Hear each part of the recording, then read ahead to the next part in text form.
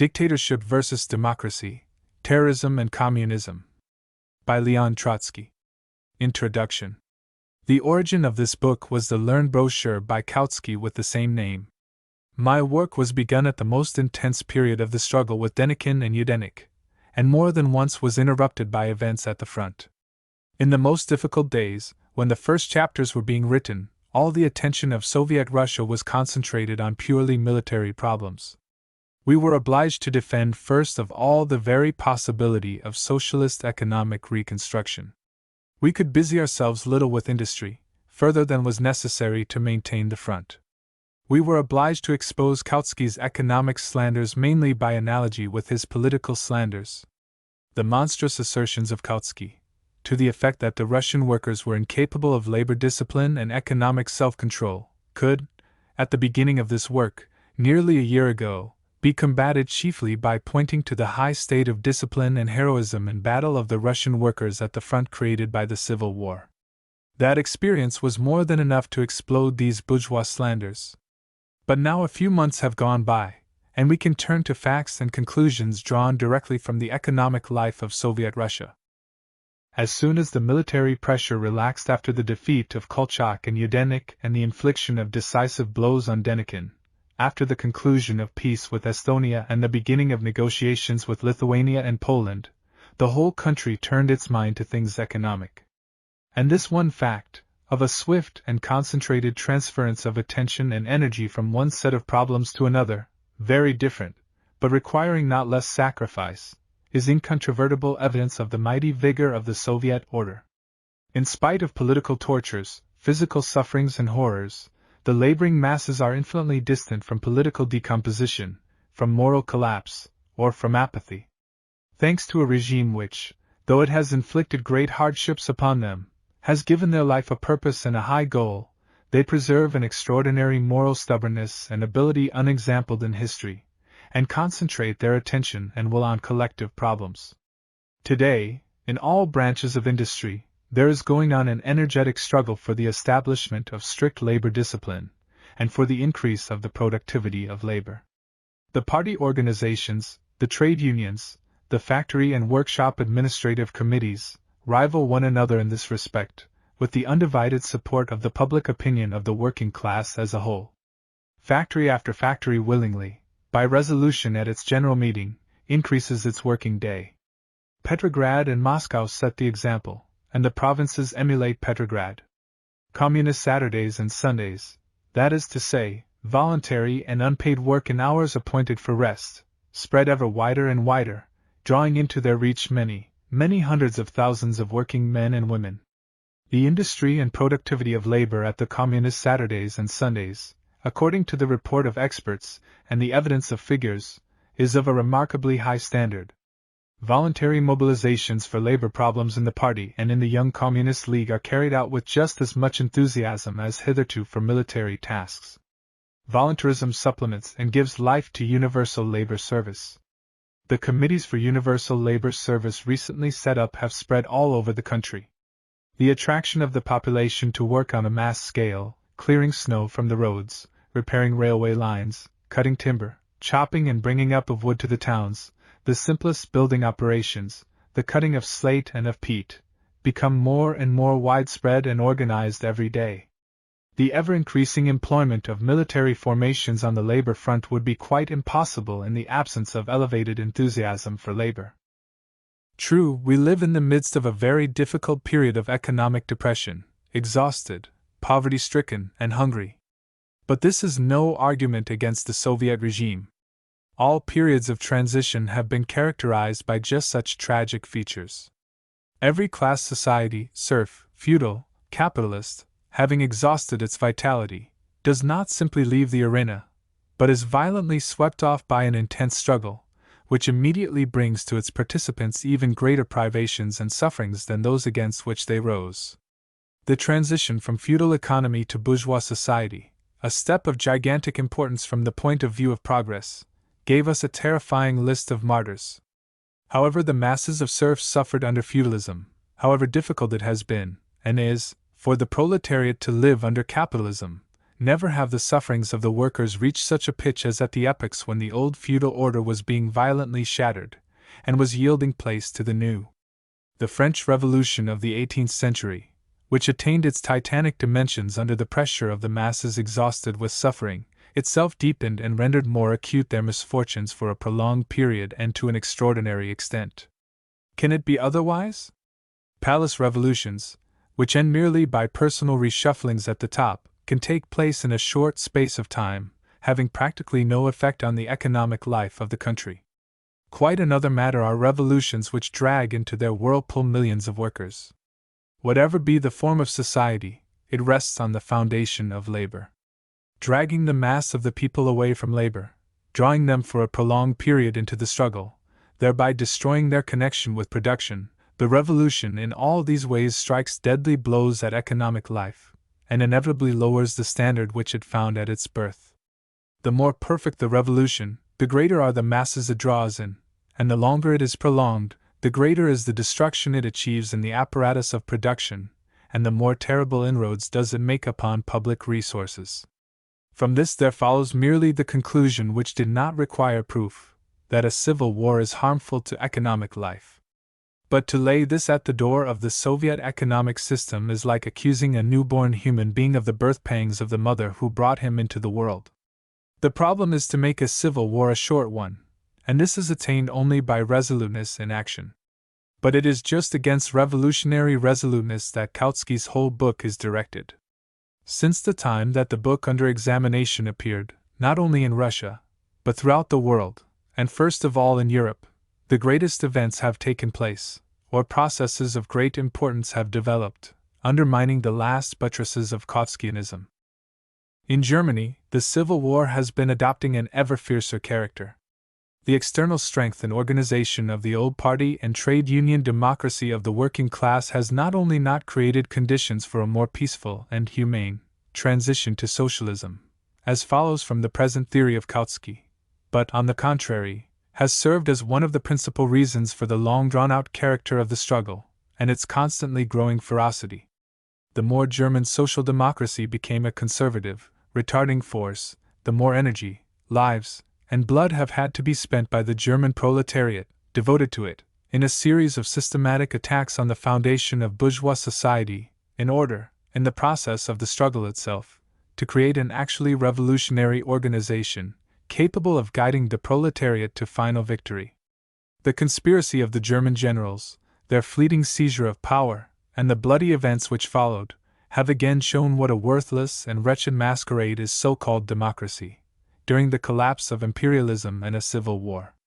This democracy that has outlived itself has not decided one question, has not reconciled one contradiction, has not healed one wound, has not warded off risings either of the right or of the left. It is helpless, worthless, fraudulent, and serves only to confuse the backward sections of the people, especially the lower middle classes. The hope expressed by Kautsky, in the conclusion of his book, that the Western countries, the old democracies of France and England, crowned as they are with victory, will afford us a picture of a healthy, normal, peaceful, truly Kautskian development of socialism, is one of the most puerile illusions possible. The so-called Republican democracy of victorious France, at the present moment, is nothing but the most reactionary, grasping government that has ever existed in the world. Its internal policy is built upon fear, greed, and violence, in just as great a measure as its external policy. On the other hand, the French proletariat, misled more than any other class has ever been misled, is more and more entering on the path of direct action. The repressions which the government of the Republic has hurled upon the General Confederation of Labor show that even syndicalist Kautskyism, i.e., hypocritical compromise, has no legal place within the framework of bourgeois democracy.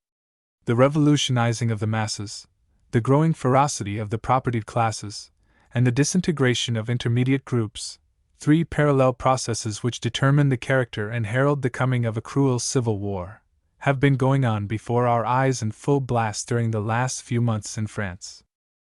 In Great Britain, events, different in form, are moving along the self-same fundamental road. In that country, the ruling class of which is oppressing and plundering the whole world more than ever before, the formulae of democracy have lost their meaning even as weapons of parliamentary swindling.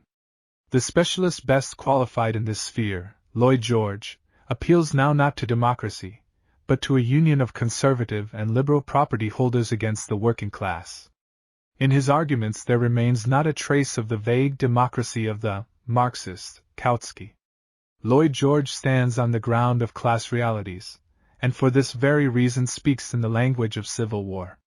The British working class, with that ponderous learning by experience which is its distinguishing feature, is approaching that stage of its struggle before which the most heroic pages of Chartism will fade, just as the Paris Commune will grow pale before the coming victorious revolt of the French proletariat. Precisely because historical events have, with stern energy, been developing in these last months their revolutionary logic, the author of this present work asks himself, does it still require to be published? Is it still necessary to confute Kautsky theoretically? Is there still theoretical necessity to justify revolutionary terrorism? Unfortunately, yes. Ideology, by its very essence, plays in the socialist movement an enormous part. Even for practical England, the period has arrived when the working class must exhibit an ever-increasing demand for a theoretical statement of its experiences and its problems. On the other hand, even the proletarian psychology includes in itself a terrible inertia of conservatism, the more that, in the present case, there is a question of nothing less than the traditional ideology of the parties of the Second International which first roused the proletariat, and recently were so powerful. After the collapse of official social patriotism, Scheidman, Victor Adler, Renaudel, Vandervelde, Henderson, Plekhanov, etc., international Kautskyism, the staff of the German independents, Friedrich Adler, Longwet, a considerable section of the Italians, the British Independent Labour Party, the Martov Group, etc., has become the chief political factor on which the unstable equilibrium of capitalist society depends. It may be said that the will of the working masses of the whole of the civilized world, directly influenced by the course of events, is at the present moment incomparably more revolutionary than their consciousness, which is still dominated by the prejudices of parliamentarism and compromise. The struggle for the dictatorship of the working class means, at the present moment, an embittered struggle with Kautskyism within the working class. The lies and prejudices of the policy of compromise, still poisoning the atmosphere even in parties tending towards the Third International, must be thrown aside. This book must serve the ends of an irreconcilable struggle against the cowardice, half-measures, and hypocrisy of Kautskyism in all countries. P.S. Today, May 1920, the clouds have again gathered over Soviet Russia. Bourgeois Poland, by its attack on the Ukraine, has opened the new offensive of world imperialism against the Soviet Republic. The gigantic perils again growing up before the revolution, and the great sacrifices again imposed on the laboring masses by the war, are once again pushing Russian Kautskyism onto the path of open opposition to the Soviet government, i.e., in reality, onto the path of assistance to the world murderers of Soviet Russia. It is the fate of Kautskyism to try to help the proletarian revolution when it is in satisfactory circumstances, and to raise all kinds of obstacles in its way when it is particularly in need of help. Kautsky has more than once foretold our destruction, which must serve as the best proof of his, Kautsky's, theoretical rectitude. In his fall, this successor of Marx has reached a stage at which his sole serious political program consists in speculations on the collapse of the proletarian dictatorship. He will be once again mistaken. The destruction of bourgeois Poland by the Red Army, guided by communist working men, will appear as a new manifestation of the power of the proletarian dictatorship, and will thereby inflict a crushing blow on bourgeois skepticism, Kautskyism, in the working class movement. In spite of mad confusion of external forms, watchwords, and appearances, history has extremely simplified the fundamental meaning of its own process, reducing it to a struggle of imperialism against communism. Pilsudski is fighting, not only for the lands of the Polish magnates in the Ukraine and in White Russia, not only for capitalist property and for the Catholic Church, but also for parliamentary democracy and for evolutionary socialism, for the Second International, and for the right of Kautsky to remain a critical hanger-on of the bourgeoisie. We are fighting for the Communist International, and for the international proletarian revolution. The stakes are great on either side. The struggle will be obstinate and painful. We hope for the victory, for we have every historical right to it. L. Trotsky. L. Trotsky. Moscow, May 29, 1920. Dictatorship versus Democracy. Dictatorship versus Democracy. A reply to Karl Kautsky. By Leon Trotsky. 1. The balance of power. The balance of power. The argument which is repeated again and again in criticisms of the Soviet system in Russia, and particularly in criticisms of revolutionary attempts to set up a similar structure in other countries, is the argument based on the balance of power. The Soviet regime in Russia is utopian, because it does not correspond to the balance of power. Backward Russia cannot put objects before itself which would be appropriate to advance Germany. And for the proletariat of Germany it would be madness to take political power into its own hands, as this, at the present moment, would disturb the balance of power. The League of Nations is imperfect, but still corresponds to the balance of power. The struggle for the overthrow of imperialist supremacy is utopian. The balance of power only requires a revision of the Versailles Treaty. When Longwood hobbled after Wilson, this took place, not because of the political decomposition of Longwood, but in honor of the law of the balance of power. The Austrian President, Seitz, and the Chancellor, Renner, must, in the opinion of Friedrich Adler, exercise their bourgeois impotence at the central posts of the bourgeois republic, for otherwise the balance of power would be infringed. 2 years before the World War, Karl Renner, then not a chancellor, but a Marxist, advocate of opportunism, explained to me that the regime of June 3, that is, the union of landlords and capitalists crowned by the monarchy, must inevitably maintain itself in Russia during a whole historical period, as it answered to the balance of power. What is this balance of power after all? That sacramental formula which is to define, direct, and explain the whole course of history, wholesale and retail. Why exactly is it that the formula of the balance of power, in the mouth of Kautsky and his present school, inevitably appears as a justification of indecision, stagnation, cowardice, and treachery? By the balance of power they understand everything you please: the level of production attained, the degree of differentiation of classes, the number of organized workers, the total funds at the disposal of the trade unions, sometimes the results of the last parliamentary elections, frequently the degree of readiness for compromise on the part of the ministry, or the degree of effrontery of the financial oligarchy. Most frequently it means that summary political impression which exists in the mind of a half-blind pedant, or a so-called realist politician, who, though he has absorbed the phraseology of Marxism, in reality is guided by the most shallow maneuvers, bourgeois prejudices, and parliamentary tactics. After a whispered conversation with the director of the police department, an Austrian social democratic politician in the good, and not so far off, old times, always knew exactly whether the balance of power permitted a peaceful street demonstration in Vienna on May Day. In the case of the Eberts, Scheidmans, and Davids, the balance of power was, not so very long ago, calculated exactly by the number of fingers which were extended to them at their meeting in the Reichstag with Bethmann Hollweg, or with Ludendorff himself. According to Friedrich Adler, the establishment of a Soviet dictatorship in Austria would be a fatal infraction of the balance of power. The Entente would condemn Austria to starvation. In proof of this, Friedrich Adler, at the July Congress of Soviets, pointed to Hungary, where at that time the Hungarian Renners had not yet, with the help of the Hungarian Adlers, overthrown the dictatorship of the Soviets. At the first glance, it might really seem that Friedrich Adler was right in the case of Hungary. The proletarian dictatorship was overthrown there soon afterwards, and its place was filled by the ministry of the reactionary Friedrich. But it is quite justifiable to ask, did the latter correspond to the balance of power? At all events, Friedrich and his hussar might not even temporarily have seized power had it not been for the Romanian army. Hence, it is clear that, when discussing the fate of the Soviet government in Hungary, it is necessary to take account of the balance of power, at all events in two countries, in Hungary itself, and in its neighbor, Romania. But it is not difficult to grasp that we cannot stop at this.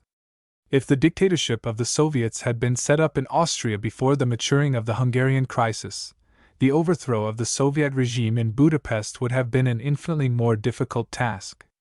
Consequently, we have to include Austria also, together with the treacherous policy of Friedrich Adler, in that balance of power which determined the temporary fall of the Soviet government in Hungary. Friedrich Adler himself, however, seeks the key to the balance of power, not in Russia and Hungary, but in the West, in the countries of Clemenceau and Lloyd George. They have in their hands bread and coal, and really bread and coal, especially in our time, are just as foremost factors in the mechanism of the balance of power as cannon in the Constitution of Lassalle. Brought down from the heights, Adler's idea consists, consequently, in this, that the Austrian proletariat must not seize power until such time as it is permitted to do so by Clemenceau, or Milleran, i.e., a Clemenceau of the second order. However, even here it is permissible to ask, does the policy of Clemenceau himself really correspond to the balance of power? At the first glance it may appear that it corresponds well enough, and if it cannot be proved, it is, at least, guaranteed by Clemenceau's gendarmes, who break up working-class meetings, and arrest and shoot communists. But here we cannot but remember that the terrorist measures of the Soviet government, that is, the same searches, arrests, and executions, only directed against the counter-revolutionaries, are considered by some people as a proof that the Soviet government does not correspond to the balance of power. In vain would we, however, begin to seek in our time, anywhere in the world, a regime which, to preserve itself, did not have recourse to measures of stern mass repression. This means that hostile class forces, having broken through the framework of every kind of law, including that of democracy, are striving to find their new balance by means of a merciless struggle. When the Soviet system was being instituted in Russia, not only the capitalist politicians, but also the socialist opportunists of all countries proclaimed it an insolent challenge to the balance of forces. On this score, there was no quarrel between Kautsky, the Austrian Count Czernin, and the Bulgarian Premier, Radoslavov. Since that time, the Austro-Hungarian and German monarchies have collapsed, and the most powerful militarism in the world has fallen into dust. The Soviet regime has held out. The victorious countries of the Entente have mobilized and hurled against it all they could. The Soviet government has stood firm. Had Kautsky, Friedrich Adler, and Otto Bauer been told that the system of the dictatorship of the proletariat would hold out in Russia, first against the attack of German militarism, and then in a ceaseless war with the militarism of the Entente countries, the sages of the Second International would have considered such a prophecy a laughable misunderstanding of the balance of power. The balance of political power at any given moment is determined under the influence of fundamental and secondary factors of differing degrees of effectiveness, and only in its most fundamental quality is it determined by the stage of the development of production. The social structure of a people is extraordinarily behind the development of its productive forces. The lower middle classes, and particularly the peasantry, retain their existence long after their economic methods have been made obsolete, and have been condemned, by the technical development of the productive powers of society. The consciousness of the masses, in its turn, is extraordinarily behind the development of their social relations. The consciousness of the old socialist parties is a whole epoch behind the state of mind of the masses, and the consciousness of the old parliamentary and trade union leaders, more reactionary than the consciousness of their party, represents a petrified mass which history has been unable hitherto either to digest or reject. In the parliamentary epoch, during the period of stability of social relations, the psychological factor, without great error, was the foundation upon which all current calculations were based. It was considered that parliamentary elections reflected the balance of power with sufficient exactness. The imperialist war, which upset all bourgeois society, displayed the complete uselessness of the old criteria.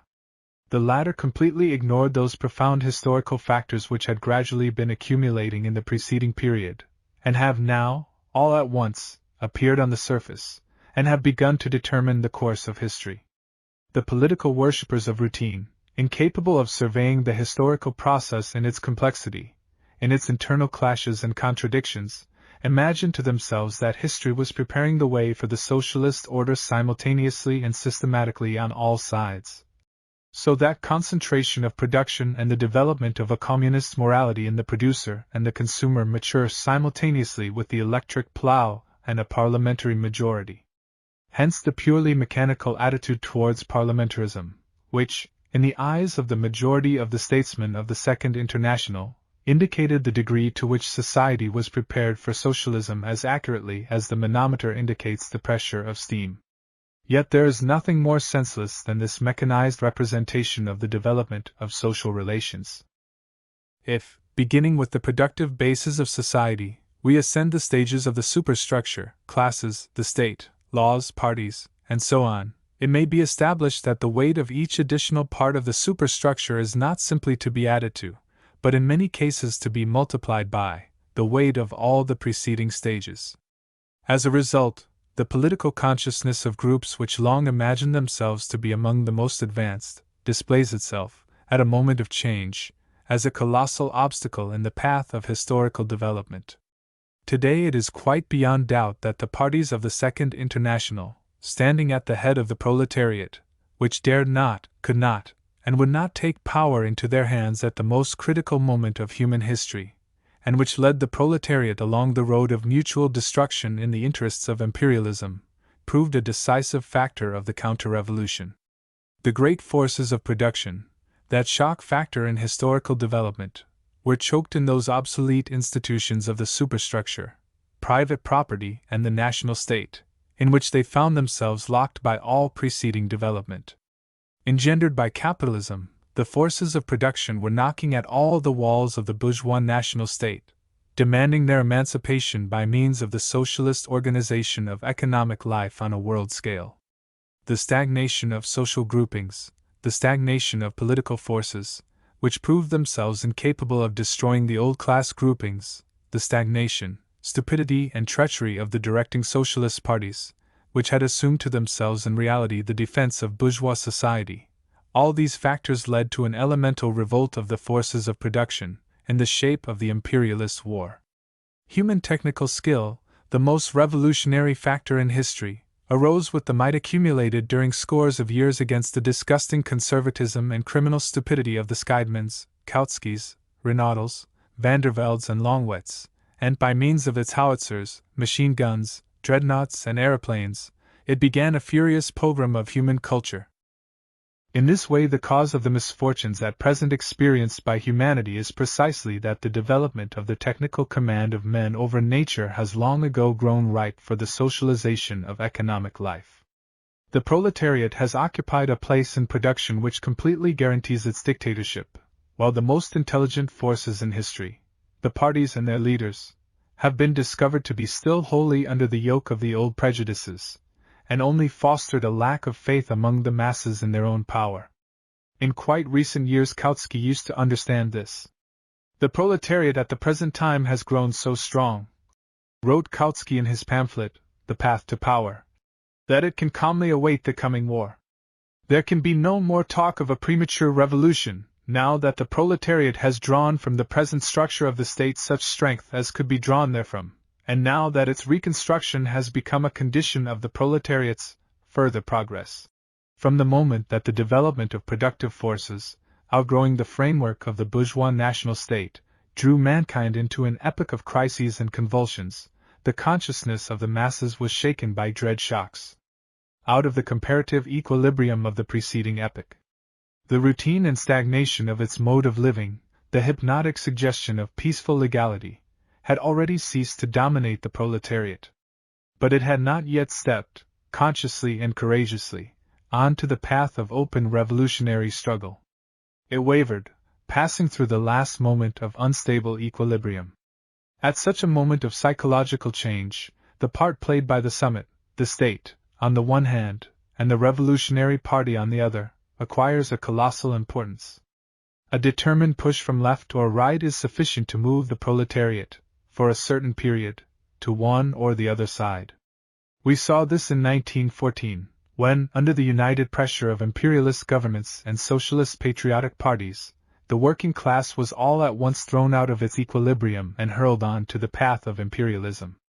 We have since seen how the experience of the war, the contrasts between its results and its first objects, is shaking the masses in a revolutionary sense, making them more and more capable of an open revolt against capitalism.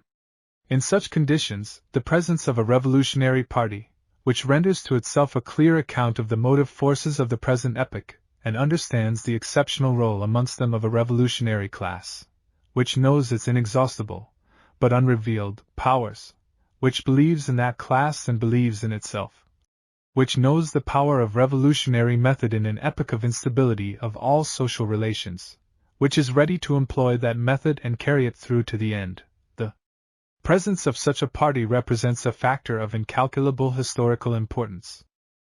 And on the other hand, the Socialist Party, enjoying traditional influence, which does not render itself an account of what is going on around it, which does not understand the revolutionary situation, and therefore finds no key to it, which does not believe in either the proletariat or itself, such a party in our time is the most mischievous stumbling block in history, and a source of confusion and inevitable chaos. Such is now the role of Kautsky and his sympathizers. They teach the proletariat not to believe in itself, but to believe its reflection in the crooked mirror of democracy which has been shattered by the jackboot of militarism into 1,000 fragments. The decisive factor in the revolutionary policy of the working class must be, in their view, not the international situation, not the actual collapse of capitalism, not that social collapse which is generated thereby, not that concrete necessity of the supremacy of the working class for which the cry arises from the smoking ruins of capitalist civilization.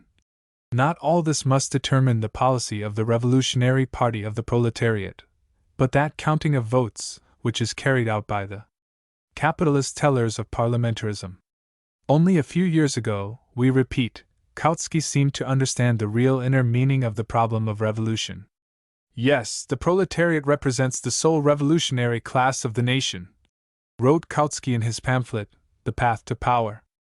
It follows that every collapse of the capitalist order, whether it be of a moral, financial, or military character, implies the bankruptcy of all the bourgeois parties responsible for it, and signifies that the sole way out of the blind alley is the establishment of the power of the proletariat. And today the party of prostration and cowardice, the party of Kautsky, says to the working class, the question is not whether you today are the sole creative force in history, whether you are capable of throwing aside that ruling band of robbers into which the propertied classes have developed. The question is not whether anyone else can accomplish this task on your behalf. The question is not whether history allows you any postponement, for the present condition of bloody chaos threatens to bear you yourself, in the near future, under the last ruins of capitalism. The problem is for the ruling imperialist bandits to succeed, yesterday or today, to deceive, violate, and swindle public opinion, by collecting 51% of the votes against your 49. Perish the world, but long live the parliamentary majority. 2. The dictatorship of the proletariat. The dictatorship of the proletariat. Marx and Engels hammered out the idea of the dictatorship of the proletariat, which Engels stubbornly defended in 1891, shortly before his death, the idea that the political autocracy of the proletariat is the sole form in which it can realize its control of the state. That is what Kautsky wrote about 10 years ago. The sole form of power for the proletariat he considered to be not a socialist majority in a democratic parliament, but the political autocracy of the proletariat, its dictatorship. And it is quite clear that, if our problem is the abolition of private property in the means of production, the only road to its solution lies through the concentration of state power in its entirety in the hands of the proletariat, and the setting up for the transitional period of an exceptional regime, a regime in which the ruling class is guided, not by general principles calculated for a prolonged period, but by considerations of revolutionary policy.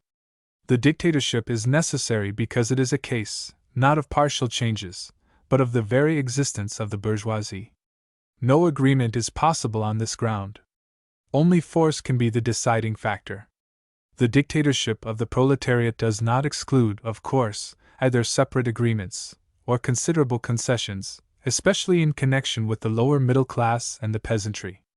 But the proletariat can only conclude these agreements after having gained possession of the apparatus of power, and having guaranteed to itself the possibility of independently deciding on which points to yield and on which to stand firm, in the interests of the general socialist task.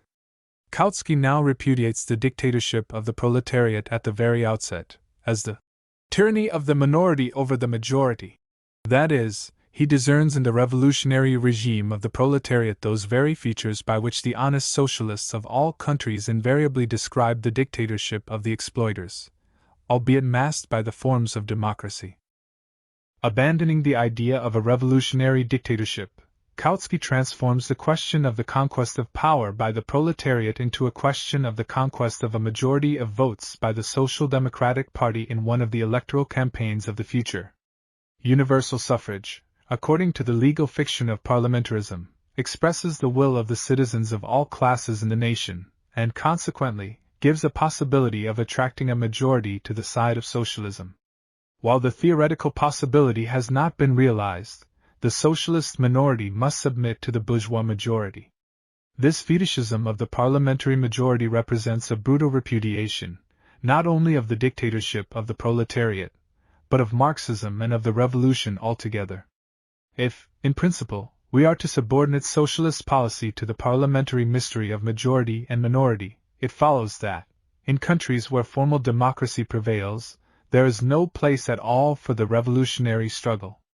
If the majority elected on the basis of universal suffrage in Switzerland passed draconian legislation against strikers, or if the executive elected by the will of a formal majority in Northern America shoots workers, have the Swiss and American workers the right of protest by organizing a general strike? Obviously no. The political strike is a form of extra-parliamentary pressure on the national will, as it has expressed itself through universal suffrage. True, Kautsky himself, apparently, is ashamed to go as far as the logic of his new position demands. Bound by some sort of remnant of the past, he is obliged to acknowledge the possibility of correcting universal suffrage by action. Parliamentary elections, at all events in principle, never took the place, in the eyes of the Social Democrats, of the real class struggle, of its conflicts, repulses, attacks, revolts. They were considered merely as a contributory fact in this struggle, playing a greater part at one period, a smaller at another, and no part at all in the period of dictatorship. In 1891, that is, not long before his death, Engels, as we just heard, obstinately defended the dictatorship of the proletariat as the only possible form of its control of the state. Kautsky himself more than once repeated this definition. Hence, by the way, we can see what an unworthy forgery is Kautsky's present attempt to throw back the dictatorship of the proletariat at us as a purely Russian invention. Who aims at the end cannot reject the means. The struggle must be carried on with such intensity as actually to guarantee the supremacy of the proletariat. If the socialist revolution requires a dictatorship, the sole form in which the proletariat can achieve control of the state, it follows that the dictatorship must be guaranteed at all costs. To write a pamphlet about dictatorship one needs an inkpot and a pile of paper, and possibly, in addition, a certain number of ideas in one's head. But in order to establish and consolidate the dictatorship, one has to prevent the bourgeoisie from undermining the state power of the proletariat. Kautsky apparently thinks that this can be achieved by tearful pamphlets. But his own experience ought to have shown him that it is not sufficient to have lost all influence with the proletariat to acquire influence with the bourgeoisie. It is only possible to safeguard the supremacy of the working class by forcing the bourgeoisie accustomed to rule, to realize that it is too dangerous an undertaking for it to revolt against the dictatorship of the proletariat, to undermine it by conspiracies, sabotage, insurrections, or the calling in of foreign troops. The bourgeoisie, hurled from power, must be forced to obey. In what way? The priests used to terrify the people with future penalties. We have no such resources at our disposal. But even the priest's hell never stood alone, but was always bracketed with the material fire of the Holy Inquisition, and with the scorpions of the democratic state. Is it possible that Kautsky is leaning to the idea that the bourgeoisie can be held down with the help of the categorical imperative, which in his last writings plays the part of the Holy Ghost? We, on our part, can only promise him our material assistance if he decides to equip a Kantian humanitarian mission to the realms of Denikin and Kolchak. At all events, There he would have the possibility of convincing himself that the counter-revolutionaries are not naturally devoid of character, and that, thanks to their 6 years' existence in the fire and smoke of war, their character has managed to become thoroughly hardened. Every White Guard has long ago acquired the simple truth that it is easier to hang a communist to the branch of a tree than to convert him with a book of Kautsky's.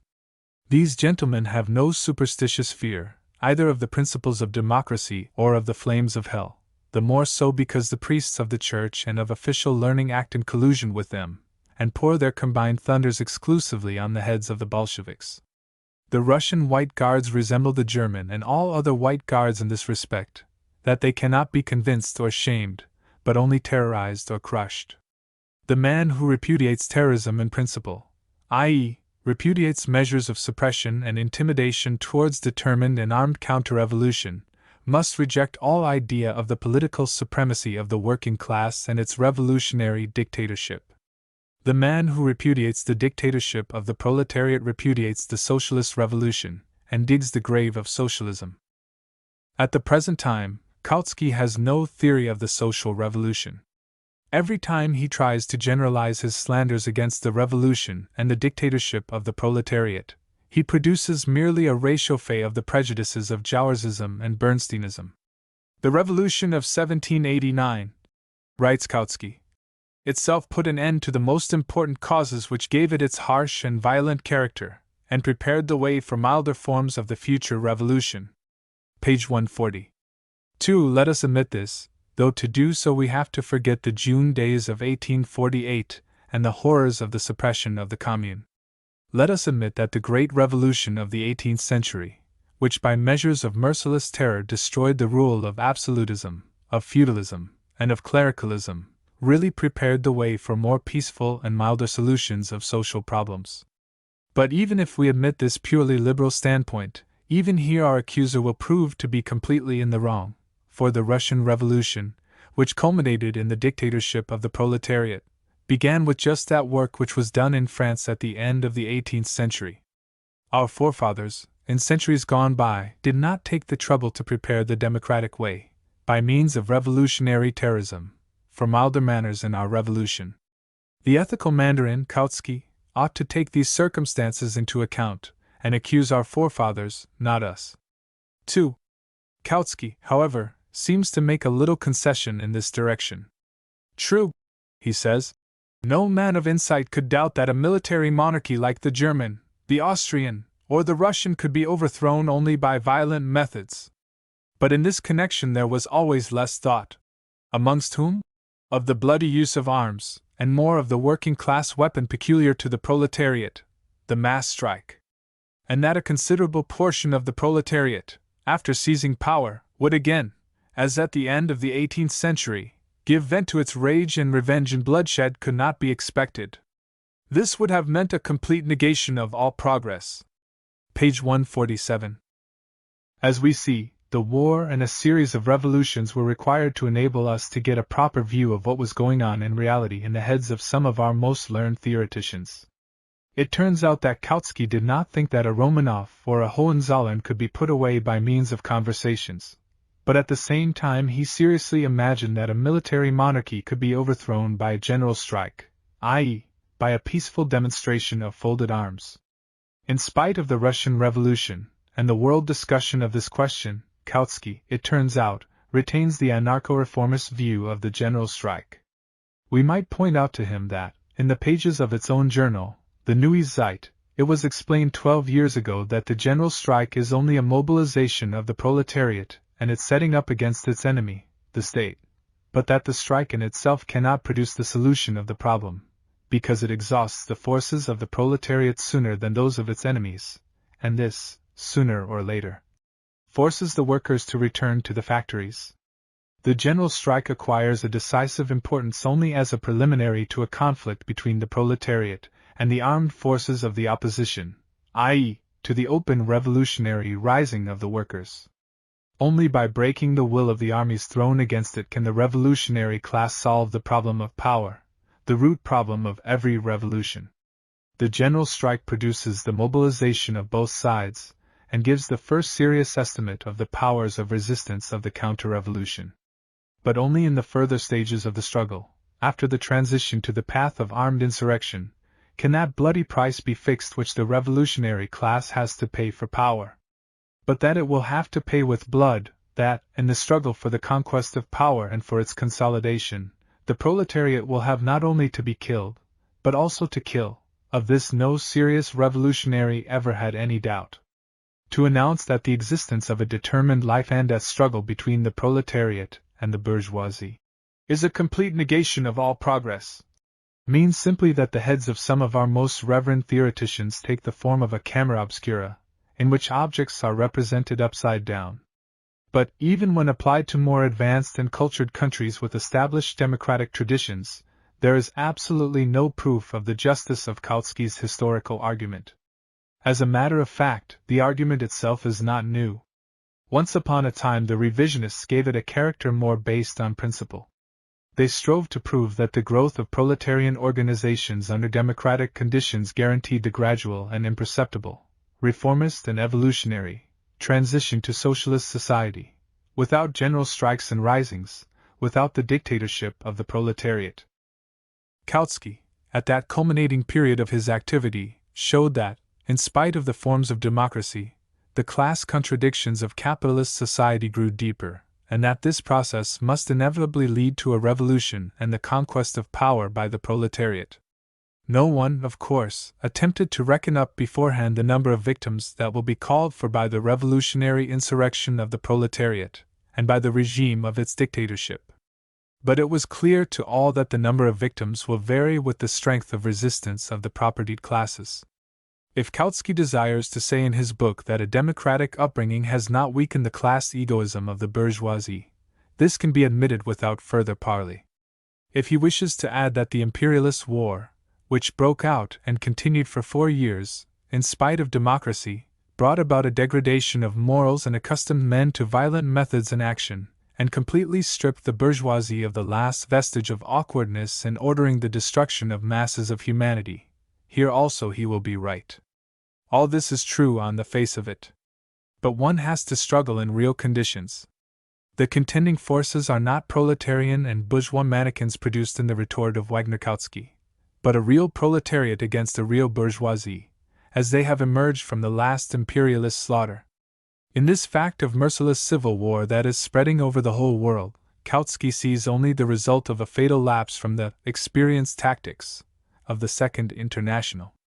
In reality, since the time, he writes, that Marxism has dominated the socialist movement, the latter, up to the World War, was, in spite of its great activities, preserved from great defeats.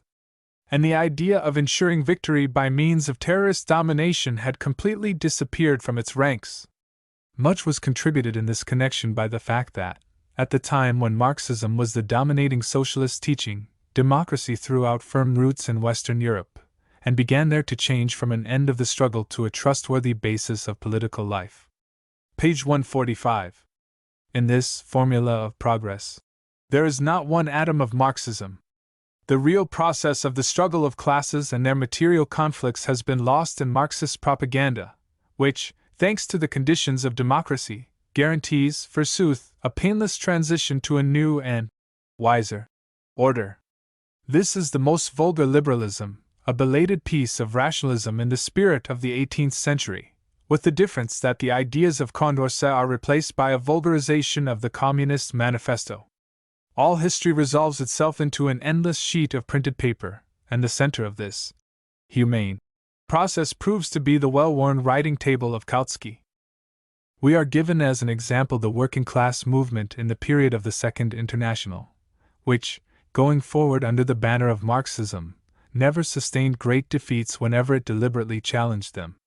But did not the whole working class movement, the proletariat of the whole world, and with it the whole of human culture, sustain an incalculable defeat in August 1914, when history cast up the accounts of all the forces and possibilities of the socialist parties, amongst whom, we are told, the guiding role belonged to Marxism. On the firm footing of democracy, those parties proved bankrupt. Those features of their previous work which Kautsky now wishes to render permanent, self-adaptation, repudiation of illegal activity, repudiation of the open fight, hopes placed in democracy as the road to a painless revolution, all these fell into dust. In their fear of defeat, holding back the masses from open conflict, dissolving the general strike discussions, the parties of the Second International were preparing their own terrifying defeat, for they were not able to move one finger to avert the greatest catastrophe in world history, the 4 years' imperialist slaughter, which foreshadowed the violent character of the Civil War. Truly, one has to put a wada nightcap not only over one's eyes, but over one's nose and ears, to be able today, after the inglorious collapse of the Second International, after the disgraceful bankruptcy of its leading party, the German Social Democracy, after the bloody lunacy of the world slaughter and the gigantic sweep of the Civil War, to set up in contrast to us, the profundity, the loyalty, the peacefulness and the sobriety of the Second International, the heritage of which we are still liquidating. 3. Democracy. Democracy. Either democracy or civil war. Kautsky has a clear and solitary path to salvation: democracy. All that is necessary is that every one should acknowledge it and bind himself to support it. The right socialists must renounce the sanguinary slaughter with which they have been carrying out the will of the bourgeoisie. The bourgeoisie itself must abandon the idea of using its Nosks and Lieutenant Vogels to defend its privileges to the last breath. Finally, the proletariat must once and for all reject the idea of overthrowing the bourgeoisie by means other than those laid down in the Constitution. If the conditions enumerated are observed, the social revolution will painlessly melt into democracy. In order to succeed, it is sufficient, as we see, for our stormy history to draw a nightcap over its head and take a pinch of wisdom out of Kautsky's snuffbox. There exist only 2 possibilities, says our sage: either democracy or civil war. Page 220. Yet, in Germany, where the formal elements of democracy are present before our eyes, the civil war does not cease for a moment.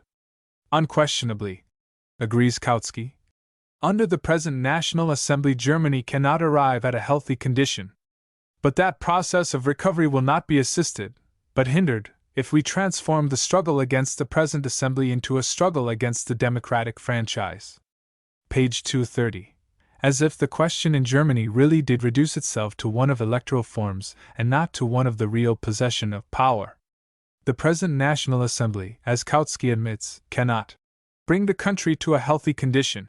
Therefore, let us begin the game again at the beginning. But will the partners agree? It is doubtful. If the rubber is not favorable to us, obviously it is so to them. The National Assembly, which is incapable of bringing the country to a healthy condition, is quite capable, through the mediocre dictatorship of Trotsky, of preparing the way for the dictatorship of Ludendorff. So it was with the Constituent Assembly which prepared the way for Kolchak. The historical mission of Kautsky consists precisely in having waited for the revolution to write his N+1th book, which should explain the collapse of the revolution by all the previous course of history, from the ape to Trotsky, and from Trotsky to Ludendorff. The problem before the Revolutionary Party is a difficult one. Its problem is to foresee the peril in good time, and to forestall it by action. And for this there is no other way at present than to tear the power out of the hands of its real possessors, the agrarian and capitalist magnates, who are only temporarily hiding behind Messrs. Ebert and Trotsky. Thus, from the present National Assembly, the path divides into 2, either the dictatorship of the imperialist clique, or the dictatorship of the proletariat. On neither side does the path lead to democracy. Kautsky does not see this. He explains at great length that democracy is of great importance for its political development, and its education and organization of the masses, and that through it the proletariat can come to complete emancipation.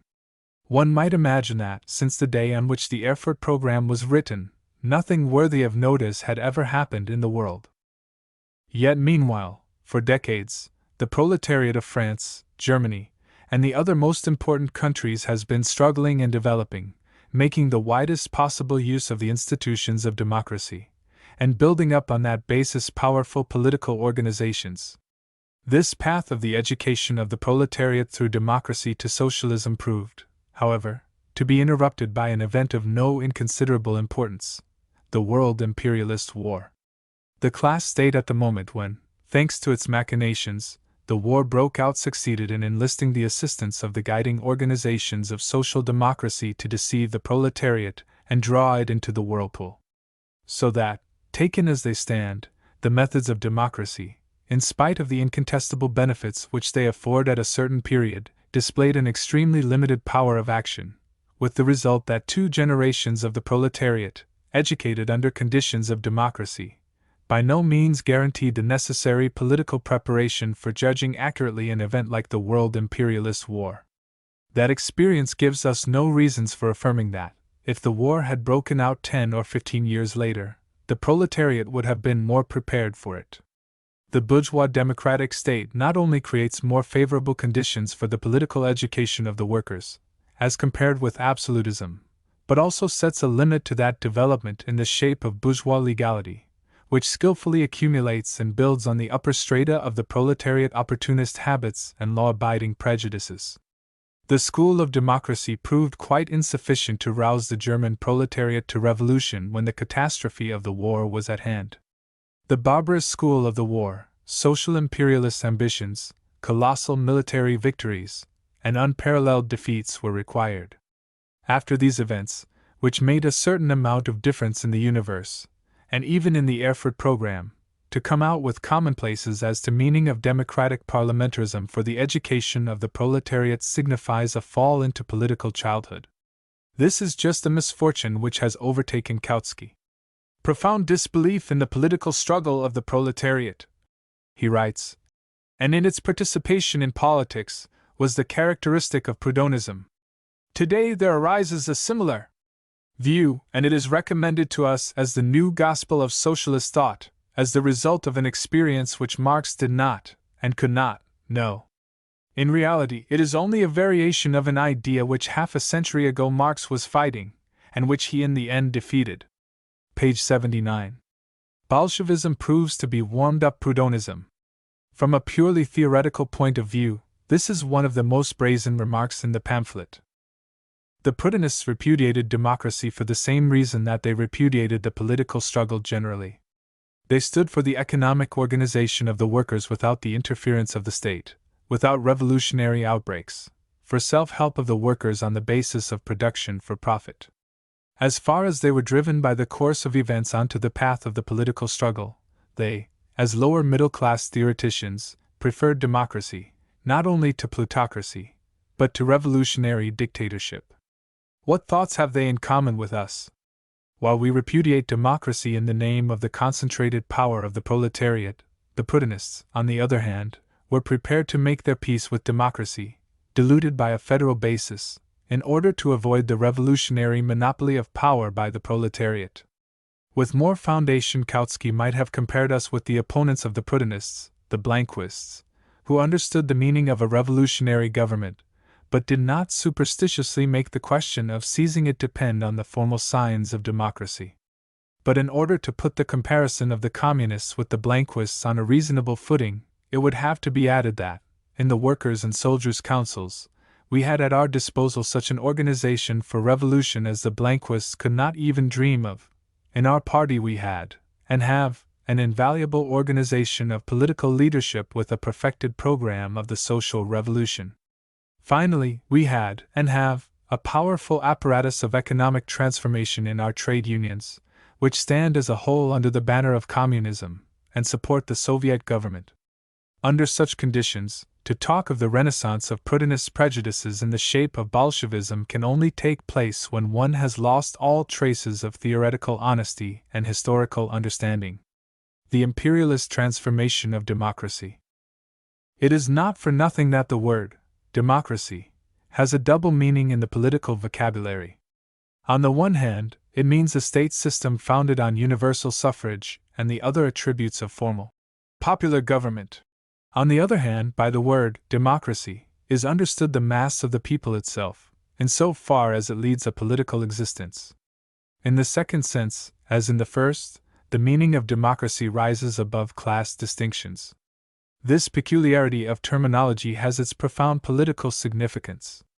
Democracy as a political system is the more perfect and unshakable the greater is the part played in the life of the country by the intermediate and less differentiated mass of the population, the lower middle class of the town and the country. Democracy achieved its highest expression in the 19th century in Switzerland and the United States of North America. On the other side of the ocean, the democratic organization of power in a federal republic was based on the agrarian democracy of the farmers. In the small Helvetian Republic, the lower middle classes of the towns and the rich peasantry constituted the basis of the conservative democracy of the United Cantons. Born of the struggle of the Third Estate against the powers of feudalism, the democratic state very soon becomes the weapon of defense against the class antagonisms generated within bourgeois society. Bourgeois society succeeds in this the wider beneath it is the layer of the lower middle class, the greater is the importance of the latter in the economic life of the country, and the less advanced, consequently, is the development of class antagonism. However, the intermediate classes become ever more and more helplessly behind historical development, and thereby become ever more and more incapable of speaking in the name of the nation. True, the lower middle class doctrinaires, Bernstein and Company, used to demonstrate with satisfaction that the disappearance of the middle classes was not taking place with that swiftness that was expected by the Marxian school. And in reality, one might agree that, numerically, the middle class elements in the town, and especially in the country, still maintain an extremely prominent position. But the chief meaning of evolution has shown itself in the decline in importance on the part of the middle classes from the point of view of production. The amount of values which this class brings to the general income of the nation has fallen incomparably more rapidly than the numerical strength of the middle classes. Correspondingly, falls their social, political, and cultural importance. Historical development has been relying more and more, not on these conservative elements inherited from the past, but on the polar classes of society, i.e., the capitalist bourgeoisie and the proletariat.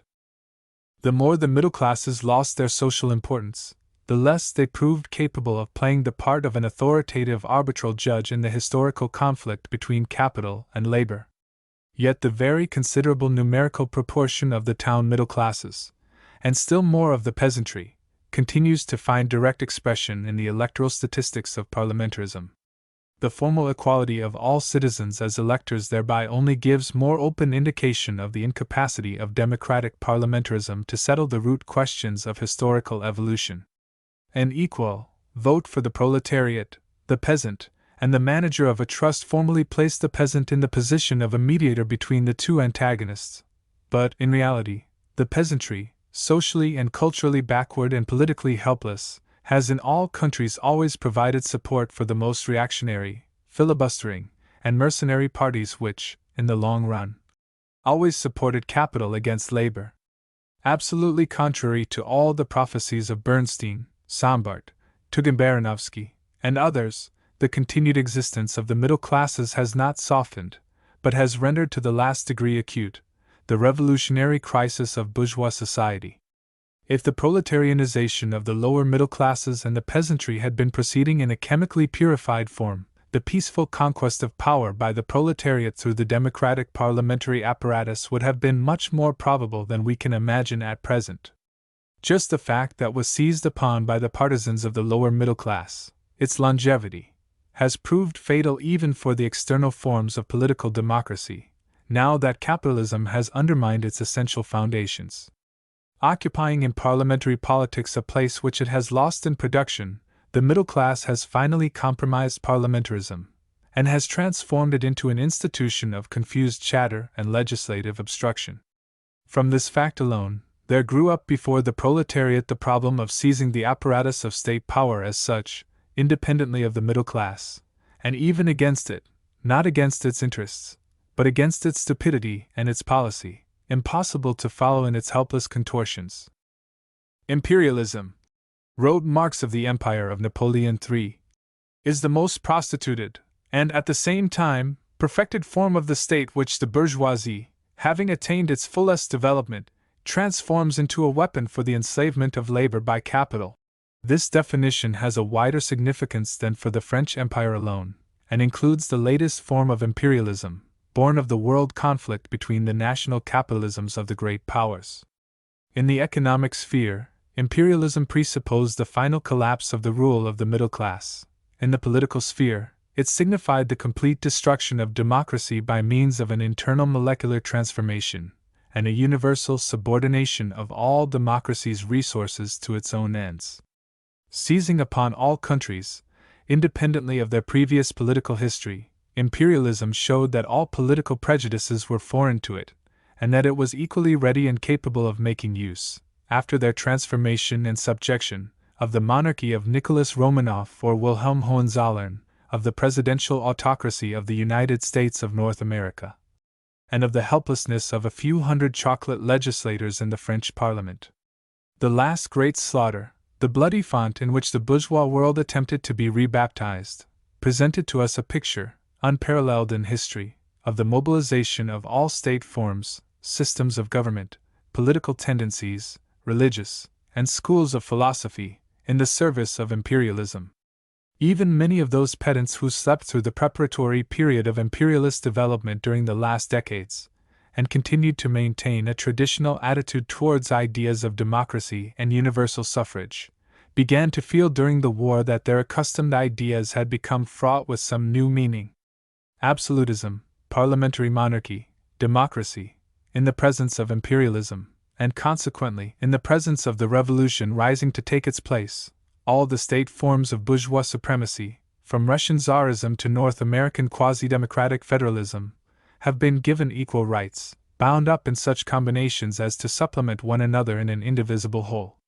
Imperialism succeeded by means of all the resources it had at its disposal, including parliamentarism, irrespective of the electoral arithmetic of voting, to subordinate for its own purposes at the critical moment the lower middle classes of the towns and country, and even the upper layers of the proletariat. The national idea, under the watchword of which the Third Estate rose to power, found in the imperialist war its rebirth in the watchword of national defense. With unexpected clearness, national ideology flamed up for the last time at the expense of class ideology. The collapse of imperialist illusions, not only amongst the vanquished, but, after a certain delay, amongst the victorious also, finally laid low what was once national democracy, and with it, its main weapon, the democratic parliament. The flabbiness, rottenness, and helplessness of the middle classes and their parties everywhere became evident with terrifying clearness. In all countries the question of the control of the state assumed first-class importance as a question of an open measuring of forces between the capitalist clique, openly or secretly supreme and disposing of hundreds of thousands of mobilized and hardened officers, devoid of all scruple, and the revolting, revolutionary proletariat, while the intermediate classes were living in a state of terror, confusion, and prostration. Under such conditions, what pitiful nonsense are speeches about the peaceful conquest of power by the proletariat by means of democratic parliamentarism? The scheme of the political situation on a world scale is quite clear. The bourgeoisie, which has brought the nations, exhausted and bleeding to death, to the brink of destruction, particularly the victorious bourgeoisie, has displayed its complete inability to bring them out of their terrible situation, and thereby, its incompatibility with the future development of humanity. All the intermediate political groups, including here first and foremost the social patriotic parties, are rotting alive. The proletariat they have deceived is turning against them more and more every day, and is becoming strengthened in its revolutionary convictions as the only power that can save the peoples from savagery and destruction. However, history has not at all secured, just at this moment, a formal parliamentary majority on the side of the party of the social revolution. In other words, history has not transformed the nation into a debating society solemnly voting the transition to the social revolution by a majority of votes. On the contrary, the violent revolution has become a necessity precisely because the imminent requirements of history are helpless to find a road through the apparatus of parliamentary democracy. The capitalist bourgeois calculates, while I have in my hands lands, factories, workshops, banks, while I possess newspapers, universities, schools, while, and this most important of all, I retain control of the army, the apparatus of democracy, however you reconstruct it, will remain obedient to my will. I subordinate to my interests spiritually the stupid, conservative, characterless lower middle class, just as it is subjected to me materially. I oppress and will oppress its imagination by the gigantic scale of my buildings, my transactions, my plans, and my crimes. For moments when it is dissatisfied and murmurs, I have created scores of safety valves and lightning conductors.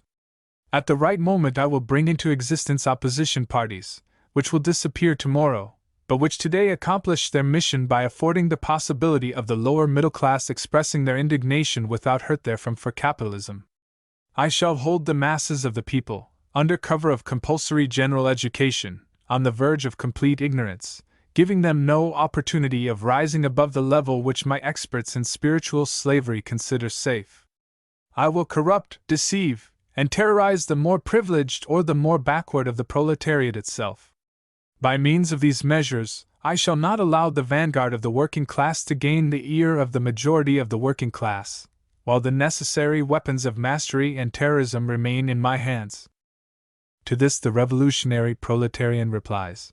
Consequently, the first condition of salvation is to tear the weapons of domination out of the hands of the bourgeoisie. It is hopeless to think of a peaceful arrival to power while the bourgeoisie retains in its hands all the apparatus of power. 3 times over hopeless is the idea of coming to power by the path which the bourgeoisie itself indicates and, at the same time, barricades, the path of parliamentary democracy.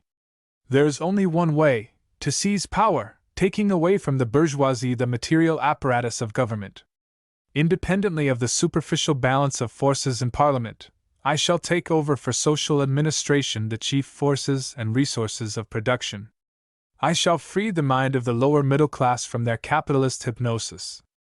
I shall show them in practice what is the meaning of socialist production. Then even the most backward, the most ignorant, or most terrorized sections of the nation will support me, and willingly and intelligently will join in the work of social construction. When the Russian Soviet government dissolved the Constituent Assembly, that fact seemed to the leading social democrats of Western Europe, if not the beginning of the end of the world, at all events a rude and arbitrary break with all the previous developments of socialism. In reality, it was only the inevitable outcome of the new position resulting from imperialism and the war. If Russian communism was the first to enter the path of casting up theoretical and practical accounts, this was due to the same historical reasons which forced the Russian proletariat to be the first to enter the path of the struggle for power. All that has happened since then in Europe bears witness to the fact that we drew the right conclusion. To imagine that democracy can be restored in its general purity means that one is living in a pitiful, reactionary utopia. The metaphysics of democracy. Feeling the historical ground shaking under his feet on the question of democracy, Kautsky crosses to the ground of metaphysics. Instead of inquiring into what is, he deliberates about what ought to be. The principles of democracy, the sovereignty of the people, universal and equal suffrage, personal liberties, appear, as presented to him, in a halo of moral duty. They are turned from their historical meaning and presented as unalterable and sacred things in themselves. This metaphysical fall from grace is not accidental. It is instructive that the late Plekhanov, a merciless enemy of Kantism at the best period of his activity, attempted at the end of his life, when the wave of patriotism had washed over him, to clutch at the straw of the categorical imperative. That real democracy with which the German people is now making practical acquaintance Kautsky confronts with a kind of ideal democracy, as he would confront a common phenomenon with the thing in itself. Kautsky indicates with certitude not one country in which democracy is really capable of guaranteeing a painless transition to socialism. But he does know, and firmly, that such democracy ought to exist. The present German National Assembly, that organ of helplessness, reactionary malice, and degraded solicitations, is confronted by Kautsky with a different, real, true National Assembly, which possesses all virtues, excepting the small virtue of reality. The doctrine of formal democracy is not scientific socialism, but the theory of so-called natural law. The essence of the latter consists in the recognition of eternal and unchanging standards of law, which among different peoples and at different periods find a different, more or less limited and distorted expression.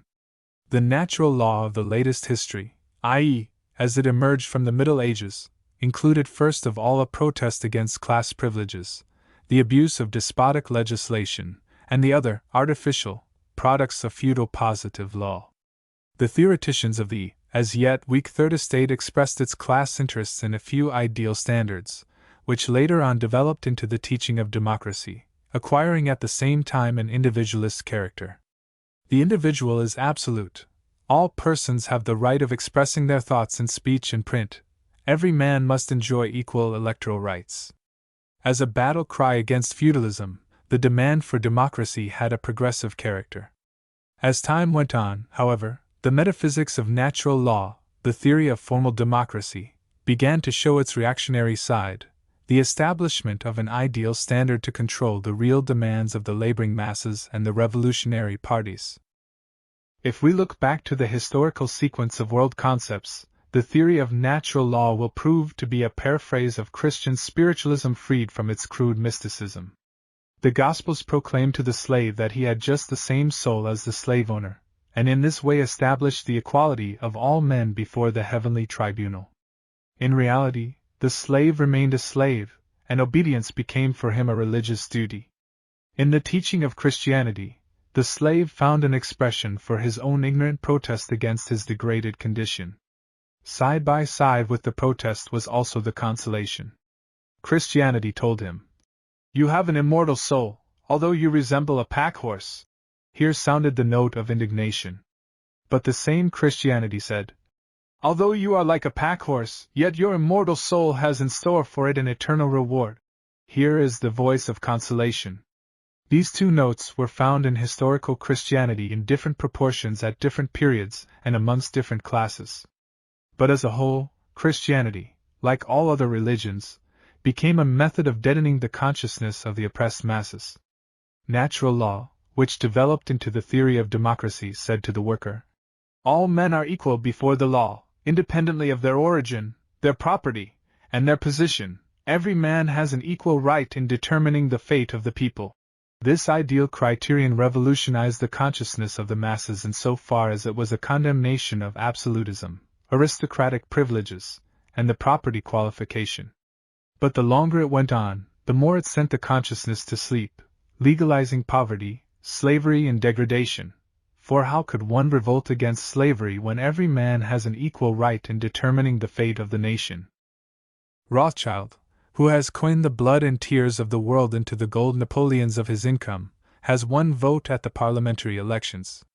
The ignorant tiller of the soil who cannot sign his name, sleeps all his life without taking his clothes off, and wanders through society like an underground mole, plays his part, however, as a trustee of the nation's sovereignty, and is equal to Rothschild in the courts and at the elections. In the real conditions of life, in the economic process, in social relations, in their way of life, people became more and more unequal. Dazzling luxury was accumulated at one pole, poverty and hopelessness at the other. But in the sphere of the legal edifice of the state, these glaring contradictions disappeared, and there penetrated thither only unsubstantial legal shadows.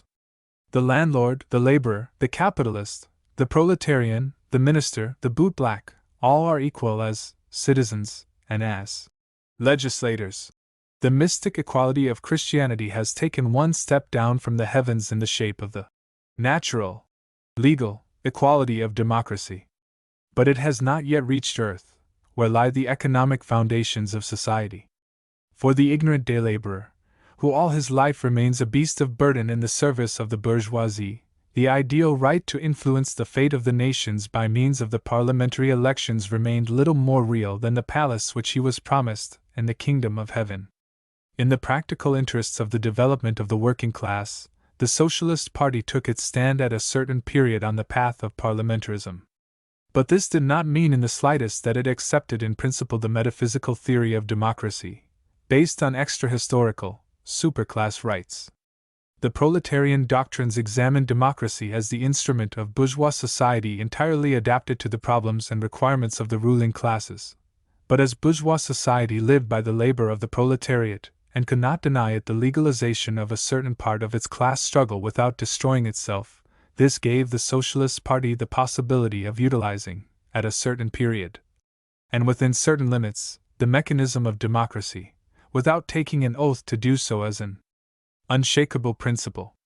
The root problem of the party, at all periods of its struggle, was to create the conditions for real, economic, living equality for mankind as members of a united human commonwealth.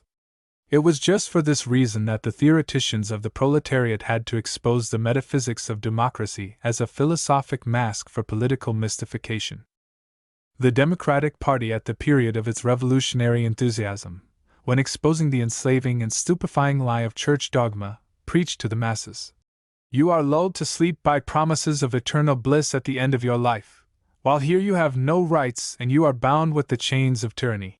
The Socialist Party, a few decades later, said to the same masses with no less right. You are lulled to sleep with the fiction of civic equality and political rights, but you are deprived of the possibility of realizing those rights. Conditional and shadowy legal equality has been transformed into the convict's chain with which each of you is fastened to the chariot of capitalism. In the name of its fundamental task, the Socialist Party mobilized the masses on the parliamentary ground as well as on others. But nowhere, and at no time, did any party bind itself to bring the masses to socialism only through the gates of democracy. In adapting ourselves to the parliamentary regime, we stopped at a theoretical exposure of democracy, because we were still too weak to overcome it in practice. But the path of socialist ideas, which is visible through all deviations, and even betrayals, foreshadows no other outcome but this: to throw democracy aside and replace it by the mechanism of the proletariat, at the moment when the latter is strong enough to carry out such a task. We shall bring one piece of evidence, albeit a sufficiently striking one.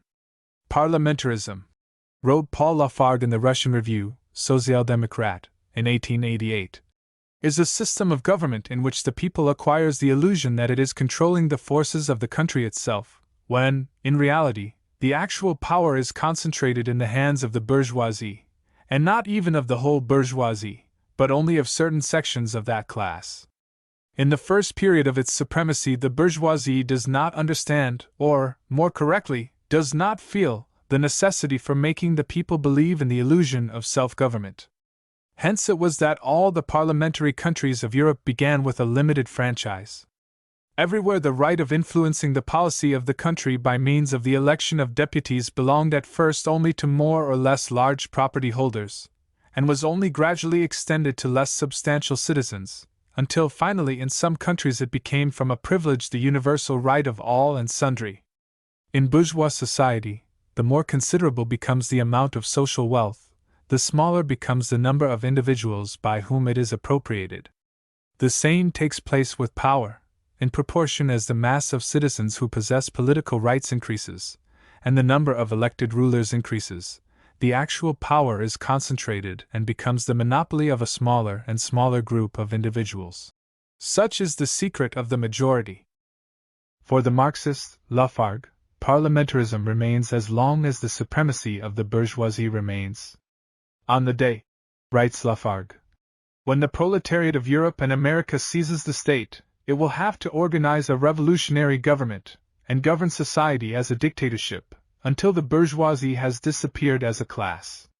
Kautsky in his time knew this Marxist estimate of parliamentarism, and more than once repeated it himself, although with no such Gallic sharpness and lucidity. The theoretical apostasy of Kautsky lies just in this point. Having recognized the principle of democracy as absolute and eternal, he has stepped back from materialist dialectics to natural law. That which was exposed by Marxism as the passing mechanism of the bourgeoisie, and was subjected only to temporary utilization with the object of preparing the proletarian revolution, has been newly sanctified by Kautsky as the supreme principle standing above classes, and unconditionally subordinating to itself the methods of the proletarian struggle. The counter-revolutionary degeneration of parliamentarism finds its most perfect expression in the deification of democracy by the decaying theoreticians of the Second International. The Constituent Assembly.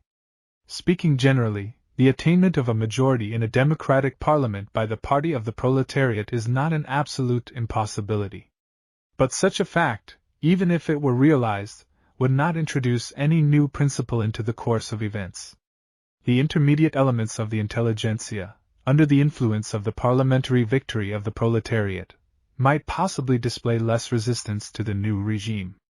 But the fundamental resistance of the bourgeoisie would be decided by such facts as the attitude of the army, the degree to which the workers were armed, the situation in the neighboring states, and the civil war would develop under the pressure of these most real circumstances, and not by the mobile arithmetic of parliamentarism.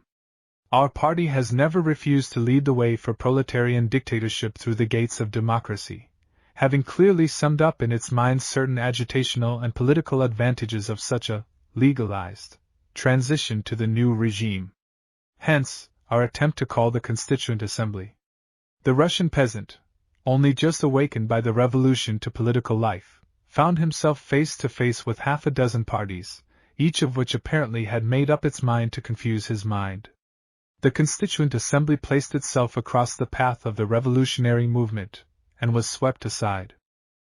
The opportunist majority in the Constituent Assembly represented only the political reflection of the mental confusion and indecision which reigned amidst the middle classes in the town and country and amidst the more backward elements of the proletariat.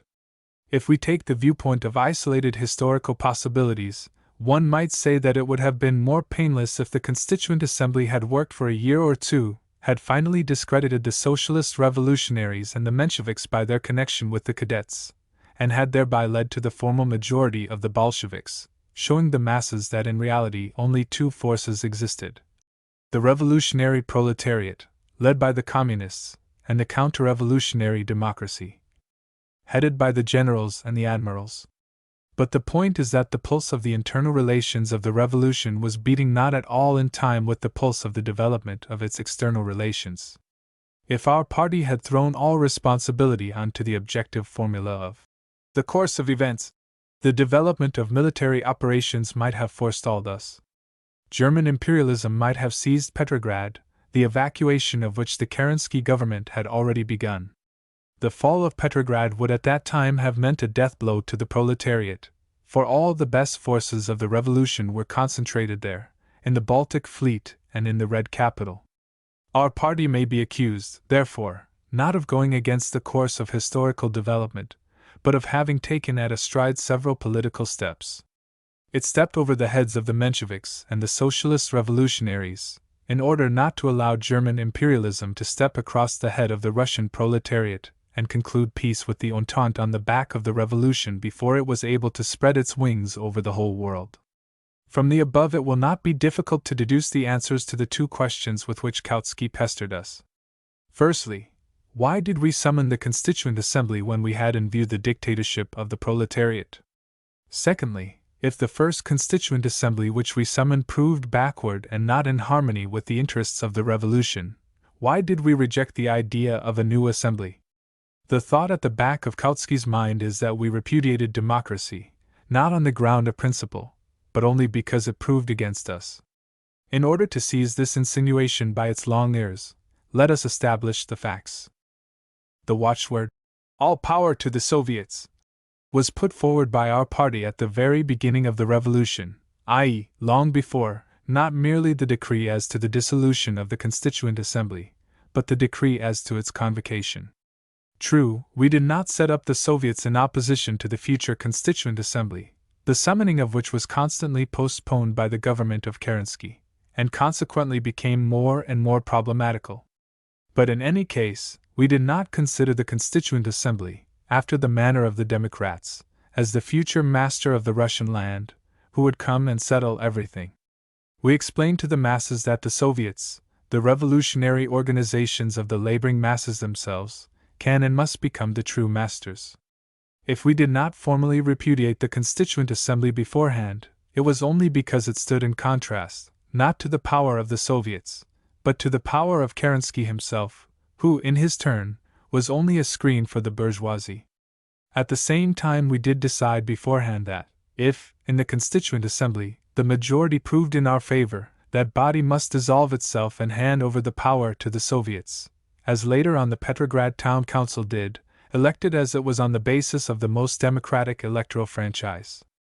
In my book on the October Revolution, I tried to explain the reasons which made the Constituent Assembly the out-of-date reflection of an epoch through which the revolution had already passed.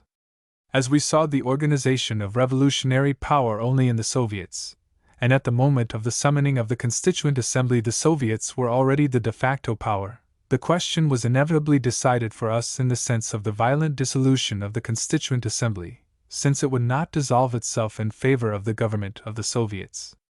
"But why?" asked Kautsky. "Did you not summon a new Constituent Assembly?" "Because we saw no need for it.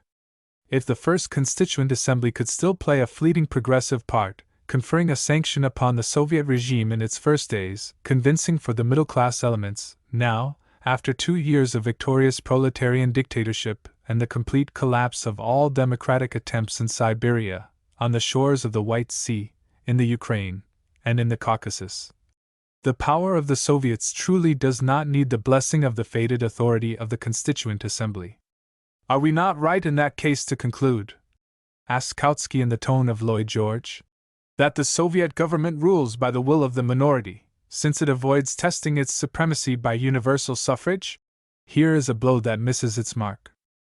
If the parliamentary regime, even in the period of peaceful, stable development, was a rather crude method of discovering the opinion of the country, and in the epoch of revolutionary storm completely lost its capacity to follow the course of the struggle and the development of revolutionary consciousness, the Soviet regime, which is more closely, straightly, honestly bound up with the toiling majority of the people, does achieve meaning, not in statically reflecting a majority, but in dynamically creating it. Having taken its stand on the path of revolutionary dictatorship, the working class of Russia has thereby declared that it builds its policy in the period of transition, not on the shadowy art of rivalry with chameleon-hued parties in the chase for peasant votes, but on the actual attraction of the peasant masses, side by side with the proletariat, into the work of ruling the country in the real interests of the laboring masses. Such democracy goes a little deeper down than parliamentarism. Today, when the main problem, the question of life and death, of the revolution consists in the military repulse of the various attacks of the White Guard bands, does Kautsky imagine that any form of parliamentary majority is capable of guaranteeing a more energetic, devoted, and successful organization of revolutionary defense? The conditions of the struggle are so defined, in a revolutionary country throttled by the criminal ring of the blockade, that all the middle-class groups are confronted only with the alternative of Denikin or the Soviet government. What further proof is needed when even parties, which stand for compromise in principle, like the Mensheviks and the Socialist Revolutionaries, have split along that very line? When suggesting to us the election of a Constituent Assembly, does Kautsky propose the stopping of the civil war for the purpose of the elections? By whose decision? If he intends for this purpose to bring into motion the authority of the Second International, we hasten to inform him that that institution enjoys in Denikin's camp only a little more authority than it does in ours. But to the extent that the civil war between the workers' and peasants' army and the imperialist bands is still going on, the elections must of necessity be limited to Soviet territory. Does Kautsky desire to insist that we should allow the parties which support Denikin to come out into the open? Empty and contemptible chatter. There is not one government, at any time and under any conditions, which would allow its enemies to mobilize hostile forces in the rear of its armies. A not unimportant place in the discussion of the question is occupied by the fact that the flower of the laboring population is at present on active service. The foremost workers and the most class-conscious peasants, who take the first place at all elections, as in all important political activities, directing the public opinion of the workers, are at present fighting and dying as commanders, commissars, or rank and file in the Red Army. If the most democratic governments in the bourgeois states, whose regime is founded on parliamentarism, consider it impossible to carry on elections to parliament in wartime, it is all the more senseless to demand such elections during the war of the Soviet Republic, the regime of which is not for one moment founded on parliamentarism. It is quite sufficient that the revolutionary government of Russia, in the most difficult months and times, never stood in the way of periodic re-elections of its own elective institutions, the local and central Soviets. Finally, as a last argument, the last and the least, we have to present to the notice of Kautsky that even the Russian Kautskians, the Mensheviks like Martov and Dan, do not consider it possible to put forward at the present moment a demand for a Constituent Assembly, postponing it to better times in the future. Will there be any need of it then? Of this one may be permitted to doubt. When the Civil War is over, the dictatorship of the working class will disclose all its creative energy, and will, in practice, show the most backward masses what it can give them. By means of a systematically applied universal labor service, and a centralized organization of distribution, the whole population of the country will be drawn into the general Soviet system of economic arrangement and self-government. The Soviets themselves, at present the organs of government, will gradually melt into purely economic organizations. Under such conditions it is doubtful whether any one will think of erecting, over the real fabric of socialist society, an archaic crown in the shape of the Constituent Assembly, which would only have to register the fact that everything necessary has already been constituted, before it and without it. 4. Terrorism. Terrorism. The chief theme of Kautsky's book is terrorism. The view that terrorism is of the essence of revolution Kautsky proclaims to be a widespread delusion. It is untrue that he who desires revolution must put up with terrorism.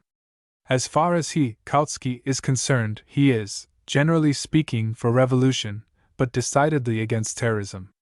From there, however, complications begin. The revolution brings us, Kautsky complains, a bloody terrorism carried out by socialist governments.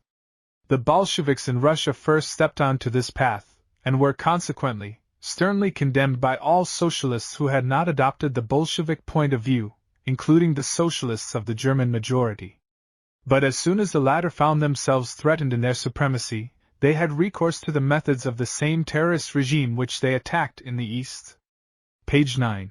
It would seem that from this follows the conclusion that terrorism is much more profoundly bound up with the nature of revolution than certain sages think. But Kautsky makes an absolutely opposite conclusion. The gigantic development of white and red terrorism in all the last revolutions, the Russian, the German, the Austrian, and the Hungarian, is evidence to him that these revolutions turned aside from their true path and turned out to be not the revolution they ought to have been according to the theoretical visions of Kautsky. Without going into the question whether terrorism, as such, is imminent to the revolution, as such, let us consider a few of the revolutions as they pass before us in the living history of mankind. Let us first regard the religious Reformation, which proved the watershed between the Middle Ages and modern history. The deeper were the interests of the masses that it involved, the wider was its sweep, the more fiercely did the Civil War develop under the religious banner, and the more merciless did the terror become on the other side. In the 17th century England carried out two revolutions. The first, which brought forth great social upheavals and wars, brought amongst other things the execution of King Charles I, while the second ended happily with the accession of a new dynasty. The British bourgeoisie and its historians maintain quite different attitudes to these two revolutions. The first is for them a rising of the mob, the Great Rebellion. The second has been handed down under the title of the Glorious Revolution. The reason for this difference in estimates was explained by the French historian, Augustin Thierry. In the First English Revolution, in the Great Rebellion, the active force was the people, while in the second it was almost silent. Hence, it follows that, in surroundings of class slavery, it is difficult to teach the oppressed masses good manners. When provoked to fury they use clubs, stones, fire, and the rope. The court historians of the exploiters are offended at this. But the great event in modern bourgeois history is, nonetheless, not the Glorious Revolution, but the Great Rebellion. The greatest event in modern history after the Reformation and the Great Rebellion, and far surpassing its two predecessors in significance, was the Great French Revolution of the 18th century. To this classical revolution there was a corresponding classical terrorism. Kautsky is ready to forgive the terrorism of the Jacobins, acknowledging that they had no other way of saving the Republic. But by this justification after the event no one is either helped or hindered. The Kautskys of the end of the 18th century, the leaders of the French Girondists, saw in the Jacobins the personification of evil. Here is a comparison, sufficiently instructive in its banality, between the Jacobins and the Girondists from the pen of one of the bourgeois French historians. Both one side and the other desired the republic. But the Girondists desired a free, legal, and merciful republic. The Montagnards desired a despotic and terrorist republic. Both stood for the supreme power of the people. But the Girondists justly understood all by the people, while the Montagnards considered only the working class to be the people. That was why only to such persons, in the opinion of the Montagnards, did this supremacy belong. The antithesis between the noble champions of the Constituent Assembly and the bloodthirsty agents of the revolutionary dictatorship is here outlined fairly clearly, although in the political terms of the epoch. The iron dictatorship of the Jacobins was evoked by the monstrously difficult position of revolutionary France. Here is what the bourgeois historian says of this period. Foreign troops had entered French territory from four sides.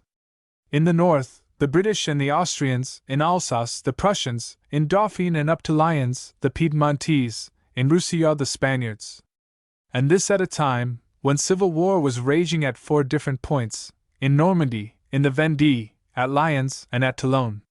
Page 176. To this we must add internal enemies in the form of numerous secret supporters of the old regime, ready by all methods to assist the enemy. The severity of the proletarian dictatorship in Russia, let us point out here, was conditioned by no less difficult circumstances. There was one continuous front, on the north and south, in the east and west. Besides the Russian White Guard armies of Kolchak, Denikin, and others, there are attacking Soviet Russia, simultaneously or in turn, Germans, Austrians, Czechoslovaks, Serbs, Poles, Ukrainians, Romanians, French, British, Americans, Japanese, Finns, Estonians, Lithuanians. In a country throttled by a blockade and strangled by hunger, there are conspiracies, risings, terrorist acts, and destruction of roads and bridges. The government, which had taken on itself the struggle with countless external and internal enemies, had neither money, nor sufficient troops, nor anything except boundless energy, enthusiastic support on the part of the revolutionary elements of the country, and the gigantic courage to take all measures necessary for the safety of the country, however arbitrary and severe they were. In such words did once upon a time Plekhanov describe the government of the Jacobins. Social Democrat, A Quarterly Review of Literature and Politics. Book I, February 1890, London. The article on The Centenary of the Great Revolution. Pages 6 to 7. Let us now turn to the revolution which took place in the second half of the 19th century, in the country of democracy, in the United States of North America. Although the question was not the abolition of property altogether, but only of the abolition of property in Negroes, nevertheless, the institutions of democracy proved absolutely powerless to decide the argument in a peaceful way. The Southern states, defeated at the presidential elections in 1860, decided by all possible means to regain the influence they had hitherto exerted in the question of slave-owning, and uttering, as was right, the proper-sounding words about freedom and independence, rose in a slave-owners' insurrection. Hence inevitably followed all the later consequences of civil war. At the very beginning of the struggle, the military government in Baltimore imprisoned in Fort McHenry a few citizens, sympathizers with the slave-holding South, in spite of habeas corpus. The question of the lawfulness or the unlawfulness of such action became the object of fierce disputes between so-called high authorities. The judge of the Supreme Court decided that the President had neither the right to arrest the operation of habeas corpus nor to give plenipotentiary powers to that end to the military authorities. Such, in all probability, is the correct constitutional solution of the question, says one of the first historians of the American Civil War. But the state of affairs was to such a degree critical, and the necessity of taking decisive measures against the population of Baltimore so great, that not only the government but the people of the United States also supported the most energetic measures. 4. Some goods that the rebellious South required were secretly supplied by the merchants of the North. Naturally, the Northerners had no other course but to introduce methods of repression. On August 6, 1861, the President confirmed a resolution of Congress as to the confiscation of property used for insurrectionary purposes. The people, in the shape of the most democratic elements, were in favor of extreme measures. The Republican Party had a decided majority in the North, and persons suspected of secessionism, i.e., of sympathizing with the rebellious Southern states, were subjected to violence. In some northern towns, and even in the states of New England, famous for their order, the people frequently burst into the offices of newspapers which supported the revolting slave owners and smashed their printing presses. It occasionally happened that reactionary publishers were smeared with tar, decorated with feathers, and carried in such array through the public squares until they swore an oath of loyalty to the Union. The personality of a planter smeared in tar bore little resemblance to the end in itself, so that the categorical imperative of Kautsky suffered in the Civil War of the states a considerable blow. But this is not all. The government, on its part, the historian tells us, adopted repressive measures of various kinds against publications holding views opposed to its own, and in a short time the hitherto free American press was reduced to a condition scarcely superior to that prevailing in the autocratic European states. The same fate overtook the freedom of speech. In this way, Lieutenant Colonel Fletcher continues, the American people at this time denied itself the greater part of its freedom. It should be observed, he moralizes, that the majority of the people was to such an extent occupied with the war, and to such a degree imbued with the readiness for any kind of sacrifice to attain its end, that it not only did not regret its vanished liberties, but scarcely even noticed their disappearance. 5. Infinitely more ruthlessly did the bloodthirsty slave owners of the South employ their uncontrollable hordes. Wherever there was a majority in favor of slavery, writes the Count of Paris, public opinion behaved despotically to the minority. All who expressed pity for the national banner were forced to be silent. But soon this itself became insufficient. As in all revolutions, the indifferent were forced to express their loyalty to the new order of things. Those who did not agree to this were given up as a sacrifice to the hatred and violence of the mass of the people. In each center of growing civilization, southwestern states, vigilance committees were formed, composed of all those who had been distinguished by their extreme views in the electoral struggle. A tavern was the usual place of their sessions, and a noisy orgy was mingled with a contemptible parody of public forms of justice. A few madmen sitting around a desk on which gin and whiskey flowed judged their present and absent fellow citizens. The accused, even before having been questioned, could see the rope being prepared. He who did not appear at the court learned his sentence when falling under the bullets of the executioner concealed in the forest. This picture is extremely reminiscent of the scenes which day by day took place in the camps of Denikin, Kolchak, Yudenik, and the other heroes of Anglo-Franco-American democracy. We shall see later how the question of terrorism stood in regard to the Paris Commune of 1871. In any case, the attempts of Kautsky to contrast the Commune with us are false at their very root, and only bring the author to a juggling with words of the most petty character.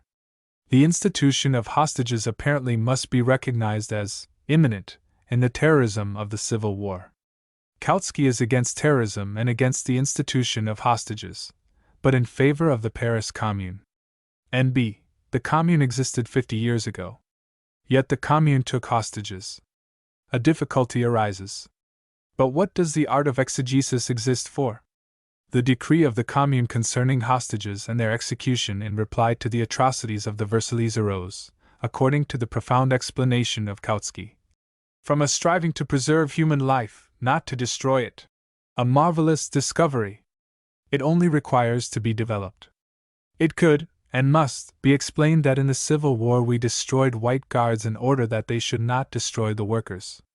Consequently, our problem is not the destruction of human life, but its preservation. But as we have to struggle for the preservation of human life with arms in our hands, it leads to the destruction of human life, a puzzle the dialectical secret of which was explained by old Hegel, without reckoning other still more ancient sages. The Commune could maintain itself and consolidate its position only by a determined struggle with the Versaillese. The latter, on the other hand, had a large number of agents in Paris. Fighting with the agents of Thiers, the Commune could not abstain from destroying the Versaillese at the front and in the rear. If its rule had crossed the bounds of Paris, in the provinces it would have found, during the process of the Civil War with the Army of the National Assembly, still more determined foes in the midst of the peaceful population. The Commune, when fighting the Royalists, could not allow freedom of speech to Royalist agents in the rear. Kautsky, in spite of all the happenings in the world today, completely fails to realize what war is in general, and the Civil War in particular. He does not understand that every, or nearly every, sympathizer with Thiers in Paris was not merely an opponent of the communards in ideas, but an agent and spy of Thiers, a ferocious enemy ready to shoot one in the back. The enemy must be made harmless, and in wartime this means that he must be destroyed. The problem of revolution, as of war, consists in breaking the will of the foe, forcing him to capitulate and to accept the conditions of the conqueror. The will, of course, is a fact of the physical world, but in contradistinction to a meeting, a dispute, or a congress, the revolution carries out its object by means of the employment of material resources, though to a less degree than war. The bourgeoisie itself conquered power by means of revolts, and consolidated it by the Civil War. In the peaceful period, it retains power by means of a system of repression. As long as class society, founded on the most deep-rooted antagonisms, continues to exist, repression remains a necessary means of breaking the will of the opposing side. Even if, in one country or another, the dictatorship of the proletariat grew up within the external framework of democracy, this would by no means avert the Civil War. The question as to who is to rule the country, i.e., of the life or death of the bourgeoisie, will be decided on either side, not by references to the paragraphs of the Constitution, but by the employment of all forms of violence. However deeply Kautsky goes into the question of the food of the anthropopithecus, see page 122 etc. of his book, and other immediate and remote conditions which determine the cause of human cruelty, he will find in history no other way of breaking the class will of the enemy except the systematic and energetic use of violence. The degree of ferocity of the struggle depends on a series of internal and international circumstances. The more ferocious and dangerous is the resistance of the class enemy who have been overthrown, the more inevitably does the system of repression take the form of a system of terror. But here Kautsky unexpectedly takes up a new position in his struggle with Soviet terrorism. He simply waves aside all reference to the ferocity of the counter-revolutionary opposition of the Russian bourgeoisie. Such ferocity, he says, could not be noticed in November 1917 in Petrograd and Moscow, and still less more recently in Budapest. Page 149. With such a happy formulation of the question, revolutionary terrorism merely proves to be a product of the bloodthirstiness of the Bolsheviks, who simultaneously abandoned the traditions of the vegetarian anthropopithecus and the moral lessons of Kautsky. The first conquest of power by the Soviets at the beginning of November 1917, New Style, was actually accomplished with insignificant sacrifices. The Russian bourgeoisie found itself to such a degree estranged from the masses of the people, so internally helpless, so compromised by the course and the result of the war, so demoralized by the regime of Kerensky, that it scarcely dared show any resistance. In Petrograd the power of Kerensky was overthrown almost without a fight. In Moscow its resistance was dragged out, mainly owing to the indecisive character of our own actions. In the majority of the provincial towns, power was transferred to the Soviet on the mere receipt of a telegram from Petrograd or Moscow. If the matter had ended there, there would have been no word of the Red Terror. But in November 1917, there was already evidence of the beginning of the resistance of the propertied classes. True, there was required the intervention of the imperialist governments of the West in order to give the Russian counter-revolution faith in itself, and to add ever-increasing power to its resistance. This can be shown from facts, both important and insignificant, day by day during the whole epoch of the Soviet Revolution. Kerensky's staff felt no support forthcoming from the mass of the soldiery, and was inclined to recognize the Soviet government, which had begun negotiations for an armistice with the Germans. But there followed the protest of the military missions of the Entente, followed by open threats. The staff was frightened. Incited by Allied officers, it entered the path of opposition. This led to armed conflict and to the murder of the chief of the field staff, General Dukhanin, by a group of revolutionary sailors. In Petrograd, the official agents of the Entente, especially the French military mission, hand in hand with the S.R.S. and the Mensheviks, openly organized the opposition, mobilizing, arming, inciting against us the cadets, and the bourgeois youth generally, from the second day of the Soviet Revolution. The rising of the Junkers on November 10 brought about 100 times more victims than the revolution of November 7.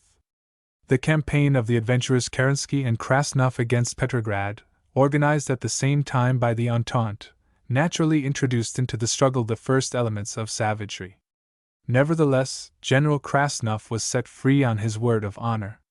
The Yaroslav Rising, in the summer of 1918, which involved so many victims, was organized by Savinkov on the instructions of the French embassy, and with its resources. Archangel was captured according to the plans of British naval agents, with the help of British warships and airplanes. The beginning of the empire of Kolchak, the nominee of the American Stock Exchange, was brought about by the foreign Czechoslovak corps maintained by the resources of the French government.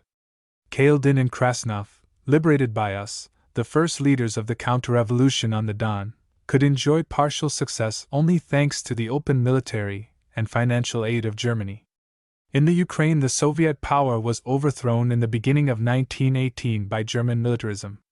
The volunteer army of Denikin was created with the financial and technical help of Great Britain and France. Only in the hope of British intervention and of British military support was Yudenika's army created. The politicians, the diplomats, and the journalists of the Entente have for 2 years on end been debating with complete frankness the question of whether the financing of the civil war in Russia is a sufficiently profitable enterprise. In such circumstances, one needs truly a brazen forehead to seek the reason for the sanguinary character of the civil war in Russia and the malevolence of the Bolsheviks, and not in the international situation. The Russian proletariat was the first to enter the path of the social revolution, and the Russian bourgeoisie, politically helpless, was emboldened to struggle against its political and economic expropriation only because it saw its elder sister in all countries still in power, and still maintaining economic, political, and, to a certain extent, military supremacy. If our November Revolution had taken place a few months, or even a few weeks, after the establishment of the rule of the proletariat in Germany, France, and England, there can be no doubt that our revolution would have been the most peaceful, the most bloodless, of all possible revolutions on this sinful earth. But this historical sequence, the most natural, at the first glance, and in any case, the most beneficial for the Russian working class, found itself infringed, not through our fault, but through the will of events. Instead of being the last, the Russian proletariat proved to be the first. It was just this circumstance, after the first period of confusion, that imparted desperation to the character of the resistance of the classes which had ruled in Russia previously, and forced the Russian proletariat, in a moment of the greatest peril, foreign attacks, and internal plots and insurrections, to have recourse to severe measures of state terror. No one will now say that those measures proved futile. But perhaps we are expected to consider them intolerable? The working class, which seized power in battle, had as its object and its duty to establish that power unshakably, to guarantee its own supremacy beyond question, to destroy its enemies' hankering for a new revolution, and thereby to make sure of carrying out socialist reforms.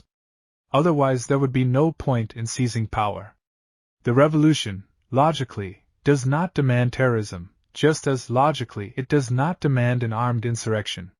What a profound commonplace! But the revolution does require of the revolutionary class that it should attain its end by all methods at its disposal, if necessary, by an armed rising, if required, by terrorism. A revolutionary class which has conquered power with arms in its hands is bound to, and will, suppress, rifle in hand, all attempts to tear the power out of its hands. Where it has against it a hostile army, it will oppose to it its own army. Where it is confronted with armed conspiracy, attempt at murder, or rising, it will hurl at the heads of its enemies an unsparing penalty. Perhaps Kautsky has invented other methods? Or does he reduce the whole question to the degree of repression, and recommend in all circumstances imprisonment instead of execution? The question of the form of repression, or of its degree, of course, is not one of principle. It is a question of expediency. In a revolutionary period, the party which has been thrown from power, which does not reconcile itself with the stability of the ruling class, and which proves this by its desperate struggle against the latter, cannot be terrorized by the threat of imprisonment, as it does not believe in its duration. It is just this simple but decisive fact that explains the widespread recourse to shooting in a civil war. Or, perhaps, Kautsky wishes to say that execution is not expedient, that classes cannot be cowed. This is untrue. Terror is helpless, and then only, in the long run, if it is employed by reaction against a historically rising class. But terror can be very efficient against a reactionary class which does not want to leave the scene of operations. Intimidation is a powerful weapon of policy, both internationally and internally. War, like revolution, is founded upon intimidation. A victorious war, generally speaking, destroys only an insignificant part of the conquered army, intimidating the remainder and breaking their will. The revolution works in the same way: it kills individuals and intimidates thousands. In this sense, the Red Terror is not distinguishable from the armed insurrection, the direct continuation of which it represents. The state terror of a revolutionary class can be condemned, morally, only by a man who, as a principle, rejects, in words, every form of violence whatsoever, consequently, every war and every rising. For this one has to be merely and simply a hypocritical Quaker. But in that case, in what do your tactics differ from the tactics of Tsarism? We are asked by the high priests of liberalism and Kautskyism. You do not understand this, holy men? We shall explain to you. The terror of Tsarism was directed against the proletariat. The gendarmerie of Tsarism throttled the workers who were fighting for the socialist order. Our extraordinary commissions shoot landlords, capitalists, and generals who are striving to restore the capitalist order. Do you grasp this distinction? Yes? For us communists it is quite sufficient. Freedom of the press. One point particularly worries Kautsky, the author of a great many books and articles: the freedom of the press. Is it permissible to suppress newspapers? During war, all institutions and organs of the state and of public opinion become, directly or indirectly, weapons of warfare. This is particularly true of the press. No government carrying on a serious war will allow publications to exist on its territory which, openly or indirectly, support the enemy. Still more so in a civil war. The nature of the latter is such that each of the struggling sides has in the rear of its armies considerable circles of the population on the side of the enemy. In war, where both success and failure are repaid by death, hostile agents who penetrate into the rear are subject to execution. This is inhumane, but no one ever considered war a school of humanity, still less civil war. Can it be seriously demanded that, during a civil war with the White Guards of Denikin, the publications of parties supporting Denikin should come out unhindered in Moscow and Petrograd? To propose this in the name of the freedom of the press is just the same as, in the name of open dealing, to demand the publication of military secrets. A besieged city, wrote a communard, Arthur Arnold of Paris, cannot permit within its midst that hopes for its fall should openly be expressed, that the fighters defending it should be incited to treason, that the movements of its troops should be communicated to the enemy. Such was the position of Paris under the Commune. Such is the position of the Soviet Republic during the 2 years of its existence. Let us, however, listen to what Kautsky has to say in this connection. The justification of this system, i.e., repressions in connection with the press, is reduced to the naive idea that an absolute truth exists, and that only the communists possess it. Similarly, continues Kautsky, it reduces itself to another point of view, that all writers are by nature liars, and that only communists are fanatics for truth. In reality, liars and fanatics for what they consider truth are to be found in all camps, and so on, and so on, and so on. Page 176. In this way, in Kautsky's eyes, the revolution, in its most acute phase, when it is a question of the life and death of classes, continues as hitherto to be a literary discussion with the object of establishing the truth. What profundity! Our truth! of course, is not absolute. But as in its name we are, at the present moment, shedding our blood, we have neither cause nor possibility to carry on a literary discussion as to the relativity of truth with those who criticize us with the help of all forms of arms. Similarly, our problem is not to punish liars and to encourage just men amongst journalists of all shades of opinion, but to throttle the class lie of the bourgeoisie and to achieve the class truth of the proletariat, irrespective of the fact that in both camps there are fanatics and liars. The Soviet government, Kautsky thunders, has destroyed the sole remedy that might militate against corruption, the freedom of the press. Control by means of unlimited freedom of the press alone could have restrained those bandits and adventurers who will inevitably cling like leeches to every unlimited, uncontrolled power. Page 188, and so on. The press as a trusty weapon of the struggle with corruption. This liberal recipe sounds particularly pitiful when one remembers the two countries with the greatest freedom of the press, North America and France, which, at the same time, are countries of the most highly developed stage of capitalist corruption. Feeding on the old scandal of the political anterooms of the Russian Revolution, Kautsky imagines that without cadet and Menshevik freedom the Soviet apparatus is honeycombed with bandits and adventurers. Such was the voice of the Mensheviks a year or 18 months ago. Now even they will not dare to repeat this. With the help of Soviet control and party selection, the Soviet government, in the intense atmosphere of the struggle, has dealt with the bandits and adventurers who appeared on the surface at the moment of the revolution incomparably better than any government whatsoever, at any time whatsoever. We are fighting. We are fighting a life and death struggle. The press is a weapon not of an abstract society, but of two irreconcilable, armed and contending sides. We are destroying the press of the counter-revolution, just as we destroyed its fortified positions, its stores, its communications, and its intelligence system. Are we depriving ourselves of cadet and Menshevik criticisms of the corruption of the working class? In return, we are victoriously destroying the very foundations of capitalist corruption. But Kautsky goes further to develop his theme. He complains that we suppress the newspapers of the S.R.S. and the Mensheviks, and even, such things have been known, arrest their leaders. Are we not dealing here with shades of opinion in the proletarian or the socialist movement? The scholastic pedant does not see facts beyond his accustomed words. The Mensheviks and S.R.S. for him are simply tendencies in socialism, whereas, in the course of the revolution, they have been transformed into an organization which works in active cooperation with the counter-revolution and carries on against us an open war.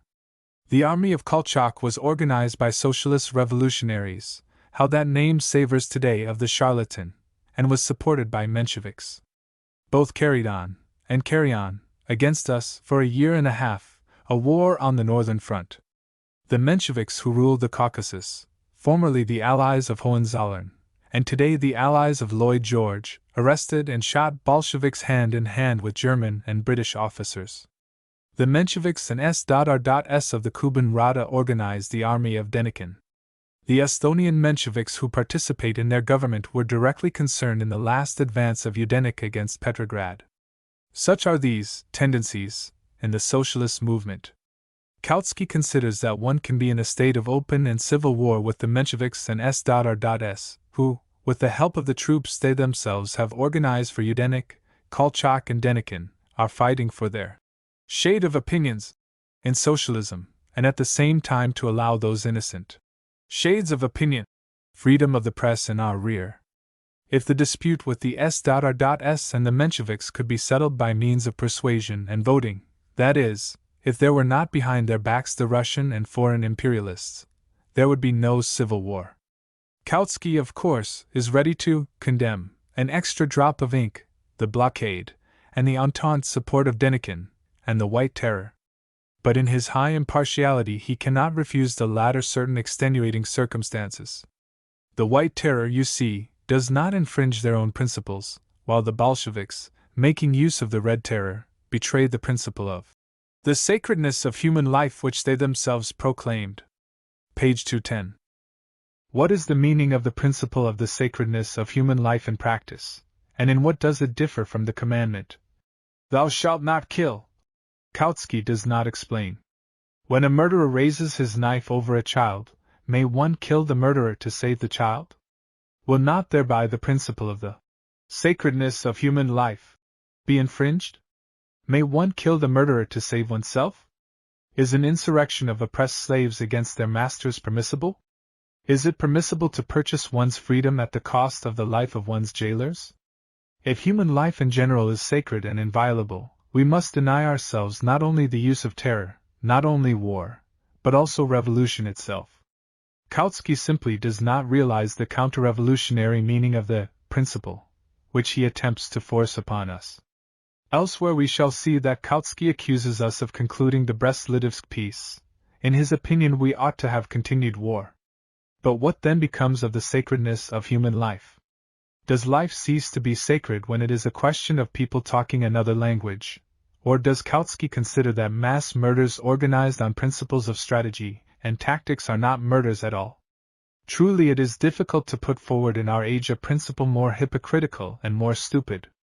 As long as human labor power, and consequently, life itself, remain articles of sale and purchase, of exploitation and robbery, the principle of the sacredness of human life remains a shameful lie, uttered with the object of keeping the oppressed slaves in their chains.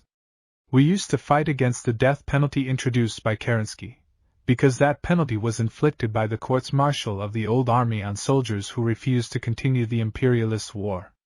We tore this weapon out of the hands of the old courts-martial, destroyed the courts-martial themselves, and demobilized the old army which had brought them forth.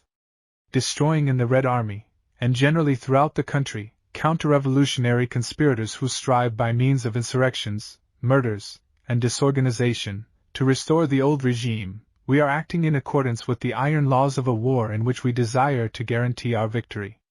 If it is a question of seeking formal contradictions, then obviously we must do so on the side of the White Terror, which is the weapon of classes which consider themselves Christian, patronize idealist philosophy, and are firmly convinced that the individuality, their own, is an end in itself. As for us, we were never concerned with the Canton priestly and vegetarian Quaker prattle about the sacredness of human life. We were revolutionaries in opposition, and have remained revolutionaries in power. To make the individual sacred we must destroy the social order which crucifies him. And this problem can only be solved by blood and iron.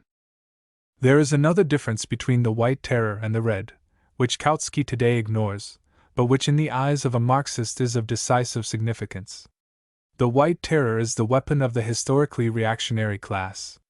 When we exposed the futility of the repressions of the bourgeois state against the proletariat, we never denied that by arrests and executions the ruling class, under certain conditions, might temporarily retard the development of the social revolution. But we were convinced that they would not be able to bring it to a halt. We relied on the fact that the proletariat is the historically rising class, and that bourgeois society could not develop without increasing the forces of the proletariat. The bourgeoisie today is a falling class. It not only no longer plays an essential part in production, but by its imperialist methods of appropriation is destroying the economic structure of the world and human culture generally. Nevertheless, the historical persistence of the bourgeoisie is colossal. It holds to power, and does not wish to abandon it.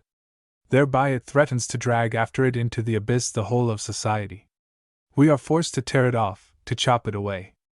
The Red Terror is a weapon utilized against a class, doomed to destruction, which does not wish to perish.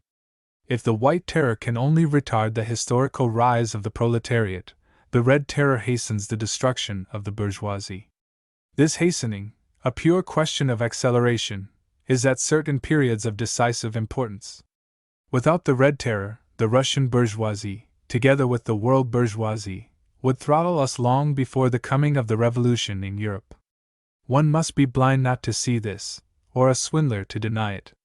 The man who recognizes the revolutionary historic importance of the very fact of the existence of the Soviet system must also sanction the Red Terror. Kautsky, who during the last 2 years has covered mountains of paper with polemics against communism and terrorism, is obliged, at the end of his pamphlet, to recognize the facts, and unexpectedly to admit that the Russian Soviet government is today the most important factor in the world revolution. However one regards the Bolshevik methods, he writes, the fact that a proletarian government in a large country has not only reached power, but has retained it for 2 years up to the present time, amidst great difficulties, extraordinarily increases the sense of power amongst the proletariat of all countries. For the actual revolution the Bolsheviks have thereby accomplished a great work, Grosses geleistet. Page 233. This announcement stuns us as a completely unexpected recognition of historical truth from a quarter whence we had long since ceased to await it. The Bolsheviks have accomplished a great historical task by existing for 2 years against the united capitalist world. But the Bolsheviks held out not only by ideas, but by the sword. Kautsky's admission is an involuntary sanctioning of the methods of the Red Terror, and at the same time the most effective condemnation of his own critical concoction. The influence of the war. Kautsky sees one of the reasons for the extremely bloody character of the revolution in the war, and in its hardening influence on manners. Quite undeniable. That influence, with all the consequences that follow from it, might have been foreseen earlier, approximately in the period when Kautsky was not certain whether one ought to vote for the war credits or against them. Imperialism has violently torn society out of its condition of unstable equilibrium. He wrote 5 years ago in our German book, The War and the International. It has blown up the sluices with which social democracy held back the current of the revolutionary energy of the proletariat, and has directed that current into its own channels. This monstrous historical experiment, which at one blow has broken the back of the Socialist International, represents a deadly danger for bourgeoisie society itself. The hammer has been taken from the hand of the worker, and has been replaced by the sword. The worker, bound hand and foot by the mechanism of capitalist society, has suddenly burst out of its midst, and is learning to put the aims of the community higher than his own domestic happiness, and than life itself. With this weapon, which he himself has forged, in his hand, the worker is placed in a position in which the political destiny of the state depends directly on him. Those who in former times oppressed and despised him now flatter and caress him. At the same time he is entering into intimate relations with those same guns which, according to Lassalle, constitute the most important integral part of the Constitution. He crosses the boundaries of states, participates in violent requisitions, and under his blows towns pass from hand to hand. Changes take place such as the last generation did not dream of. If the most advanced workers were aware that force was the mother of law, their political thought still remained saturated with the spirit of opportunism and self-adaptation to bourgeois legality. Today the worker has learned in practice to despise that legality, and violently to destroy it. The static moments in his psychology are giving place to the dynamic. Heavy guns are knocking into his head the idea that, in cases where it is impossible to avoid an obstacle, there remains the possibility of destroying it. Nearly the whole adult male population is passing through this school of war, terrible in its social realism, which is bringing forth a new type of humanity. Over all the criteria of bourgeois society, its law, its morality, its religion, is now raised a fist of iron necessity. Necessity knows no law was the declaration of the German Chancellor, August 4, 1914. Monarchs come out into the marketplace to accuse one another of lying in the language of fishwives. Governments break promises they have solemnly made, while the national church binds its Lord God like a convict to the national canon. Is it not obvious that these circumstances must create important alterations in the psychology of the working class, radically curing it of that hypnosis of legality which was created by the period of political stagnation? The propertied classes will soon, to their sorrow, have to be convinced of this. The proletariat, after passing through the school of war, at the first serious obstacle within its own country will feel the necessity of speaking with the language of force. Necessity knows no law, he will throw in the face of those who attempt to stop him by laws of bourgeois legality. And the terrible economic necessity which will arise during the course of this war, and particularly at its end, will drive the masses to spurn very many laws. Page 56 to 57. All this is undeniable. But to what is said above one must add that the war has exercised no less influence on the psychology of the ruling classes. As the masses become more insistent in their demands, so the bourgeoisie has become more unyielding. In times of peace, the capitalists used to guarantee their interests by means of the peaceful robbery of hired labor. During the war, they served those same interests by means of the destruction of countless human lives. This has imparted to their consciousness as a master class a new, Napoleonic trait. The capitalists during the war became accustomed to send to their death millions of slaves, fellow countrymen and colonials, for the sake of coal, railway, and other profits. During the war there emerged from the ranks of the bourgeoisie, large, middle, and small, hundreds of thousands of officers, professional fighters, men whose character has received the hardening of battle, and has become freed from all external restraints, qualified soldiers, ready and able to defend the privileged position of the bourgeoisie which produced them with a ferocity which, in its way, borders on heroism.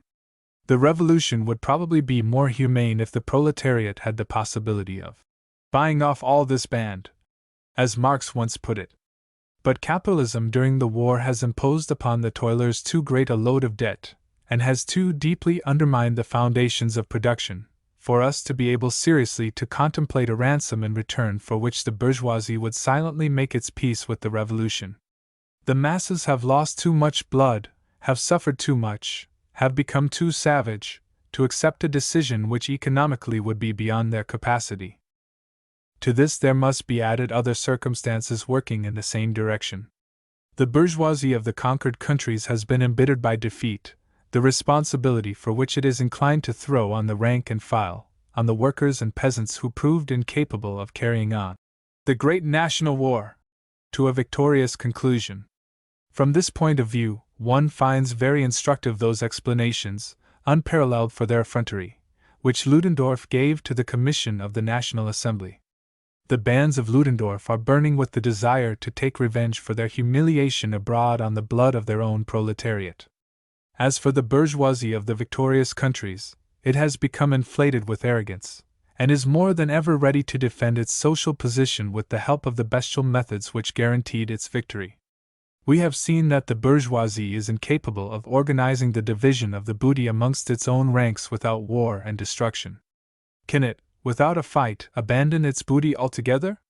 The experience of the last 5 years leaves no doubt whatsoever on this score, if even previously it was absolutely utopian to expect that the expropriation of the propertied classes, thanks to democracy, would take place imperceptibly and painlessly, without insurrections, armed conflicts, attempts at counter-revolution, and severe repression.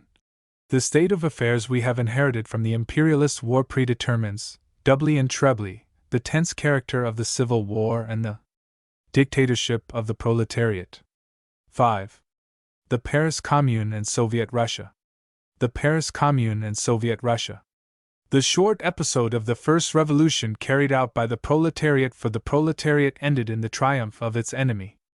This episode, from March 18 to May 28, lasted 72 days.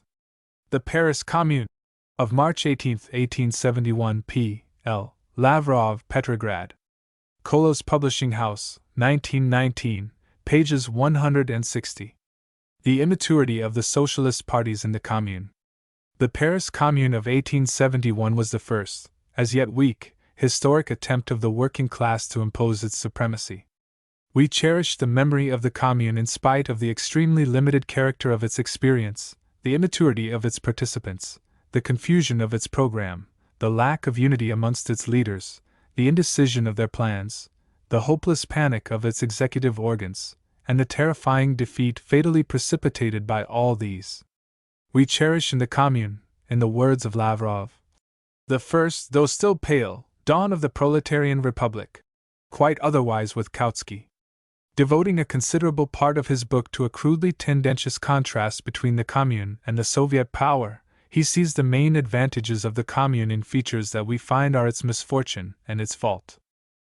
Kautsky laboriously proves that the Paris Commune of 1871 was not artificially prepared, but emerged unexpectedly, taking the revolutionaries by surprise, in contrast to the November Revolution, which was carefully prepared by our party. This is incontestable. Not daring clearly to formulate his profoundly reactionary ideas, Kautsky does not say outright whether the Paris revolutionaries of 1871 deserve praise for not having foreseen the proletarian insurrection, and for not having foreseen the inevitable and consciously gone to meet it.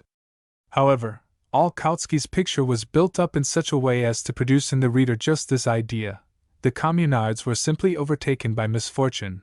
The Bavarian Philistin, Vollmer, once expressed his regret that the communards had not gone to bed instead of taking power into their hands, and therefore deserved pity. The Bolsheviks consciously went to meet misfortune, the conquest of power, and therefore there is no forgiveness for them either in this or the future world. Such a formulation of the question may seem incredible in its internal inconsistency. Nonetheless, it follows quite inevitably from the position of the Kautskian independents, who draw their heads into their shoulders in order to see and foresee nothing, and if they do move forward, it is only after having received a preliminary stout blow in the rear. To humiliate Paris, writes Kautsky, not to give it self-government, to deprive it of its position as capital, to disarm it in order afterwards to attempt with greater confidence a monarchist coup d'état, such was the most important task of the National Assembly and the chief of the executive power it elected, Thiers. Out of this situation arose the conflict which led to the Paris insurrection. It is clear how different from this was the character of the coup d'état carried out by the Bolsheviks, which drew its strength from the yearning for peace, which had the peasantry behind it, which had in the National Assembly against it, not monarchists, but S.R.S. and Menshevik Social Democrats. The Bolsheviks came to power by means of a well-prepared coup d'état, which at one blow handed over to them the whole machinery of the state, immediately utilized in the most energetic and merciless manner for the purpose of suppressing their opponents, amongst them their proletarian opponents.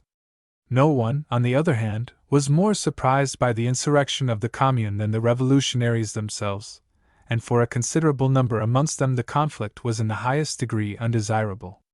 Page 56. In order more clearly to realize the actual sense of what Kautsky has written here of the communards, let us bring forward the following evidence. On March 1, 1871, writes Lavrov, in his very instructive book on the Commune, 6 months after the fall of the Empire, and a few days before the explosion of the Commune, the guiding personalities in the Paris International still had no definite political program. Pages 64 to 65. After March 18, writes the same author, Paris was in the hands of the proletariat, but its leaders, overwhelmed by their unexpected power, did not take the most elementary measures. Page 71. Your part is too big for you to play, and your sole aim is to get rid of responsibility, said one member of the Central Committee of the National Guard. In this was a great deal of truth, writes the communard and historian of the Commune, Le Sagare.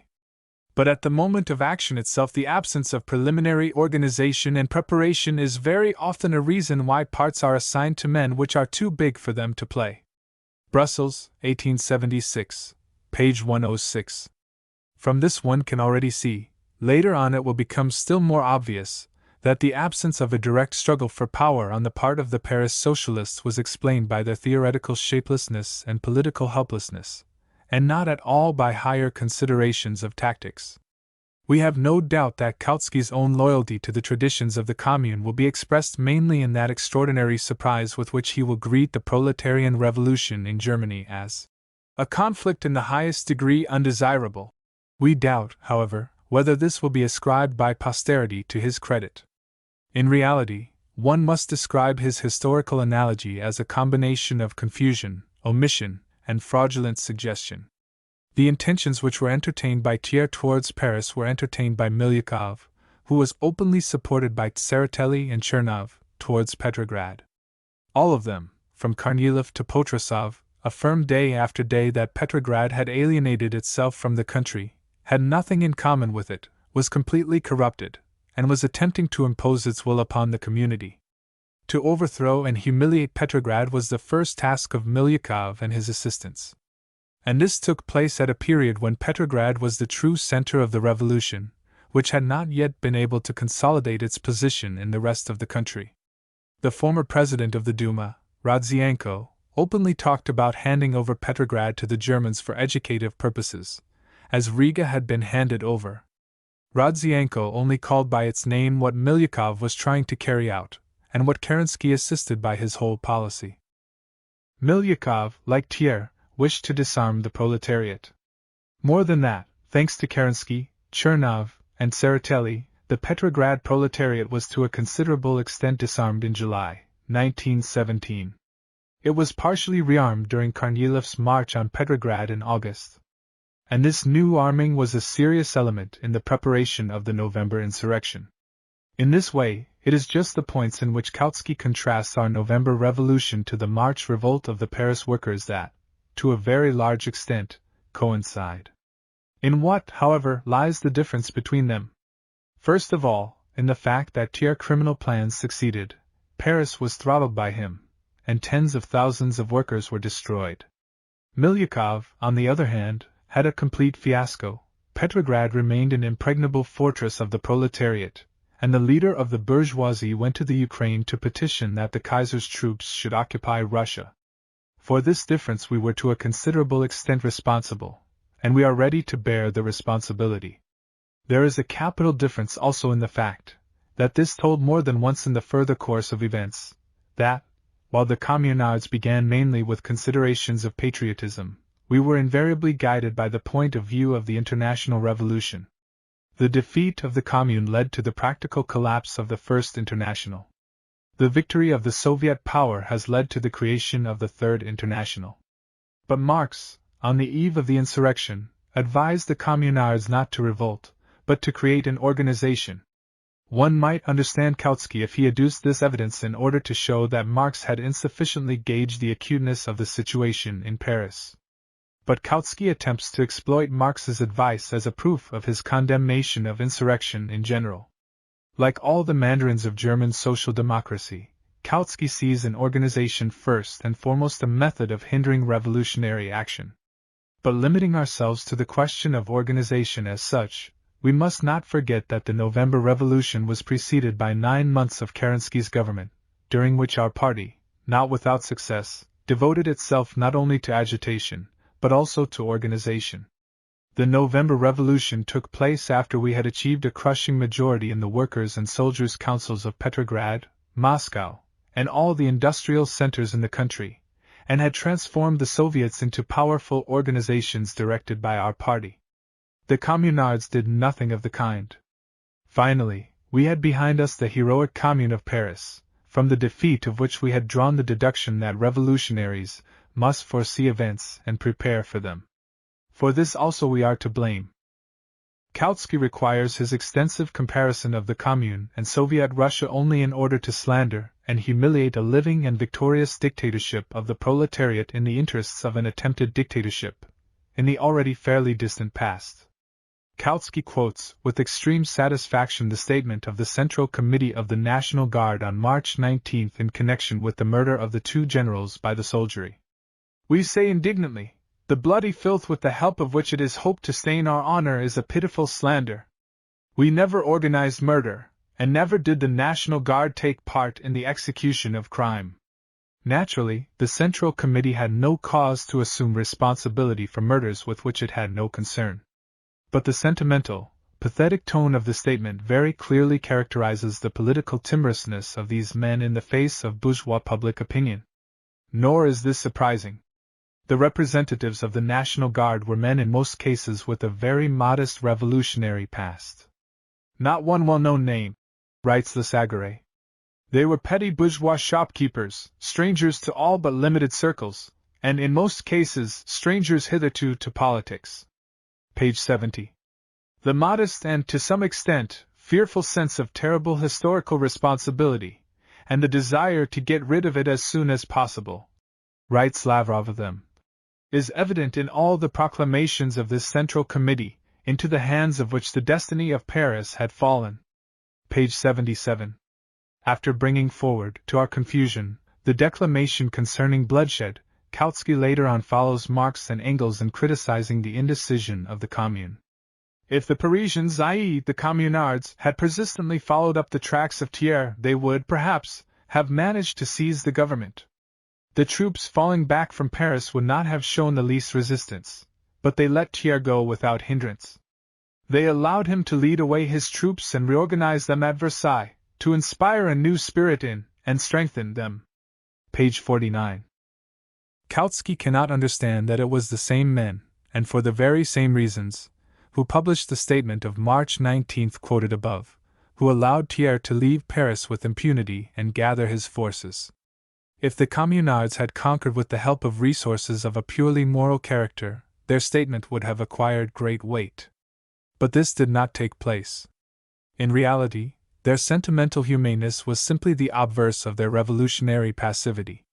The men who, by the will of fate, had received power in Paris, could not understand the necessity of immediately utilizing that power to the end of hurling themselves after Thiers, and before he recovered his grasp of the situation, of crushing him, of concentrating the troops in their hands, of carrying out the necessary weeding out of the officer class, of seizing the provinces. Such men, of course, were not inclined to severe measures with counter-revolutionary elements. The one was closely bound up with the other. Thiers could not be followed up without arresting Thiers agents in Paris and shooting conspirators and spies. When one considered the execution of counter-revolutionary generals as an indelible crime, one could not develop energy in following up troops who were under the direction of counter-revolutionary generals. In the revolution, in the highest degree of energy is the highest degree of humanity. Just the men, Lavrov justly remarks, who hold human life and human blood dear must strive to organize the possibility for a swift and decisive victory, and then to act with the greatest swiftness and energy, in order to crush the enemy. For only in this way can we achieve the minimum of inevitable sacrifice and the minimum of bloodshed. Page 225. The statement of March 19 will, however, be considered with more justice if we examine it, not as an unconditional confession of faith, but as the expression of transient moods the day after an unexpected and bloodless victory. Being an absolute stranger to the understanding of the dynamics of revolution and the internal limitations of its swiftly developing moods, Kautsky thinks in lifeless schemes, and distorts the perspective of events by arbitrarily selected analogies. He does not understand that soft-hearted indecision is generally characteristic of the masses in the first period of the revolution. The workers pursue the offensive only under the pressure of iron necessity, just as they have recourse to the Red Terror only under the threat of destruction by the White Guards. That which Kautsky represents as the result of the peculiarly elevated moral feeling of the Parisian proletariat in 1871 is, in reality, merely a characteristic of the first stage of the Civil War. A similar phenomenon could have been witnessed in our case. In Petrograd we conquered power in November 1917, almost without bloodshed, and even without arrests. The ministers of Kerensky's government were set free very soon after the revolution. More, the Cossack general, Krasnov, who had advanced on Petrograd together with Kerensky after the power had passed to the Soviet, and who had been made prisoner by us at Gatchina, was set free on his word of honor the next day. This was generosity, quite in the spirit of the first measures of the Commune. But it was a mistake. Afterwards, General Krasnov, after fighting against us for about a year in the south, and destroying many thousands of communists, again advanced on Petrograd, this time in the ranks of Yudenika's army.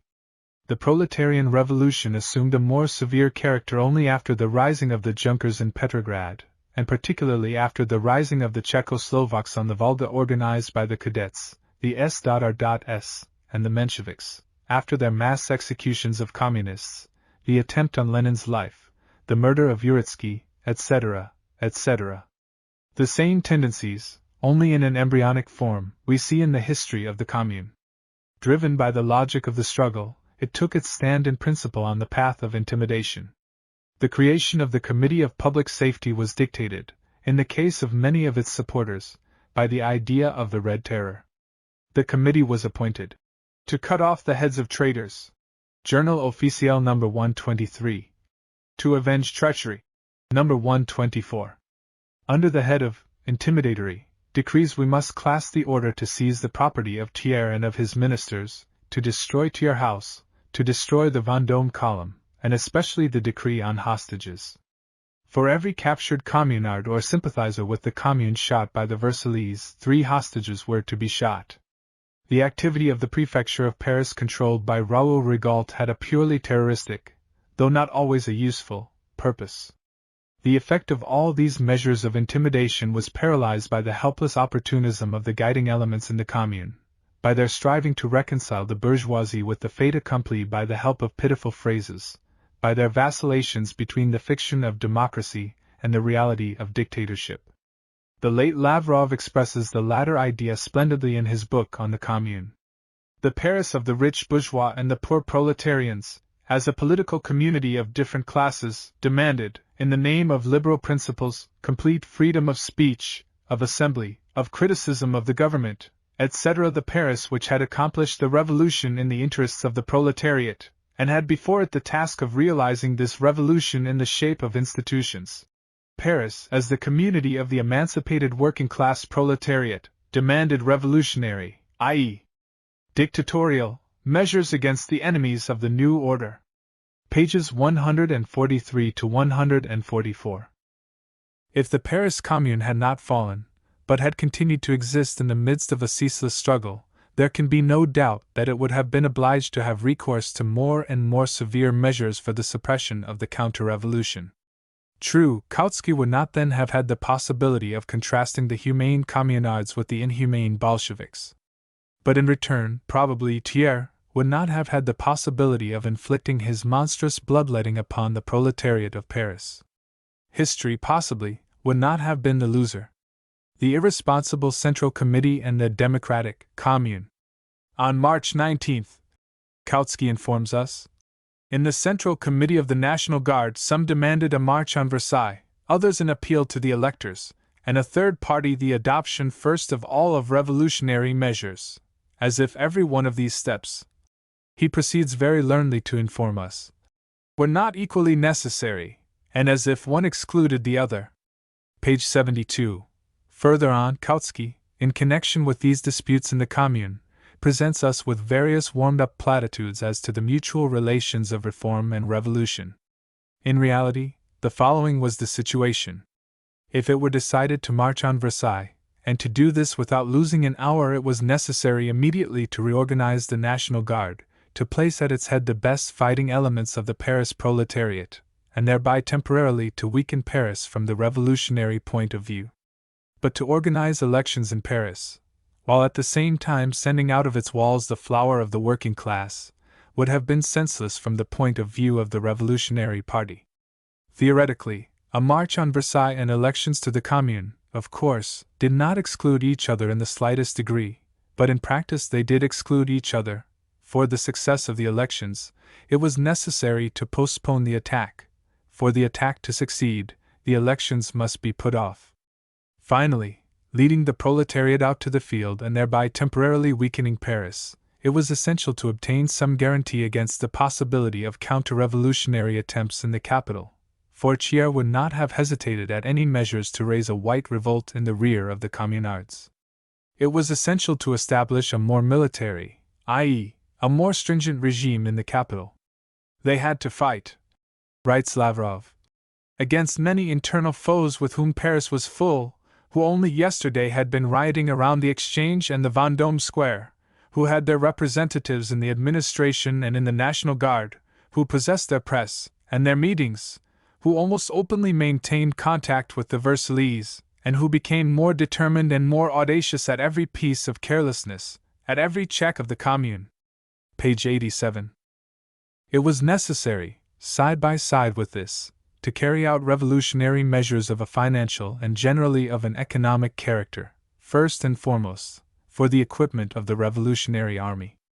All these most necessary measures of revolutionary dictatorship could with difficulty be reconciled with an extensive electoral campaign. But Kautsky has not the least idea of what a revolution is in practice. He thinks that theoretically to reconcile is the same as practically to accomplish. The Central Committee appointed March 22 as the day of elections for the Commune, but not sure of itself, frightened at its own illegality, striving to act in unison with more legal institutions, entered into ridiculous and endless negotiations with a quite helpless assembly of mayors and deputies of Paris, showing its readiness to divide power with them if only an agreement could be arrived at. Meanwhile, precious time was slipping by. Marx, on whom Kautsky, through old habit, tries to rely, did not under any circumstances propose that, at one and the same time, the commune should be elected and the workers should be led out into the field for the war. In his letter to Kugelmann, Marx wrote, on April 12, 1871, that the Central Committee of the National Guard had too soon given up its power in favor of the commune. Kautsky, in his own words, does not understand this opinion of Marx. It is quite simple. Marx at any rate understood that the problem was not one of chasing legality, but of inflicting a fatal blow upon the enemy. If the Central Committee had consisted of real revolutionaries, says Lavrov, and rightly, it ought to have acted differently. It would have been quite unforgivable for it to have given the enemy 10 days' respite before the election and assembly of the commune, while the leaders of the proletariat refused to carry out their duty and did not recognize that they had the right immediately to lead the proletariat. As it was, the feeble immaturity of the popular parties created a committee which considered those 10 days of inaction incumbent upon it. Page 78. The yearning of the Central Committee to hand over power as soon as possible to a legal government was dictated, not so much by the superstitions of former democracy, of which, by the way, there was no lack, as by fear of responsibility. Under the plea that it was a temporary institution, the Central Committee avoided the taking of the most necessary and absolutely pressing measures, in spite of the fact that all the material apparatus of power was centered in its hands. But the Commune itself did not take over political power in full from the Central Committee, and the latter continued to interfere in all business quite unceremoniously. This created a dual government, which was extremely dangerous, particularly under military conditions. On May 3 the Central Committee sent deputies to the Commune demanding that the Ministry for War should be placed under its control. Again there arose, as Lesagre writes, the question as to whether the Central Committee should be dissolved, or arrested, or entrusted with the administration of the Ministry for War. Here was a question, not of the principles of democracy, but of the absence, in the case of both parties, of a clear program of action, and of the readiness, both of the irresponsible revolutionary organizations in the shape of the Central Committee and of the democratic organization of the Commune, to shift the responsibility on to the other's shoulders, while at the same time not entirely renouncing power. These were political relations which it might seem no one could call worthy of imitation. But the Central Committee, Kautsky consoles himself, never attempted to infringe the principle in virtue of which the supreme power must belong to the delegates elected by universal suffrage. In this respect the Paris Commune was the direct antithesis of the Soviet Republic. Page 74. There was no unity of government, there was no revolutionary decision, there existed a division of power, and, as a result, there came swift and terrible destruction. But to counterbalance this, is it not comforting? There was no infringement of the principle of democracy. The democratic commune and the revolutionary dictatorship. Comrade Lenin has already pointed out to Kautsky that attempts to depict the commune as the expression of formal democracy constitute a piece of absolute theoretical swindling. The commune, in its tradition and in the conception of its leading political party, the Blanquists, was the expression of the dictatorship of the revolutionary city over the country. So it was in the Great French Revolution, so it would have been in the Revolution of 1871 if the Commune had not fallen in the first days. The fact that in Paris itself a government was elected on the basis of universal suffrage does not exclude a much more significant fact, namely, that of the military operations carried on by the Commune, one city, against peasant France, that is the whole country. To satisfy the great democrat, Kautsky, the revolutionaries of the Commune ought, as a preliminary, to have consulted, by means of universal suffrage, the whole population of France as to whether it permitted them to carry on a war with tiers bands. Finally, in Paris itself the elections took place after the bourgeoisie, or at least its most active elements, had fled, and after tiers troops had been evacuated.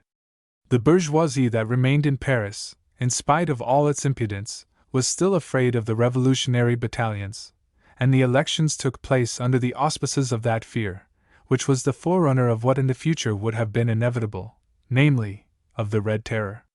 But to console oneself with the thought that the Central Committee of the National Guard, under the dictatorship of which, unfortunately a very feeble and formalist dictatorship, the elections to the Commune were held, did not infringe the principle of universal suffrage, is truly to brush with the shadow of a broom. Amusing himself by barren analogies, Kautsky benefits by the circumstance that his reader is not acquainted with the facts.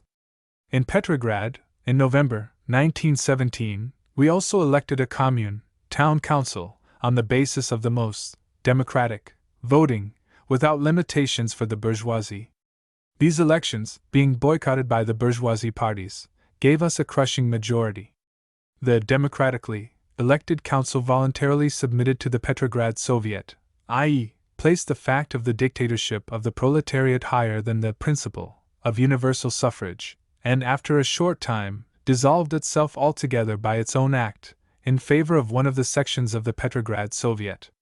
Thus the Petrograd Soviet, that true father of the Soviet regime, has upon itself the seal of a formal, democratic benediction in no way less than the Paris Commune. 6. At the elections of March 26, 80 members were elected to the Commune. Of these, 15 were members of the government party, Thiers, and 6 were bourgeois radicals who were in opposition to the government, but condemned the rising of the Paris workers. The Soviet Republic, Kautsky teaches us, would never have allowed such counter-revolutionary elements to stand as candidates, let alone be elected. The Commune, on the other hand, out of respect for democracy, did not place the least obstacle in the way of the election of its bourgeois opponents. Page 74. We have already seen above that here Kautsky completely misses the mark. First of all, at a similar stage of development of the Russian Revolution, there did not take place democratic elections to the Petrograd Commune, in which the Soviet government placed no obstacle in the way of the bourgeois parties, and if the cadets, the S.R.S. and the Mensheviks, who had their press which was openly calling for the overthrow of the Soviet government, boycotted the elections, it was only because at that time they still hoped soon to make an end of us with the help of armed force. Secondly, no democracy expressing all classes was actually to be found in the Paris Commune. The bourgeois deputies, conservatives, liberals, gambettists, found no place in it. Nearly all these individuals, says Lavrov, either immediately or very soon left the council of the Commune. They might have been representatives of Paris as a free city under the rule of the bourgeoisie, but were quite out of place in the council of the Commune, which willy-nilly, consistently or inconsistently, completely or incompletely, did represent the revolution of the proletariat, and an attempt, feeble though it might be, of building up forms of society corresponding to that revolution. Pages 111 to 112. If the Petrograd bourgeoisie had not boycotted the municipal elections, its representatives would have entered the Petrograd Council. They would have remained there up to the first social revolutionary and cadet rising, after which, with the permission or without the permission of Kautsky, they would probably have been arrested if they did not leave the council in good time, as at a certain moment did the bourgeois members of the Paris Commune. The course of events would have remained the same, only on their surface would certain episodes have worked out differently. In supporting the democracy of the Commune, and at the same time accusing it of an insufficiently decisive note in its attitude to Versailles, Kautsky does not understand that the communal elections, carried out with the ambiguous help of the lawful mayors and deputies, reflected the hope of a peaceful agreement with Versailles. This is the whole point. The leaders were anxious for a compromise, not for a struggle. The masses had not yet outlived their illusions. Undeserved revolutionary reputations had not yet had time to be exposed. Everything taken together was called democracy. We must rise above our enemies by moral force, preached Vermorel. We must not infringe liberty and individual life. Striving to avoid fratricidal war, Vermorel called upon the liberal bourgeoisie, whom hitherto he had so mercilessly exposed, to set up a lawful government, recognized and respected by the whole population of Paris. The Journal Officiel, published under the editorship of the internationalist Longuet, wrote, "The sad misunderstanding, which in the June days 1848 armed two classes of society against each other, cannot be renewed. Class antagonism has ceased to exist." March 30th. And, further, Now all conflicts will be appeased, because all are inspired with a feeling of solidarity, because never yet was there so little social hatred and social antagonism. April 3rd. At the session of the Commune of April 25th, Gerd, and not without foundation, congratulated himself on the fact that the Commune had never yet infringed the principle of private property. By this means they hoped to win over bourgeois public opinion and find the path to compromise. Such a doctrine, says Lavrov, and rightly, did not in the least disarm the enemies of the proletariat, who understood excellently with what its success threatened them, and only sapped the proletarian energy and, as it were, deliberately blinded it in the face of its irreconcilable enemies. Page 137. But this enfeebling doctrine was inextricably bound up with the fiction of democracy. The form of mock legality it was that allowed them to think that the problem would be solved without a struggle. As far as the mass of the population is concerned, writes Arthur Arnold, a member of the Commune, it was to a certain extent justified in the belief in the existence of, at the very least, a hidden agreement with the government. Unable to attract the bourgeoisie, the compromises, as always, deceived the proletariat. The clearest evidence of all that, in the conditions of the inevitable and already beginning civil war, democratic parliamentarism expressed only the compromising helplessness of the leading groups, was the senseless procedure of the supplementary elections to the Commune of April 6. At this moment, it was no longer a question of voting, writes Arthur Arnold. The situation had become so tragic that there was not either the time or the calmness necessary for the correct functioning of the elections. All persons devoted to the Commune were on the fortifications, in the forts, in the foremost detachments. The people attributed no importance whatever to these supplementary elections. The elections were in reality merely parliamentarism. What was required was not to count voters, but to have soldiers, not to discover whether we had lost or gained in the Commune of Paris, but to defend Paris from the Versaillese. From these words Kautsky might have observed why in practice it is not so simple to combine class war with interclass democracy. The Commune is not a constituent assembly, wrote in his book Millière, one of the best brains of the Commune. It is a military council. It must have one aim, victory, one weapon, force, one law, the law of social salvation. They could never understand. Le Sagre accuses the leaders that the Commune was a barricade, and not an administration. They began to understand it in the end, when it was too late. Kautsky has not understood it to this day. There is no reason to believe that he will ever understand it. The Commune was the living negation of formal democracy, for in its development it signified the dictatorship of working-class Paris over the peasant country. It is this fact that dominates all the rest. However much the political doctrinaires, in the midst of the Commune itself, clung to the appearances of democratic legality, every action of the Commune, though insufficient for victory, was sufficient to reveal its illegal nature. The Commune, that is to say, the Paris City Council, repealed the national law concerning conscription. It called its official organ the official journal of the French Republic. Though cautiously, it still laid hands on the state bank. It proclaimed the separation of church and state, and abolished the church budgets. It entered into relations with various embassies. And so on, and so on. It did all this in virtue of the revolutionary dictatorship. But Clemenceau, young Democrat as he was then, would not recognize that virtue. At a conference with the Central Committee, Clemenceau said, "The rising had an unlawful beginning. Soon the committee will become ridiculous, and its decrees will be despised. Besides, Paris has not the right to rise against France, and must unconditionally accept the authority of the Assembly." The problem of the Commune was to dissolve the National Assembly. Unfortunately, it did not succeed in doing so.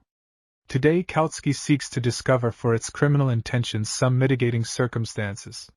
He points out that the Communards had as their opponents in the National Assembly the monarchists, while we in the Constituent Assembly had against us, socialists, in the persons of the S.R.S. and the Mensheviks.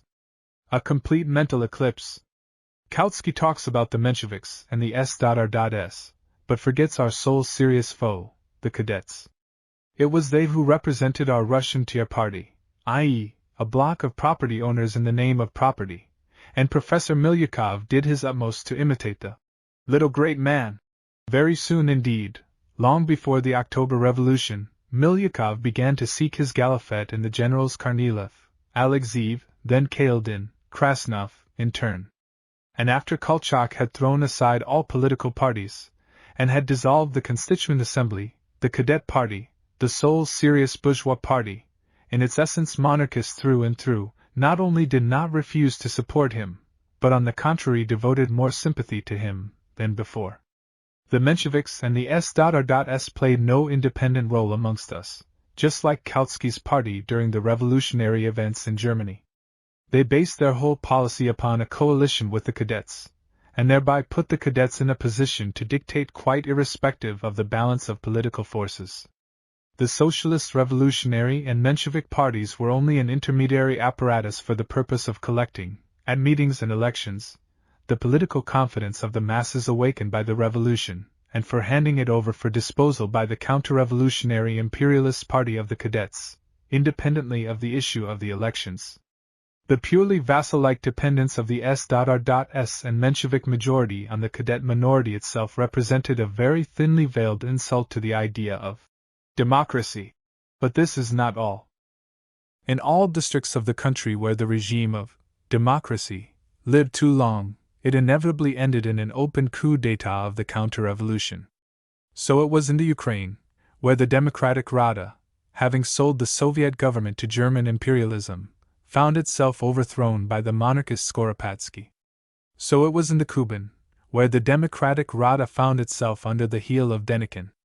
So it was, and this was the most important experiment of our democracy, in Siberia, where the Constituent Assembly, with the formal supremacy of the S.R.S. and the Mensheviks, in the absence of the Bolsheviks, and the de facto guidance of the cadets, led in the end to the dictatorship of the Tsarist Admiral Kolchak. So it was, finally, in the north, where the Constituent Assembly government of the Socialist Revolutionary Tchaikovsky became merely a tinsel decoration for the rule of counter-revolutionary generals, Russian and British. So it was, or is, in all the small border states, in Finland, Estonia, Latvia, Lithuania, Poland, Georgia, Armenia, where, under the formal banner of democracy, there is being consolidated the supremacy of the landlords, the capitalists, and the foreign militarists. The Paris worker of 1871 and the Petrograd proletarian of 1917. One of the most coarse, unfounded, and politically disgraceful comparisons which Kautsky makes between the Commune and Soviet Russia is touching the character of the Paris worker in 1871 and the Russian proletarian of 1917-19. The first Kautsky depicts as a revolutionary enthusiast capable of a high measure of self-sacrifice. The second, as an egoist and a coward, an irresponsible anarchist. The Parisian worker has behind him too definite a past to need revolutionary recommendations, or protection from the praises of the present Kautsky. Nonetheless, the Petrograd proletarian has not, and cannot have, any reason for avoiding a comparison with his heroic elder brother.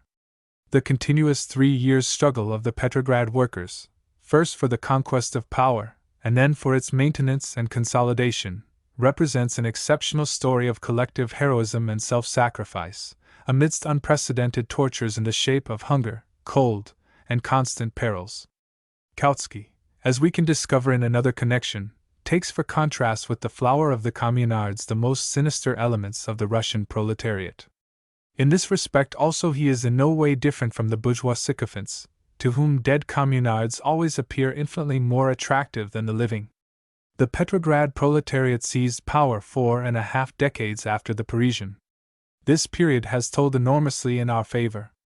The petty bourgeois craft character of old and partly of new Paris is quite foreign to Petrograd, the center of the most concentrated industry in the world. The latter circumstances has extremely facilitated our tasks of agitation and organization, as well as the setting up of the Soviet system. Our proletariat did not have even a faint measure of the rich revolutionary traditions of the French proletariat. But instead, there was still very fresh in the memory of the older generation of our workers, at the beginning of the present revolution, the great experiment of 1905, its failure, and the duty of vengeance it had handed down. The Russian workers had not, like the French, passed through a long school of democracy and parliamentarism, which at a certain epoch represented an important factor in the political education of the proletariat. But on the other hand, the Russian working class had not had seared into its soul the bitterness of dissolution and the poison of skepticism, which up to a certain, and, let us hope, not very distant moment, still restrained the revolutionary will of the French proletariat.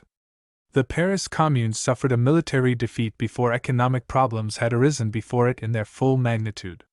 In spite of the splendid fighting qualities of the Paris workers, the military fate of the Commune was at once determined as hopeless.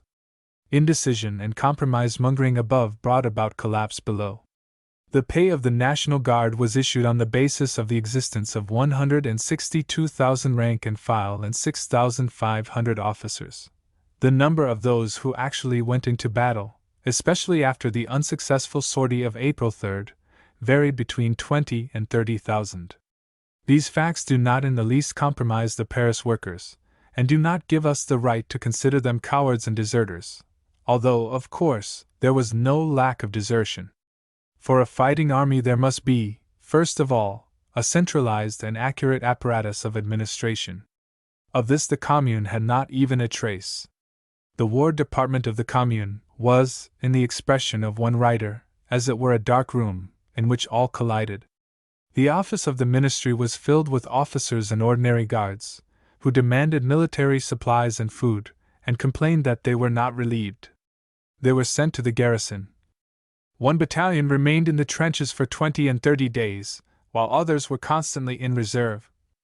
This carelessness soon killed any discipline.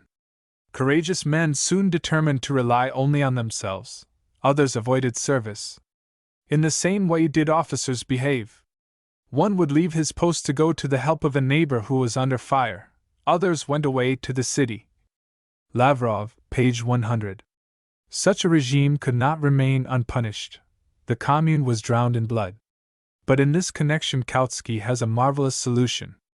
The waging of war, he says, sagely shaking his head, is, after all, not a strong side of the proletariat. Page 76. This aphorism, worthy of Pangloss, is fully on a level with the other great remark of Kautsky, namely, that the International is not a suitable weapon to use in wartime, being in its essence an instrument of peace. In these two aphorisms, in reality, may be found the present Kautsky, complete, in his entirety, i.e., just a little over a round zero. The waging of war, do you see, is on the whole, not a strong side of the proletariat, the more that the International itself was not created for wartime.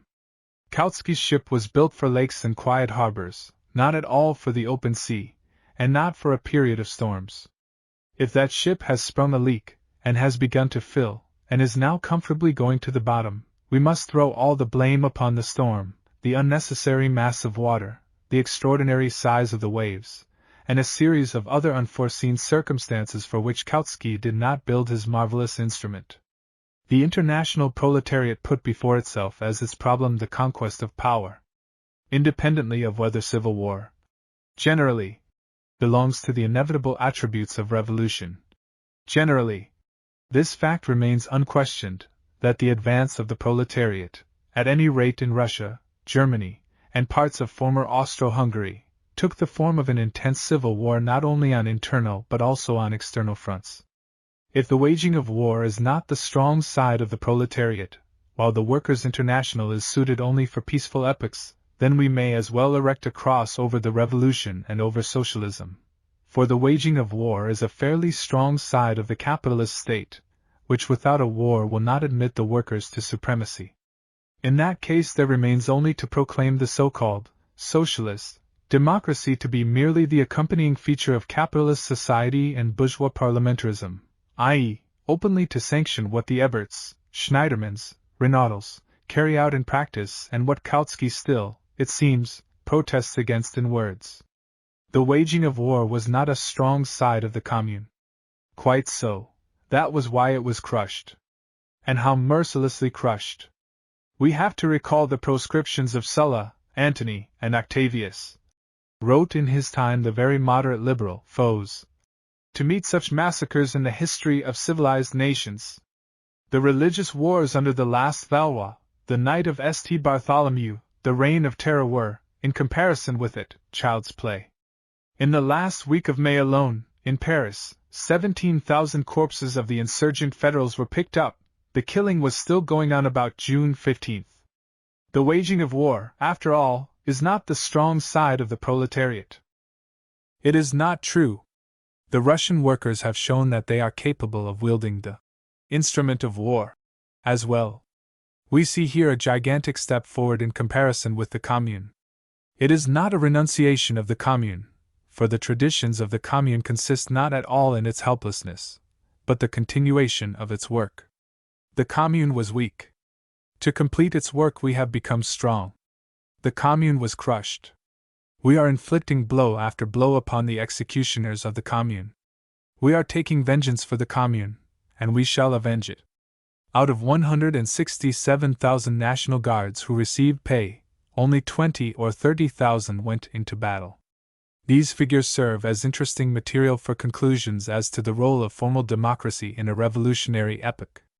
The vote of the Paris Commune was decided, not at the elections, but in the battles with the troops of Thiers. 167,000 National Guards represented the great mass of the electorate.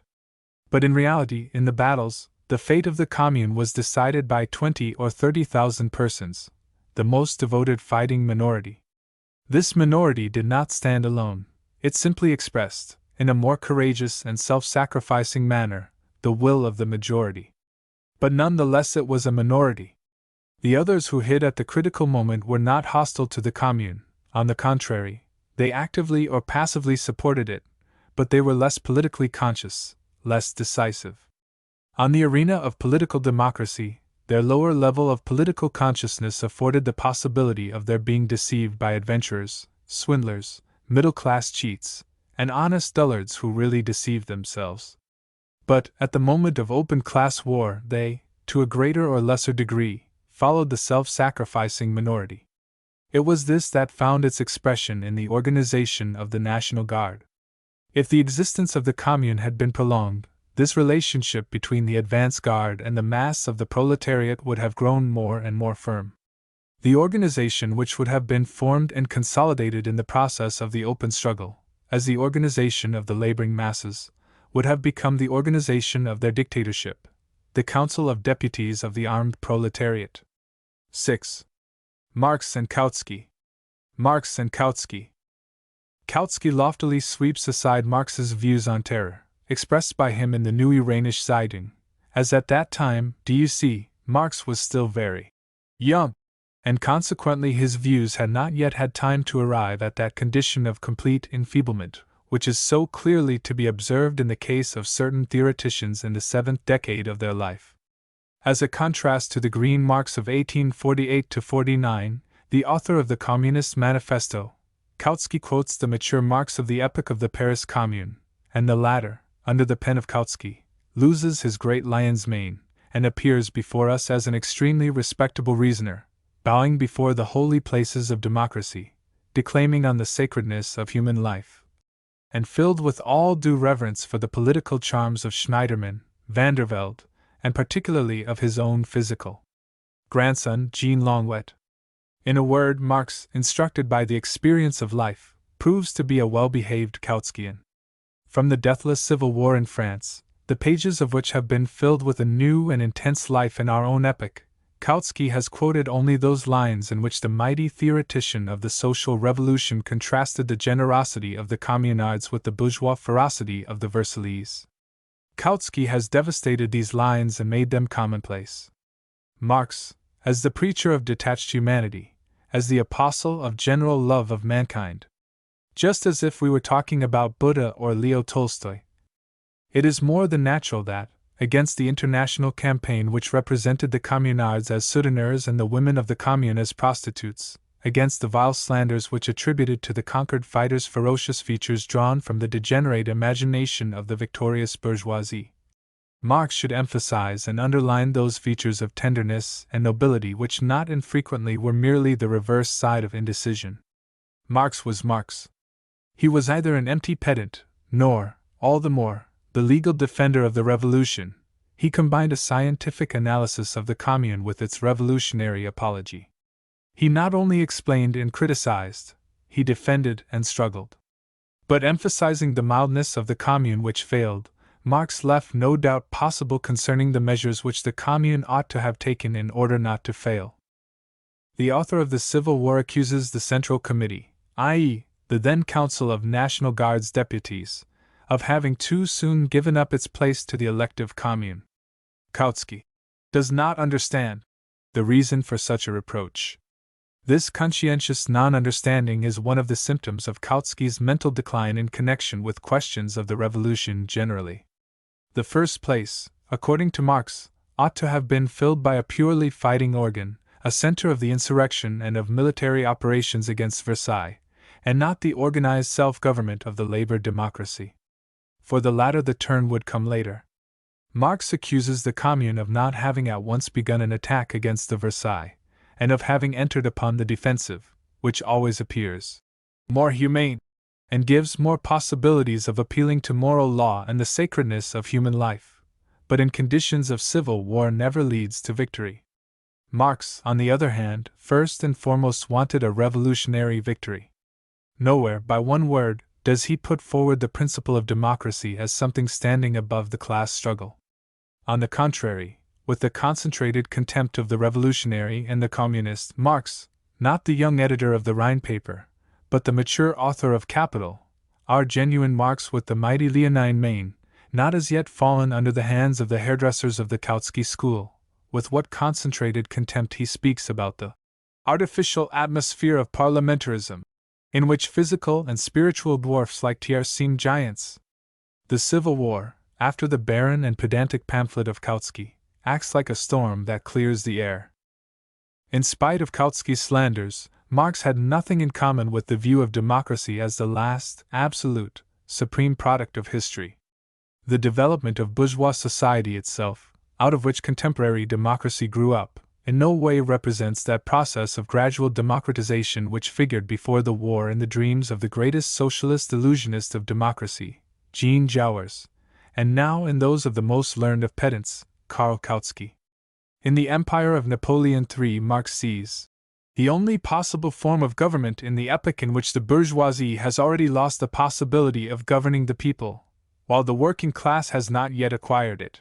In this way, not democracy, but Bonapartism, appears in Marx's eyes as the final form of bourgeois power.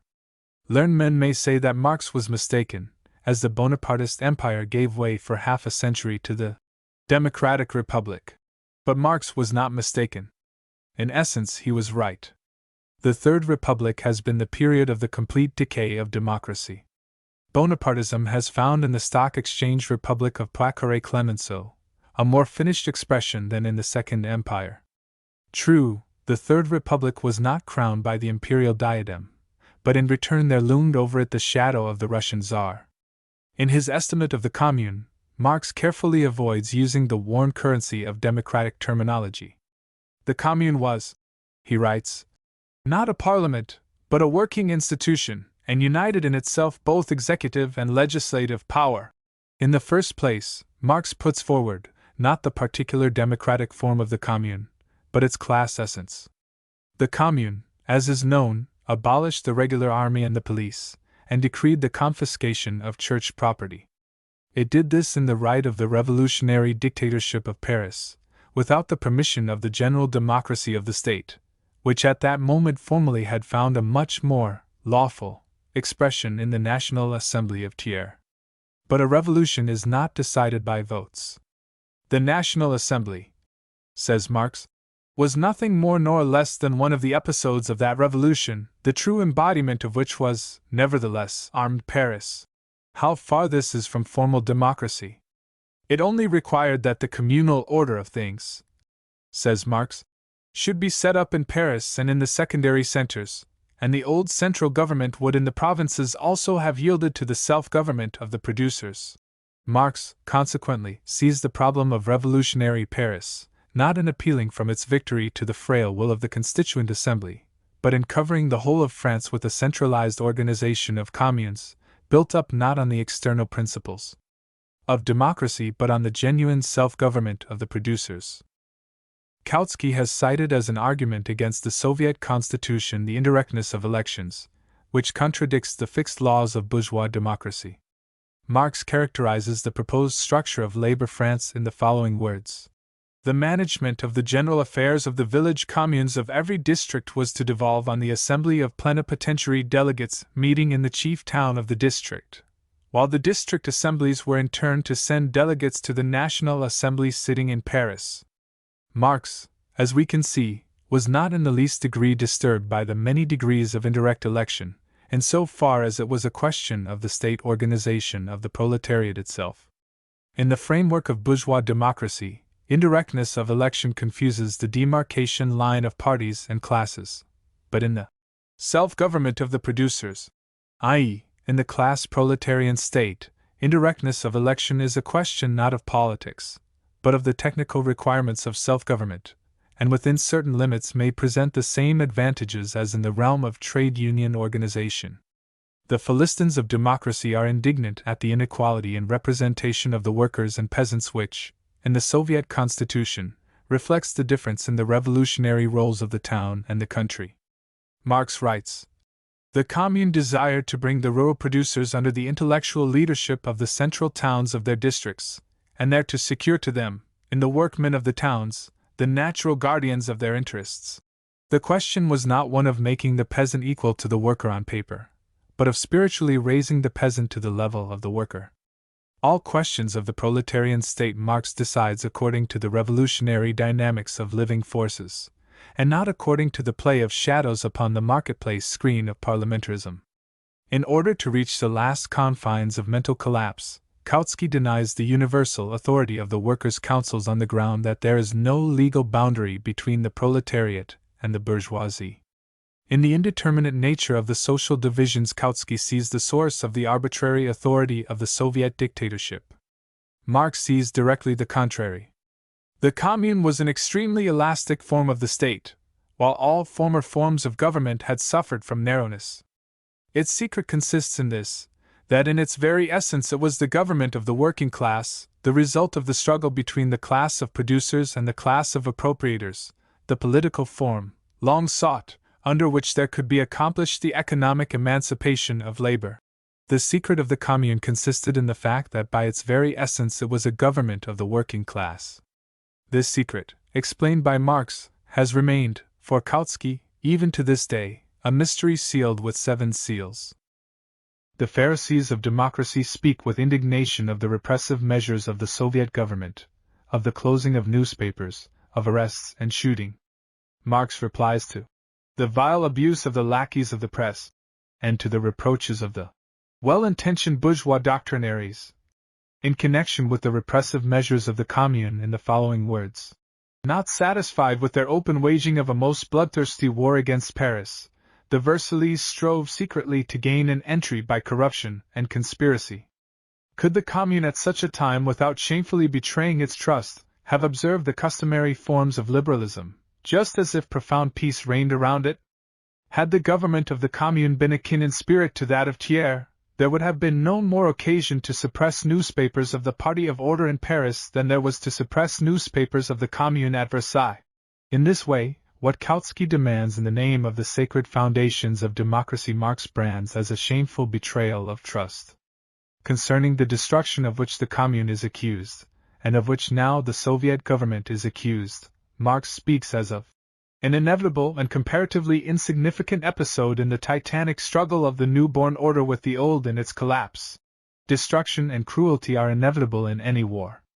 Only sycophants can consider them a crime. In the war of the slaves against their oppressors, the only just war in history. Marx, yet our dread accuser Kautsky, in his whole book, does not breathe a word of the fact that we are in a condition of perpetual revolutionary self-defense, that we are waging an intensive war against the oppressors of the world, the only just war in history. Kautsky yet again tears his hair because the Soviet government, during the Civil War, has made use of the severe method of taking hostages. He once again brings forward pointless and dishonest comparisons between the fierce Soviet government and the humane Commune. Clear and definite in this connection sounds the opinion of Marx. When Thiers, from the very beginning of the conflict, had enforced the humane practice of shooting down captured communards, the Commune, to protect the lives of those prisoners, had nothing left for it but to resort to the Prussian custom of taking hostages. The lives of the hostages had been forfeited over and over again by the continued shooting of the prisoners on the part of the Versaillese. How could their lives be spared any longer after the bloodbath with which MacMahon's Praetorians celebrated their entry into Paris? How otherwise, we shall ask together with Marx, can one act in conditions of civil war, when the counter-revolution, occupying a considerable portion of the national territory, seizes wherever it can the unarmed workers, their wives, their mothers, and shoots or hangs them? How otherwise can one act than to seize as hostages the beloved or the trusted of the bourgeoisie, thus placing the whole bourgeois class under the Damocles sword of mutual responsibility? It would not be difficult to show, day by day through the history of the Civil War, that all the severe measures of the Soviet government were forced upon it as measures of revolutionary self-defense. We shall not here enter into details. But to give, though it be but a partial criterion for valuing the conditions of the struggle, let us remind the reader that, at the moment when the White Guards, in company with their Anglo-French allies, shoot every communist without exception who falls into their hands, the Red Army spares all prisoners without exception, including even officers of high rank. Fully grasping its historical task, filled with the heroic decision to remain equal to that task, Marx wrote, the working class may reply with a smile of calm contempt to the vile abuse of the lackeys of the press and to the learned patronage of well-intentioned bourgeois doctrinaires, who utter their ignorant stereotyped commonplaces, their characteristic nonsense, with the profound tone of oracles of scientific immaculateness. If the well-intentioned bourgeois doctrinaires sometimes appear in the guise of retired theoreticians of the Second International, this in no way deprives their characteristic nonsense of the right of remaining nonsense. 7. The working class and its Soviet policy. The working class and its Soviet policy. The Russian proletariat. The initiative in the social revolution proved, by the force of events, to be imposed, not upon the old proletariat of Western Europe, with its mighty economic and political organization, with its ponderous traditions of parliamentarism and trade unionism, but upon the young working class of a backward country. History, as always, moved along the line of least resistance. The revolutionary epoch burst upon us through the least barricaded door. Those extraordinary, truly superhuman, difficulties which were thus flung upon the Russian proletariat have prepared, hastened, and to a considerable extent assisted the revolutionary work of the West European proletariat which still lies before us. Instead of examining the Russian Revolution in the light of the revolutionary epoch that has arrived throughout the world, Kautsky discusses the theme of whether or no the Russian proletariat has taken power into its hands too soon. For socialism, he explains, there is necessary a high development of the people, a high morale amongst the masses, strongly developed social instincts, sentiments of solidarity, etc. Such a form of morale, Kautsky further informs us, was very highly developed amongst the proletariat of the Paris Commune. It is absent amongst the masses which at the present time set the tone amongst the Bolshevik proletariat. Page 177. For Kautsky's purpose, it is not sufficient to fling mud at the Bolsheviks as a political party before the eyes of his readers. Knowing that Bolshevism has become amalgamated with the Russian proletariat, Kautsky makes an attempt to fling mud at the Russian proletariat as a whole, representing it as an ignorant, greedy mass, without any ideals, which is guided only by the instincts and impulses of the moment. Throughout his booklet, Kautsky returns many times to the question of the intellectual and moral level of the Russian workers, and every time only to deepen his characterization of them as ignorant, stupid, and barbarous. To bring about the most striking contrasts, Kautsky adduces the example of how a workshop committee in one of the war industries during the Commune decided upon compulsory night duty in the works for one worker so that it might be possible to distribute repaired arms by night. As under present circumstances it is absolutely necessary to be extremely economical with the resources of the Commune, the regulation read, the night duty will be rendered without payment. Truly, Kautsky concludes, these working men did not regard the period of their dictatorship as an opportune moment for the satisfaction of their personal interests. Page 90. quite otherwise is the case with the Russian working class.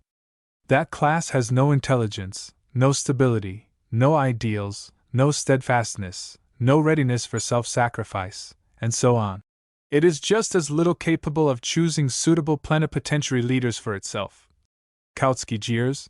As Munchausen was able to drag himself from the swamp by means of his own hair. This comparison of the Russian proletariat with the impostor Munchausen dragging himself from the swamp is a striking example of the brazen tone in which Kautsky speaks of the Russian working class. He brings extracts from various speeches and articles of ours in which undesirable phenomena amongst the working class are shown up, and attempts to represent matters in such a way as if the life of the Russian proletariat between 1917 to 20, i.e., in the greatest of revolutionary epochs, is fully described by passivity, ignorance, and egotism.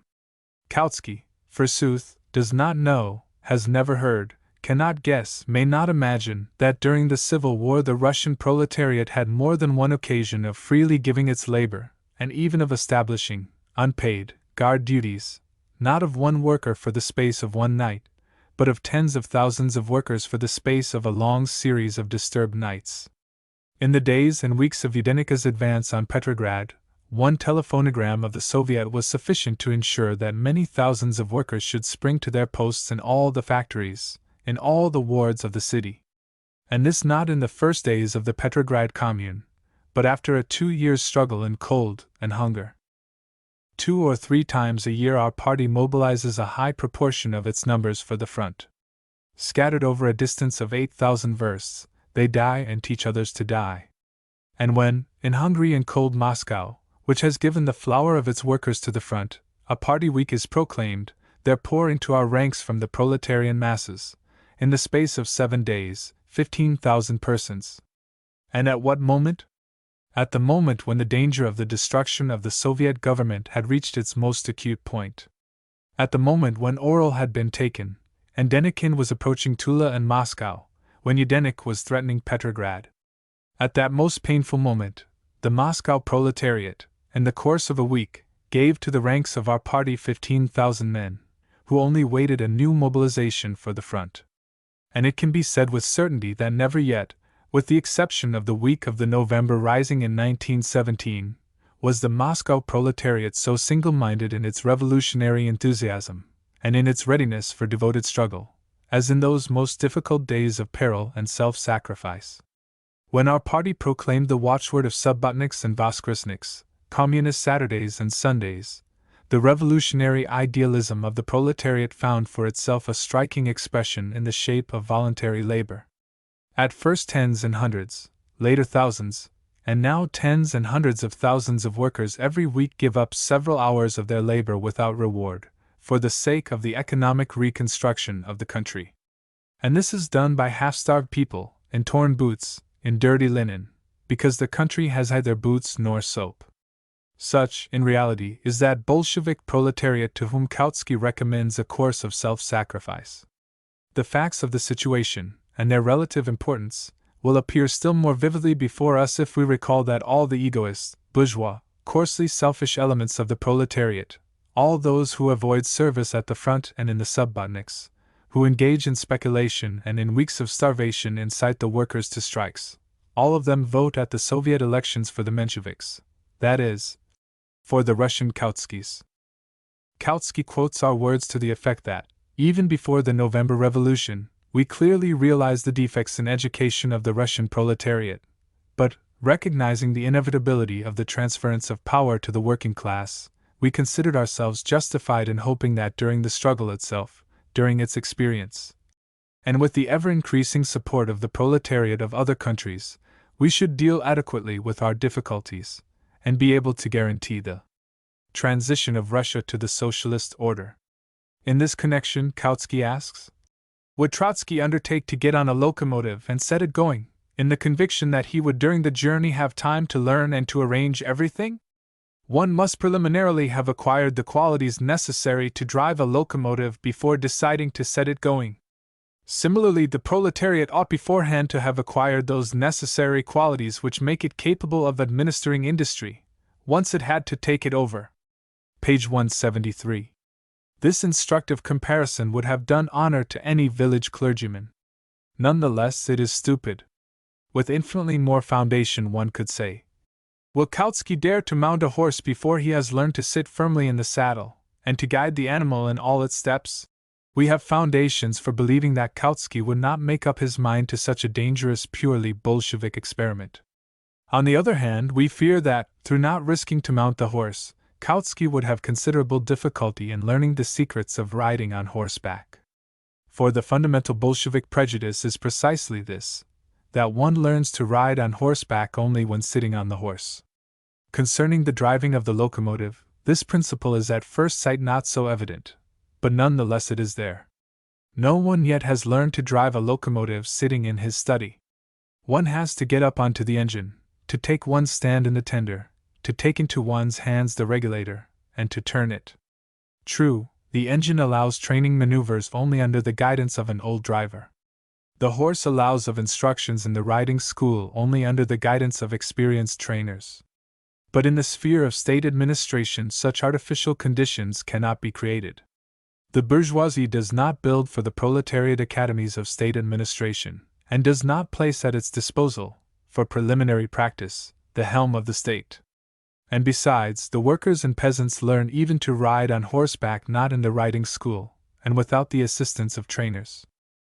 To this we must add another consideration, perhaps the most important. No one gives the proletariat the opportunity of choosing whether it will or will not mount the horse, whether it will take power immediately or postpone the moment. Under certain conditions, the working class is bound to take power, under the threat of political self-annihilation for a whole historical period. Once having taken power, it is impossible to accept one set of consequences at will and refuse to accept others. If the capitalist bourgeoisie consciously and malignantly transforms the disorganization of production into a method of political struggle, with the object of restoring power to itself, the proletariat is obliged to resort to socialization, independently of whether this is beneficial or otherwise at the given moment. And once having taken over production, the proletariat is obliged, under the pressure of iron necessity, to learn by its own experience a most difficult art, that of organizing socialist economy. Having mounted the saddle, the rider is obliged to guide the horse, on the peril of breaking his neck. To give his high-souled supporters, male and female, a complete picture of the moral level of the Russian proletariat, Kautsky adduces, on page 172 of his book, the following mandate, issued, it is alleged, by the Murzilovka Soviet. The Soviet hereby empowers Comrade Gregory Sarev, in accordance with his choice and instructions, to requisition and lead to the barracks, for the use of the artillery division stationed in Murzilovka, Bryansk County, 60 women and girls from the bourgeois and speculating class, September 16, 1918. What are the Bolshevists doing? Published by Dr. Nath. Winch-Mailjeff. Lausanne, 1919, page 10. Without having the least doubt of the forged character of this document, and the lying nature of the whole communication, I gave instructions, however, that careful inquiry should be made, in order to discover what facts and episodes lay at the root of this invention. A carefully carried out investigation showed the following. 1. In the Bryansk County there is absolutely no village by the name of Murzilovka. There is no such village in the neighboring counties either. The most similar in name is the village of Muravyovka, Bryansk County, but no artillery division has ever been stationed there, and altogether nothing ever took place which might be in any way connected with the above document. 2. The investigation was also carried on along the line of the artillery units. Absolutely nowhere were we able to discover even an indirect allusion to a fact similar to that adduced by Kautsky from the words of his inspirer. 3. Finally, the investigation dealt with the question of whether there had been any rumors of this kind on the spot. Here, too, absolutely nothing was discovered, and no wonder. The very contents of the forgery are in too brutal a contrast with the morals and public opinion of the foremost workers and peasants who direct the work of the Soviets, even in the most backward regions. In this way, the document must be described as a pitiful forgery, which might be circulated only by the most malignant sycophants in the most yellow of the gutter press. While the investigation described above was going on, Comrade Zinoviev showed me a number of a Swedish paper, Svenska Dagbladet, of November 9, 1919, in which was printed the facsimile of a mandate running as follows. Mandate. The bearer of this, Comrade Karasev, has the right of socializing in the town of Ekaterinodar, obliterated, girls aged from 16 to 36 at his pleasure. Glavkom Ivashchev. Glavkom Ivashchev. This document is even more stupid and impudent than that quoted by Kautsky. The town of Ekaterinodar, the center of the Kuban, was, as is well known, for only a very short time in the hands of the Soviet government. Apparently the author of the forgery, not very well up in his revolutionary chronology, rubbed out the date on this document, lest by some chance it should appear that Glavkom Ivashchev socialized the Ekaterinodar women during the reign of Denikin's militarism there. That the document might lead into error the thick-witted Swedish bourgeois is not at all amazing. But for the Russian reader it is only too clear that the document is not merely a forgery, but drawn up by a foreigner, dictionary in hand. It is extremely curious that the names of both the socializers of women, Gregory Surev and Karasev, sound absolutely non-Russia. The ending "ev" in Russian names is found rarely, and only in definite combinations. But the accuser of the Bolsheviks himself, the author of the English pamphlet on whom Kautsky bases his evidence, has a name that does actually end in "ev."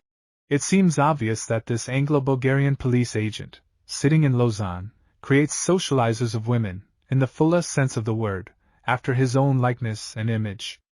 Kautsky, at any rate, has original inspirers and assistants. Soviets, trade unions, and the party.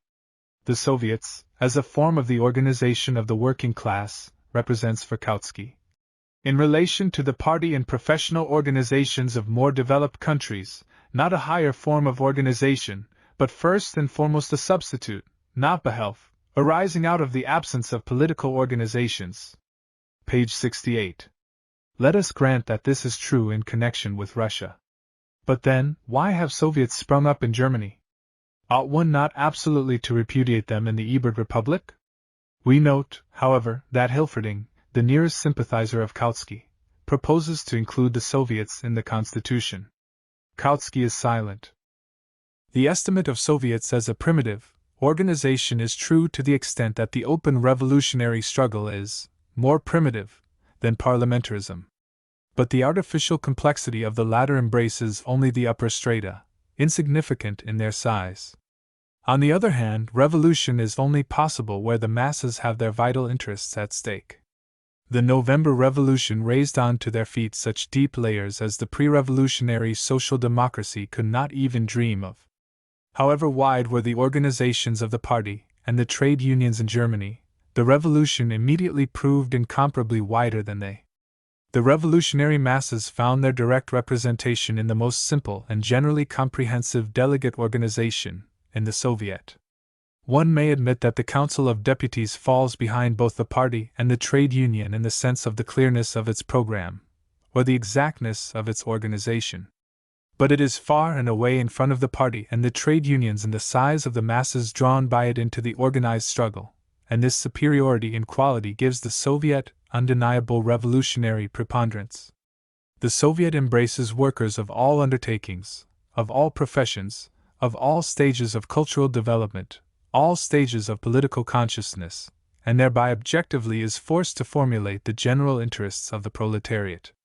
The Communist Manifesto viewed the problem of the communists just in this sense, namely, the formulating of the general historical interests of the working class as a whole. The communists are only distinguished from other proletarian parties, in the words of the manifesto, by this, that in the different national struggles of the proletariat they point out, and bring to the fore, the common interests of the proletariat, independently of nationality, and again that, in the different stages of evolution through which the struggle between the proletariat and bourgeoisie passes, they constantly represent the interests of the movement taken as a whole. In the form of the all-embracing class organization of the Soviets, the movement takes itself as a whole. Hence it is clear why the Communists could and had to become the guiding party in the Soviets. But hence also is seen all the narrowness of the estimate of Soviets as substitutes for the party. Kautsky, and all the stupidity of the attempt to include the Soviets, in the form of an auxiliary lever, in the mechanism of bourgeois democracy. Hilferding. The Soviets are the organization of the proletarian revolution, and have purpose either as an organ of the struggle for power or as the apparatus of power of the working class. Unable to grasp the revolutionary role of the Soviets, Kautsky sees their root defects in that which constitutes their greatest merit. The demarcation of the bourgeois from the worker, he writes, can never be actually drawn. There will always be something arbitrary in such demarcation, which fact transforms the Soviet idea into a particularly suitable foundation for dictatorial and arbitrary rule, but renders it unfitted for the creation of a clear, systematically built-up constitution. Page 170. Class dictatorship, according to Kautsky, cannot create for itself institutions answering to its nature, because there do not exist lines of demarcation between the classes. But in that case, what happens to the class struggle altogether? Surely it was just, in the existence of numerous transitional stages between the bourgeoisie and the proletariat, that the lower middle-class theoreticians always found their principal argument against the principle of the class struggle. For Kautsky, however, doubts as to principle begin just at the point where the proletariat, having overcome the shapelessness and unsteadiness of the intermediate class, having brought one part of them over to its side and thrown the remainder into the camp of the bourgeoisie, has actually organized its dictatorship in the Soviet constitution. The very reason why the Soviets an absolutely irreplaceable apparatus in the proletarian state is that their framework is elastic and yielding, with the result that not only social but political changes in the relationship of classes and sections can immediately find their expression in the Soviet apparatus. Beginning with the largest factories and works, the Soviets then draw into their organization the workers of private workshops and shop assistants, proceed to enter the village, organize the peasants against the landowners, and finally the lower and middle-class sections of the peasantry against the richest. The labor state collects numerous staffs of employees, to a considerable extent from the ranks of the bourgeoisie and the bourgeois-educated classes. To the extent that they become disciplined under the Soviet regime, they find representation in the Soviet system. Expanding, and at certain moments contracting, in harmony with the expansion and contraction of the social positions conquered by the proletariat, the Soviet system remains the state apparatus of the social revolution, in its internal dynamics, its ebbs and flows, its mistakes and successes. With the final triumph of the social revolution, the Soviet system will expand and include the whole population, in order thereby to lose the characteristics of a form of state, and melt away into a mighty system of producing and consuming cooperation. If the party and the trade unions were organizations of preparation for the revolution, the Soviets are the weapon of the revolution itself. After its victory, the Soviets become the organs of power. The role of the party and the unions, without decreasing, is nevertheless essentially altered. In the hands of the party is concentrated the general control. It does not immediately administer, since its apparatus is not adapted for this purpose. But it has the final word in all fundamental questions. Further, our practice has led to the result that, in all moot questions, generally, conflicts between departments and personal conflicts within departments, the last word belongs to the Central Committee of the party. This affords extreme economy of time and energy, and in the most difficult and complicated circumstances gives a guarantee for the necessary unity of action. Such a regime is possible only in the presence of the unquestioned authority of the party, and the faultlessness of its discipline. Happily for the revolution, our party does possess in an equal measure both of these qualities. Whether in other countries which have not received from their past a strong revolutionary organization, with a great hardening in conflict, there will be created just as authoritative a communist party by the time of the proletarian revolution, it is difficult to foretell. But it is quite obvious that on this question, to a very large extent, depends the progress of the socialist revolution in each country. The exclusive role of the Communist Party under the conditions of a victorious proletarian revolution is quite comprehensible. The question is of the dictatorship of a class.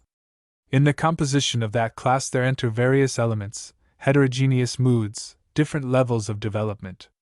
Yet the dictatorship presupposes unity of will, unity of direction, unity of action. By what other path then can it be attained? The revolutionary supremacy of the proletariat presupposes within the proletariat itself the political supremacy of a party, with a clear program of action and a faultless internal discipline.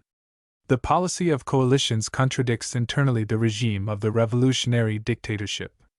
We have in view, not coalitions with bourgeois parties, of which of course there can be no talk, but a coalition of communists with other, socialist, organizations, representing different stages of backwardness and prejudice of the laboring masses. The revolution swiftly reveals all that is unstable, wears out all that is artificial. The contradictions glossed over in a coalition are swiftly revealed under the pressure of revolutionary events. We have had an example of this in Hungary, where the dictatorship of the proletariat assumed the political form of the coalition of the communists with disguised opportunists. The coalition soon broke up. The Communist Party paid heavily for the revolutionary instability and the political treachery of its companions. It is quite obvious that for the Hungarian communists it would have been more profitable to have come to power later, after having afforded to the left opportunists the possibility of compromising themselves once and for all. It is quite another question as to how far this was possible. In any case, a coalition with the opportunists, only temporarily hiding the relative weakness of the Hungarian communists, at the same time prevented them from growing stronger at the expense of the opportunists, and brought them to disaster. The same idea is sufficiently illustrated by the example of the Russian Revolution. The coalition of the Bolsheviks with the left socialist revolutionists, which lasted for several months, ended with a bloody conflict. True, the reckoning for the coalition had to be paid, not so much by us communists as by our disloyal companions. Apparently, such a coalition, in which we were the stronger side and therefore were not taking too many risks in the attempt, at one definite stage in history, to make use of the extreme left wing of the bourgeois democracy, tactically must be completely justified. But nonetheless, the left SR episode quite clearly shows that the regime of compromises, agreements, mutual concessions, for that is the meaning of the regime of coalition, cannot last long in an epoch in which situations alter with extreme rapidity, and in which supreme unity in point of view is necessary in order to render possible unity of action. We have more than once been accused of having substituted for the dictatorship of the Soviets the dictatorship of our party.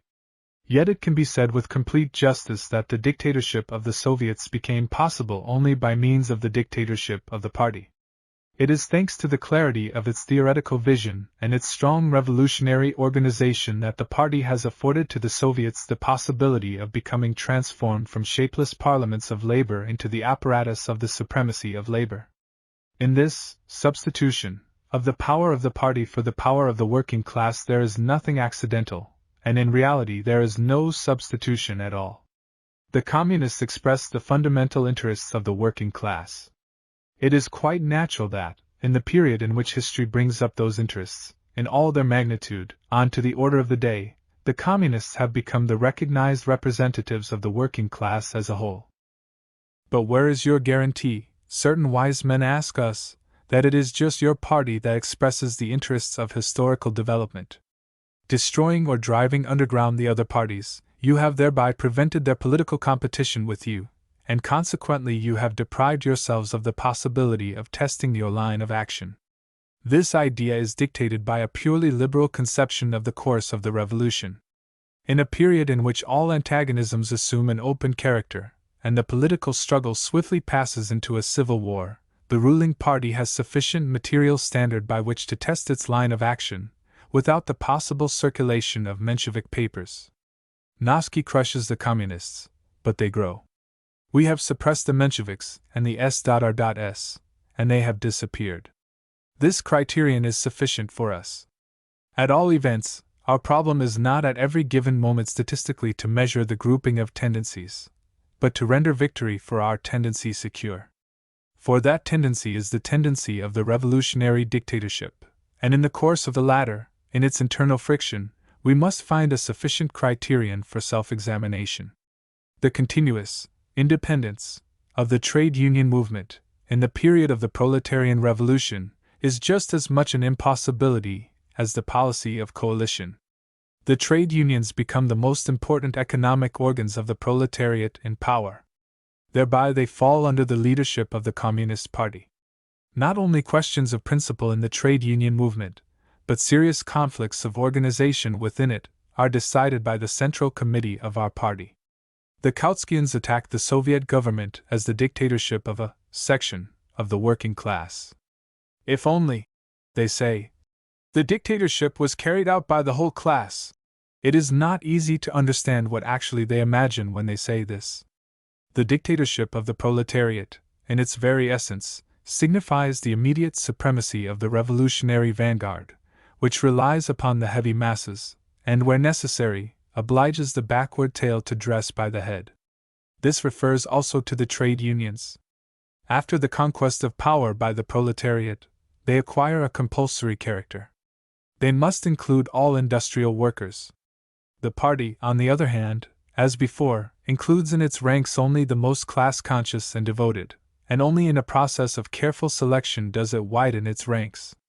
Hence follows the guiding role of the communist minority in the trade unions, which answers to the supremacy of the Communist Party in the Soviets, and represents the political expression of the dictatorship of the proletariat.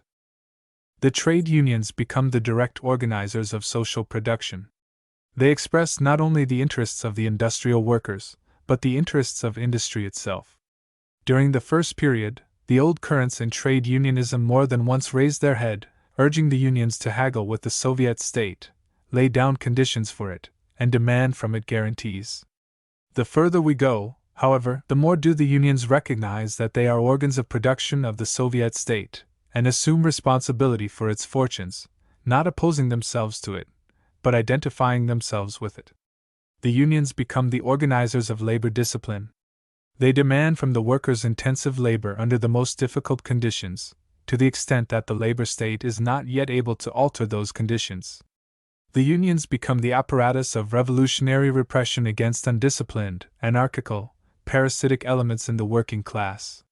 From the old policy of trade unionism, which at a certain stage is inseparable from the industrial movement within the framework of capitalist society, the unions pass along the whole line onto the new path of the policy of revolutionary communism. The peasant policy. The Bolsheviks hoped, Kautsky thunders, to overcome the substantial peasants in the villages by granting political rights exclusively to the poorest peasants. They then again granted representation to the substantial peasantry. Page 216. Kautsky enumerates the external contradictions of our peasant policy, not dreaming to inquire into its general direction, and into the internal contradictions visible in the economic and political situation of the country. In the Russian peasantry as it entered the Soviet order there were three elements: the poor, living to a considerable extent by the sale of their labor power, and forced to buy additional food for their requirements; the middle peasants, whose requirements were covered by the products of their farms, and who were able to a limited extent to sell their surplus; and the upper layer, i.e., the rich peasants, the vulture, kulak class, which systematically bought labor power and sold their agricultural produce on a large scale. It is quite unnecessary to point out that these groups are not distinguished by definite symptoms or by homogeneousness throughout the country. Still, on the whole, and generally speaking, the peasant poor represented the natural and undeniable allies of the town proletariat, whilst the vulture class represented its just as undeniable and irreconcilable enemies. The most hesitation was principally to be observed amongst the widest, the middle section of the peasantry. Had not the country been so exhausted, and if the proletariat had had the possibility of offering to the peasant masses the necessary quantity of commodities and cultural requirements, the adaptation of the toiling majority of the peasantry to the new regime would have taken place much less painfully. But the economic disorder of the country, which was not the result of our land or food policy, but was generated by the causes which preceded the appearance of that policy, robbed the town for a prolonged period of any possibility of giving the village the products of the textile and metalworking industries, imported goods, and so on. At the same time, industry could not entirely cease drawing from the village all, albeit the smallest quantity, of its food resources. The proletariat demanded of the peasantry the granting of food credits, economic subsidies in respect of values which it is only now about to create. The symbol of those future values was the credit symbol, now finally deprived of all value. But the peasant mass is not very capable of historical detachment. Bound up with the Soviet government by the abolition of landlordism, and seeing in it a guarantee against the restoration of Tsarism, the peasantry at the same time not infrequently opposes the collection of corn, considering it a bad bargain so long as it does not itself receive printed calico, nails, and kerosene. The Soviet government naturally strove to impose the chief weight of the food tax upon the upper strata of the village. But in the unformed social conditions of the village, the influential peasantry, accustomed to lead the middle peasants in its train, found scores of methods of passing on the food tax from itself to the wide masses of the peasantry, thereby placing them in a position of hostility and opposition to the Soviet power. It was necessary to awaken in the lower ranks of the peasantry suspicion and hostility towards the speculating upper strata. This purpose was served by the committees of poverty.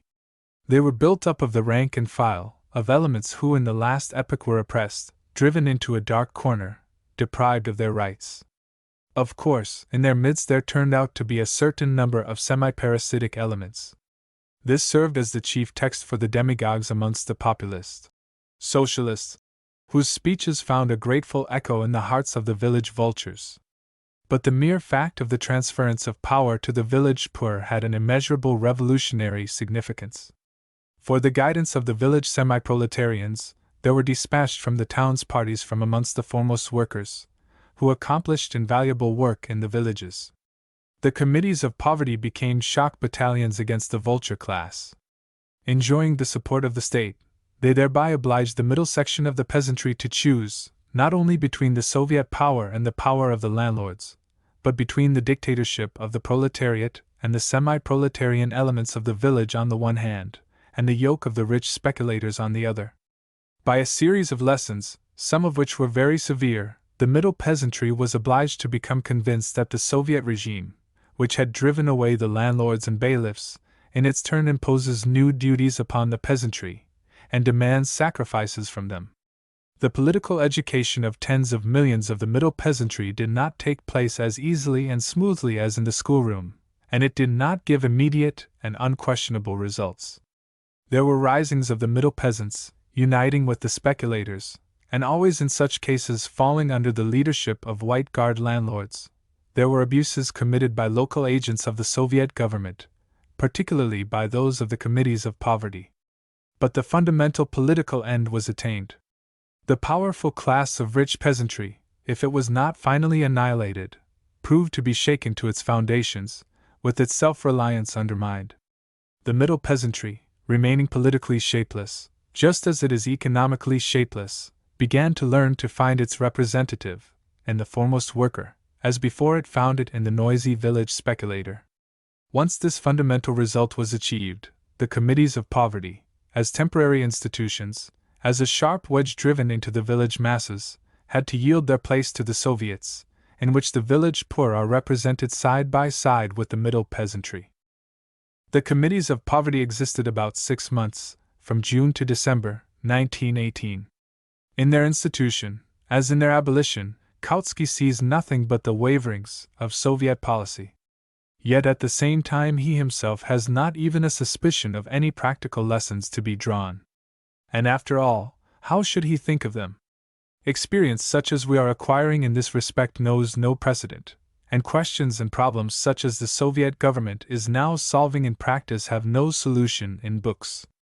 What Kautsky calls contradictions in policy are, in reality, the active maneuvering of the proletariat in the spongy, undivided, peasant mass.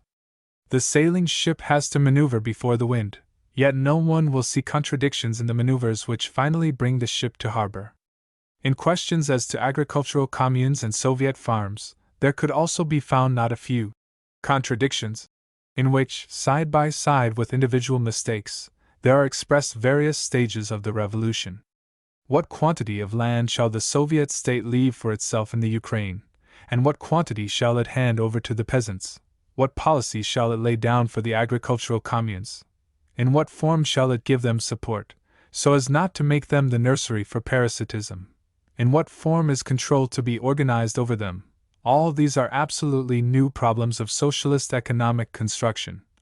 which have been settled beforehand neither theoretically nor practically, and in the settling of which the general principles of our program have even yet to find their actual application and their testing in practice, by means of inevitable temporary deviations to right or left.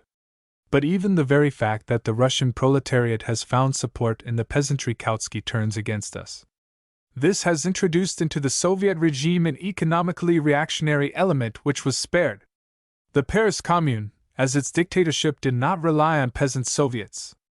As if in reality we could accept the heritage of the feudal and bourgeois order with the possibility of excluding from it at will an economically reactionary element.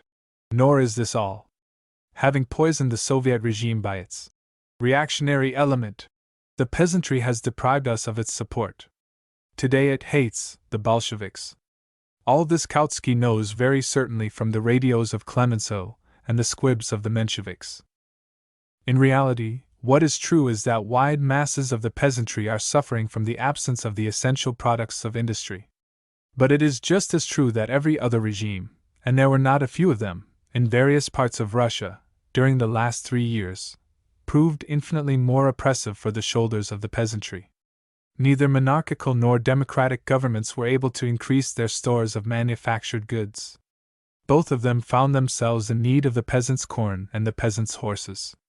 To carry out their policy, the bourgeois governments, including the Kautsky and Menshevik variety, made use of a purely bureaucratic apparatus, which reckons with the requirements of the peasant's farm to an infinitely less degree than the Soviet apparatus, which consists of workers and peasants. As a result, the middle peasant, in spite of his waverings, his dissatisfaction, and even his risings, ultimately always comes to the conclusion that, however difficult it is for him at present under the Bolsheviks, under every other regime it would be infinitely more difficult for him. It is quite true that the Commune was spared peasant support. But in return the Commune was not spared annihilation by the peasant armies of Thiers. Whereas our army, 4/5 of whom are peasants, is fighting with enthusiasm and with success for the Soviet Republic. And this one fact, controverting Kautsky and those inspiring him, gives the best possible verdict on the peasant policy of the Soviet government. The Soviet government and the experts. The Bolsheviks at first thought they could manage without the intelligentsia, without the experts. Kautsky narrates to us. Page 191. But then, becoming convinced of the necessity of the intelligentsia, they abandoned their severe repressions, and attempted to attract them to work by all sorts of measures, incidentally by giving them extremely high salaries. In this way, Kautsky says ironically, the true path, the true method of attracting experts consists in first of all giving them a thorough good hiding. Page 192, quite so. With all due respect to all Philistines, the dictatorship of the proletariat does just consist in giving a hiding to the classes that were previously supreme, before forcing them to recognize the new order and to submit to it. The professional intelligentsia, brought up with a prejudice about the omnipotence of the bourgeoisie, long would not, could not, and did not believe that the working class is really capable of governing the country, that it seized power not by accident, and that the dictatorship of the proletariat is an insurmountable fact. Consequently, the bourgeois intelligentsia treated its duties to the labor state extremely lightly, even when it entered its service, and it considered that to receive money from Wilson, Clemenceau, or Mirbach for anti-Soviet agitation, or to hand over military secrets and technical resources to White Guards and foreign imperialists, is a quite natural and obvious course under the regime of the proletariat. It became necessary to show it in practice, and to show it severely, that the proletariat had not seized power in order to allow such jokes to be played off at its expense. In the severe penalties adopted in the case of the intelligentsia, our bourgeois idealists seized the consequence of a policy which strove to attract the educated classes, not by means of persuasion, but by means of kicks from before and behind. Page 193. In this way, Kautsky seriously imagines that it is possible to attract the bourgeois intelligentsia to the work of socialist construction by means of mere persuasion, and this in conditions when, in all other countries, there is still supreme the bourgeoisie which hesitates at no methods of terrifying, flattering, or buying over the Russian intelligentsia and making it a weapon for the transformation of Russia into a colony of slaves. Instead of analyzing the course of the struggle, Kautsky, when dealing with the intelligentsia, gives once again merely academical recipes. It is absolutely false that our party had the idea of managing without the intelligentsia, not realizing to the full its importance for the economic and cultural work that lay before us. On the contrary, when the struggle for the conquest and consolidation of power was in full blast, and the majority of the intelligentsia was playing the part of a shock battalion of the bourgeoisie, fighting against us openly or sabotaging our institutions, the Soviet power fought mercilessly with the experts. Precisely because it knew their enormous importance from the point of view of organization, so long as they do not attempt to carry on an independent, democratic policy and execute the orders of one of the fundamental classes of society. Only after the opposition of the intelligentsia had been broken by a severe struggle did the possibility open before us of enlisting the assistance of the experts. We immediately entered that path. It proved not as simple as it might have seemed at first.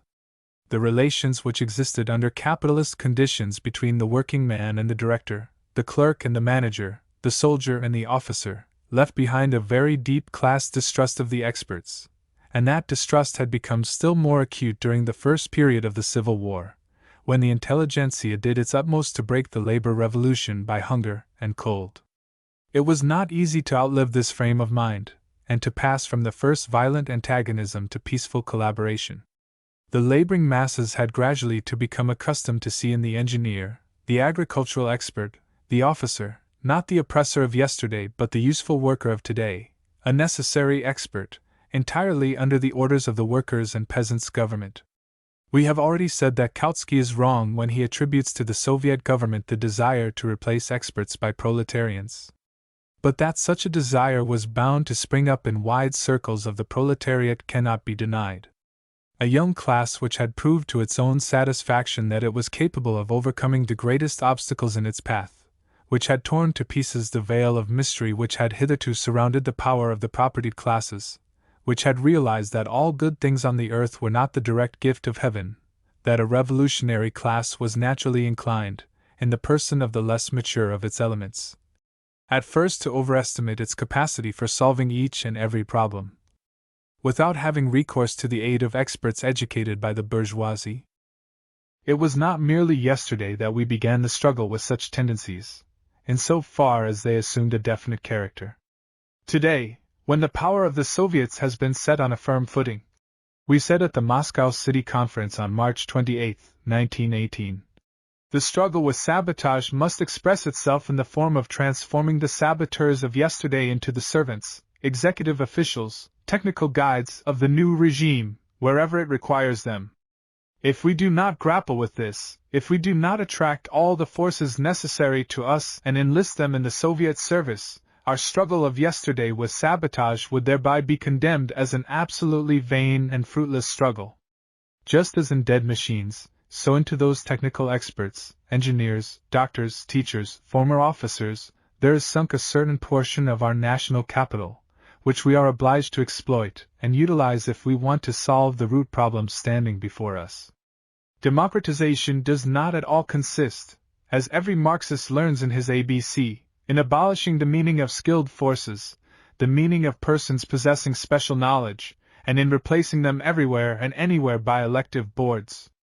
Elective boards, consisting of the best representatives of the working class, but not equipped with the necessary technical knowledge, cannot replace one expert who has passed through the technical school, and who knows how to carry out the given technical work.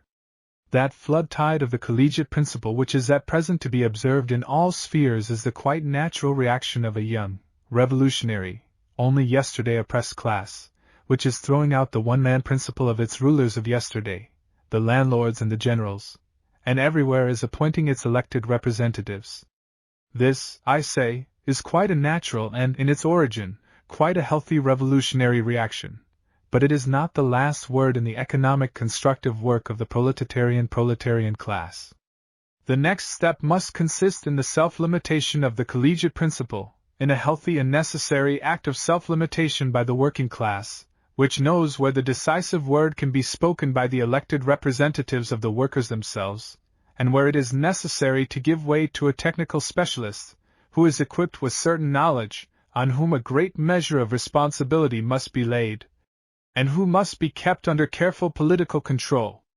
But it is necessary to allow the expert freedom to act, freedom to create, because no expert, be he ever so little gifted or capable, can work in his department when subordinate in his own technical work to a board of men who do not know that department. Political, collegiate, and Soviet control everywhere and anywhere, but for the executive functions, we must appoint technical experts, put them in responsible positions, and impose responsibility upon them. Those who fear this are quite unconsciously adopting an attitude of profound internal distrust towards the Soviet regime. Those who think that the enlisting of the saboteurs of yesterday in the administration of technically expert posts threatens the very foundations of the Soviet regime, do not realize that it is not through the work of some engineer or of some general of yesterday that the Soviet regime may stumble. In the political, in the revolutionary, in the military sense, the Soviet regime is unconquerable. But it may stumble through its own incapacity to grapple with the problems of creative organization. The Soviet regime is bound to draw from the old institutions all that was vital and valuable in them, and harness it on to the new work. If, comrades, we do not accomplish this, we shall not deal successfully with our principal problems, for it would be absolutely impossible for us to bring forth from our masses, in the shortest possible time, all the necessary experts, and throw aside all that was accumulated in the past. As a matter of fact, it would be just the same as if we said that all the machines which hitherto had served to exploit the workers were now to be thrown aside. It would be madness. The enlisting of scientific experts is for us just as essential as the administration of the resources of production and transport, and all the wealth of the country generally. We must, and in addition we must immediately, bring under our control all the technical experts we possess, and introduce in practice for them the principle of compulsory labor, at the same time leaving them a wide margin of activity, and maintaining over them careful political control. 7. The question of experts was particularly acute, from the very beginning, in the War Department. Here, under the pressure of iron necessity, it was solved first. In the sphere of administration of industry and transport, the necessary forms of organization are very far from being attained, even to this day. We must seek the reason in the fact that during the first 2 years we were obliged to sacrifice the interests of industry and transport to the requirements of military defense. The extremely changeable course of the Civil War, in its turn, threw obstacles in the way of the establishment of regular relations with the experts. Qualified technicians of industry and transport, doctors, teachers, professors, either went away with the retreating armies of Kolchak and Denikin, or were compulsorily evacuated by them. Only now, when the Civil War is approaching its conclusion, is the intelligentsia in its mass making its peace with the Soviet government, or bowing before it. Economic problems have acquired first-class importance. One of the most important amongst them is the problem of the scientific organization of production. Before the experts there opens a boundless field of activity. They are being accorded the independence necessary for creative work. The general control of industry on a national scale is concentrated in the hands of the party of the proletariat. The internal policy of the Soviet government. The Bolsheviks, Kautsky Mediats, acquired the force necessary for the seizure of political power through the fact that, amongst the political parties in Russia, they were the most energetic in their demands for peace, peace at any price, a separate peace, without interesting themselves as to the influence this would have on the general international situation, as to whether this would assist the victory and world domination of the German military monarchy, under the protection of which they remained for a long time, just like Indian or Irish rebels or Italian anarchists. Page 53. Of the reasons for our victory, Kautsky knows only the one that we stood for peace. He does not explain the Soviet government has continued to exist now that it has again mobilized a most important proportion of the soldiers of the Imperial Army, in order for 2 years successfully to combat its political enemies. The watchword of peace undoubtedly played an enormous part in our struggle, but precisely because it was directed against the imperialist war. The idea of peace was supported most strongly of all, not by the tired soldiers, but by the foremost workers, for whom it had the import, not for a rest, but of a pitiless struggle against the exploiters. It was those same workers who, under the watchword of peace, later laid down their lives on the Soviet fronts. The affirmation that we demanded peace without reckoning on the effect it would have on the international situation is a belated echo of Cadet and Menshevik slanders. The comparison of us with the Germanophile nationalists of India and Ireland seeks its justification in the fact that German imperialism did actually attempt to make use of us as it did the Indians and the Irish. But the chauvinists of France spared no efforts to make use of Liebknecht and Luxemburg, even of Kautsky and Bernstein, in their own interests. The whole question is, did we allow ourselves to be utilized? Did we, by our conduct, give the European workers even the shadow of a ground to place us in the same category as German imperialism?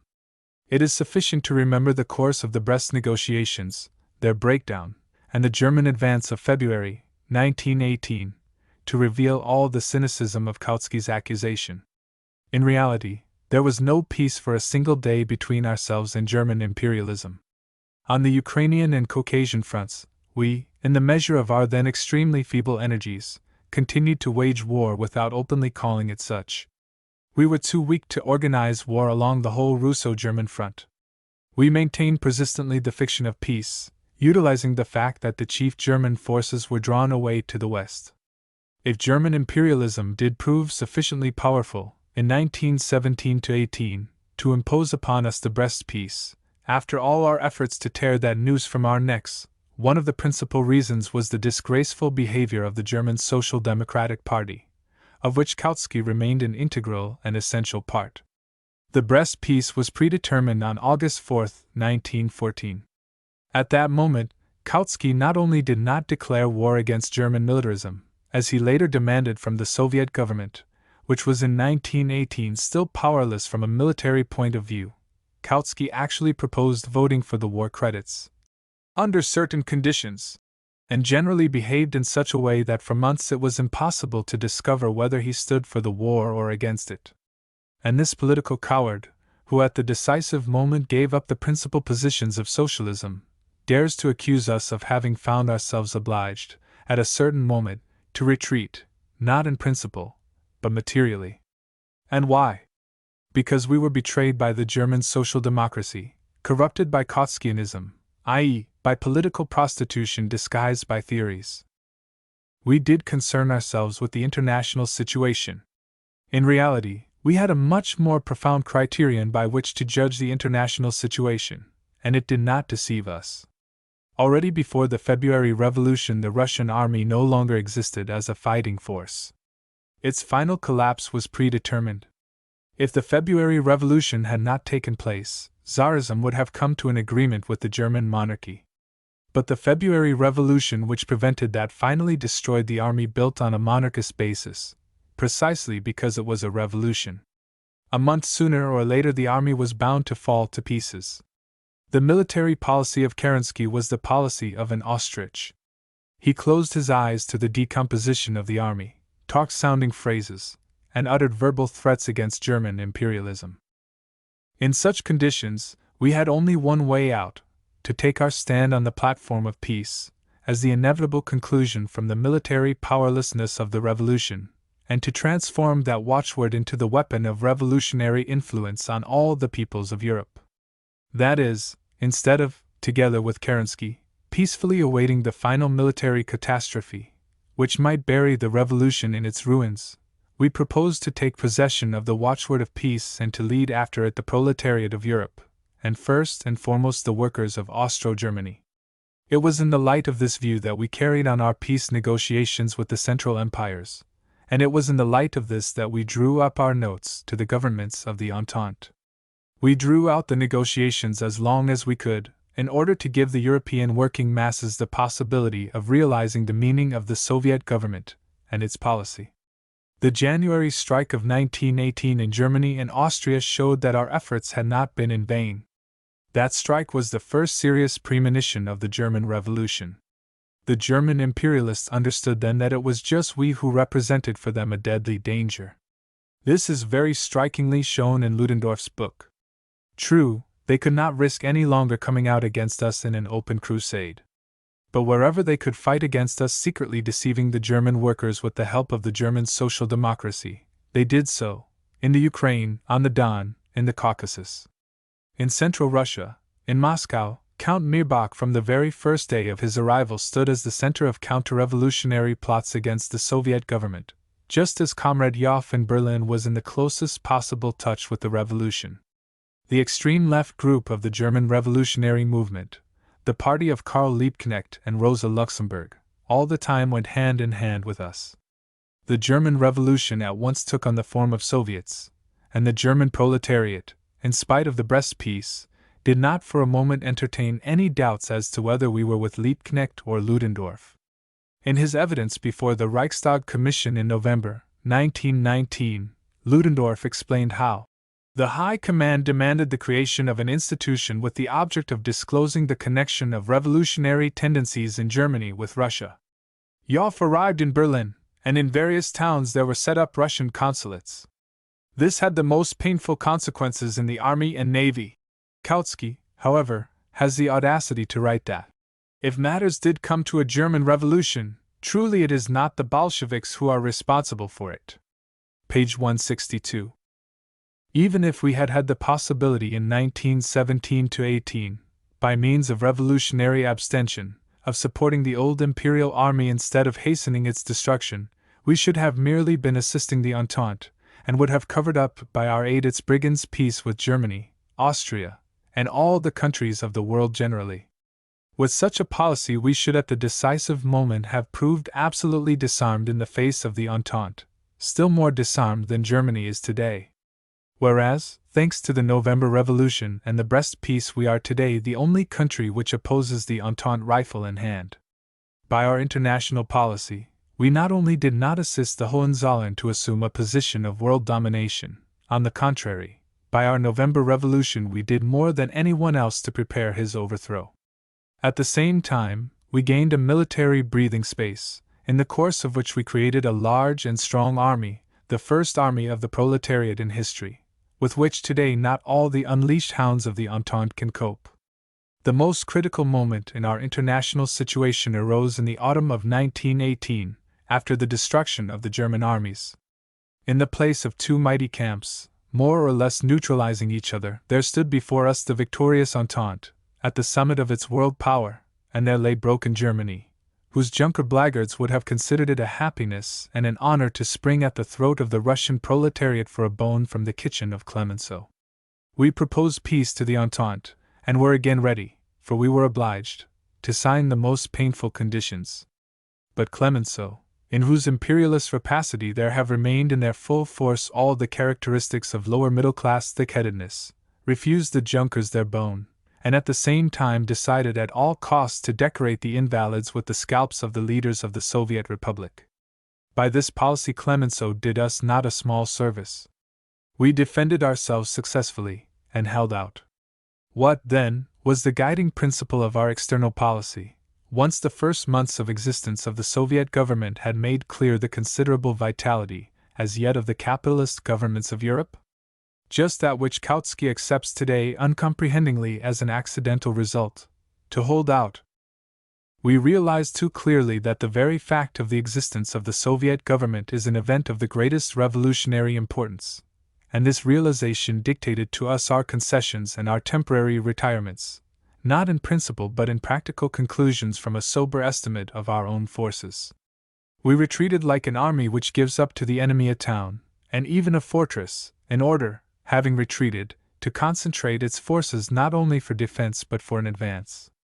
We retreated like strikers amongst whom today energies and resources have been exhausted, but who, clenching their teeth, are preparing for a new struggle.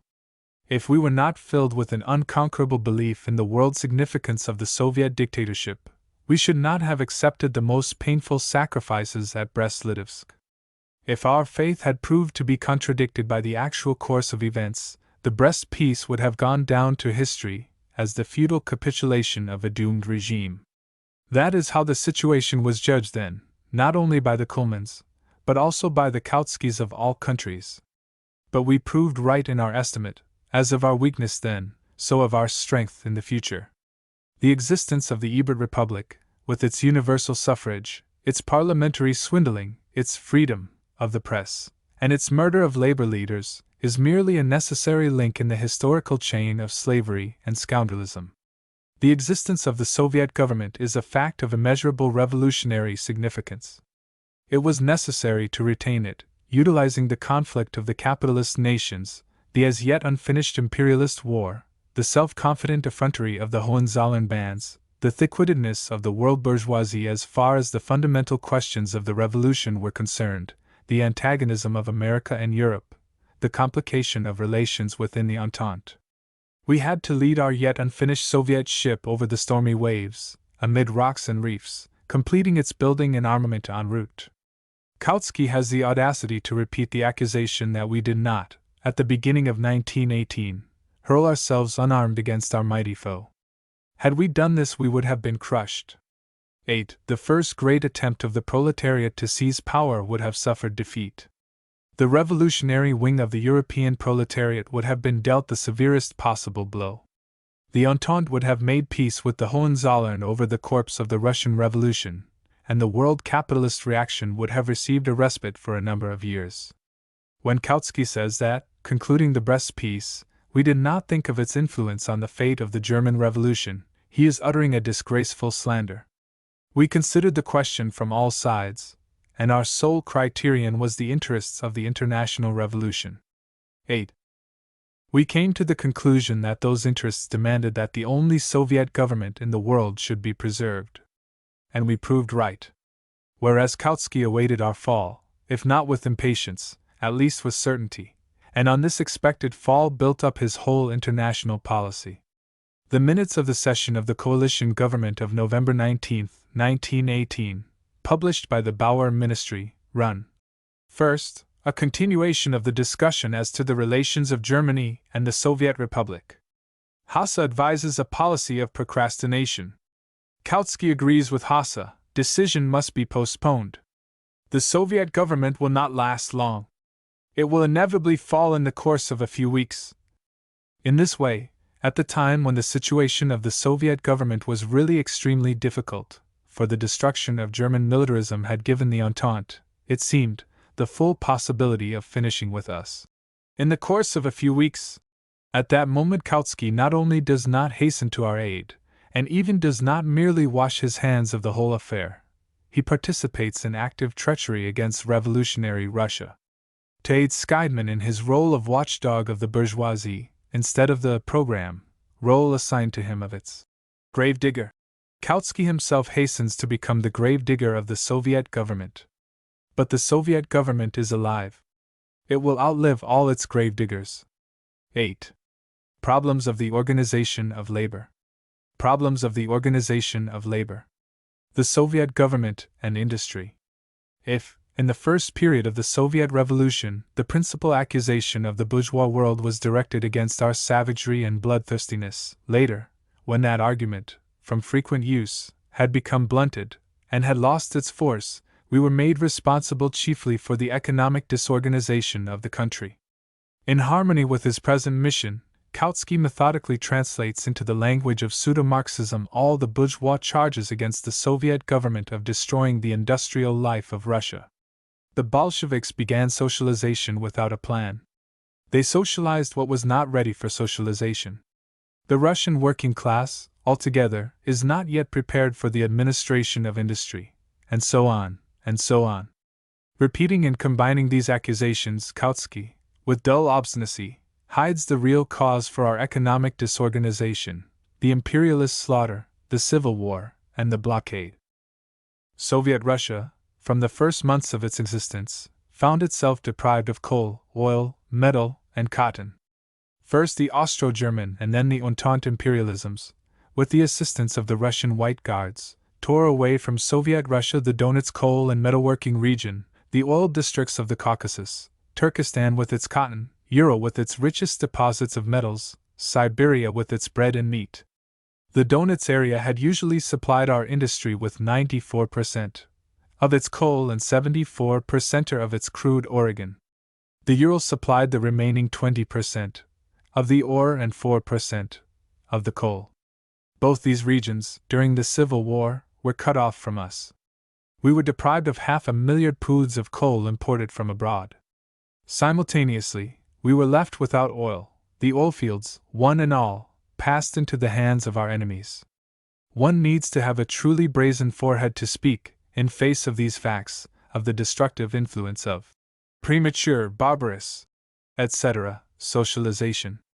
An industry which is completely deprived of fuel and raw materials, whether that industry belongs to a capitalist trust or to the labor state, whether its factories be socialized or not, its chimneys will not smoke in either case without coal or oil. Something might be learned about this, say, in Austria, and for that matter in Germany itself. A weaving factory administered according to the best Kautskian methods, if we admit that anything at all can be administered by Kautskian methods, except one's own inkstand, will not produce prints if it is not supplied with cotton. And we were simultaneously deprived both of Turkestan and American cotton. In addition, as has been pointed out, we had no fuel. Of course, the blockade and the Civil War came as the result of the proletarian revolution in Russia. But it does not at all follow from this that the terrible devastation caused by the Anglo-American-French blockade and the robber campaigns of Kolchak and Denikin have to be put down to the discredit of the Soviet methods of economic organization.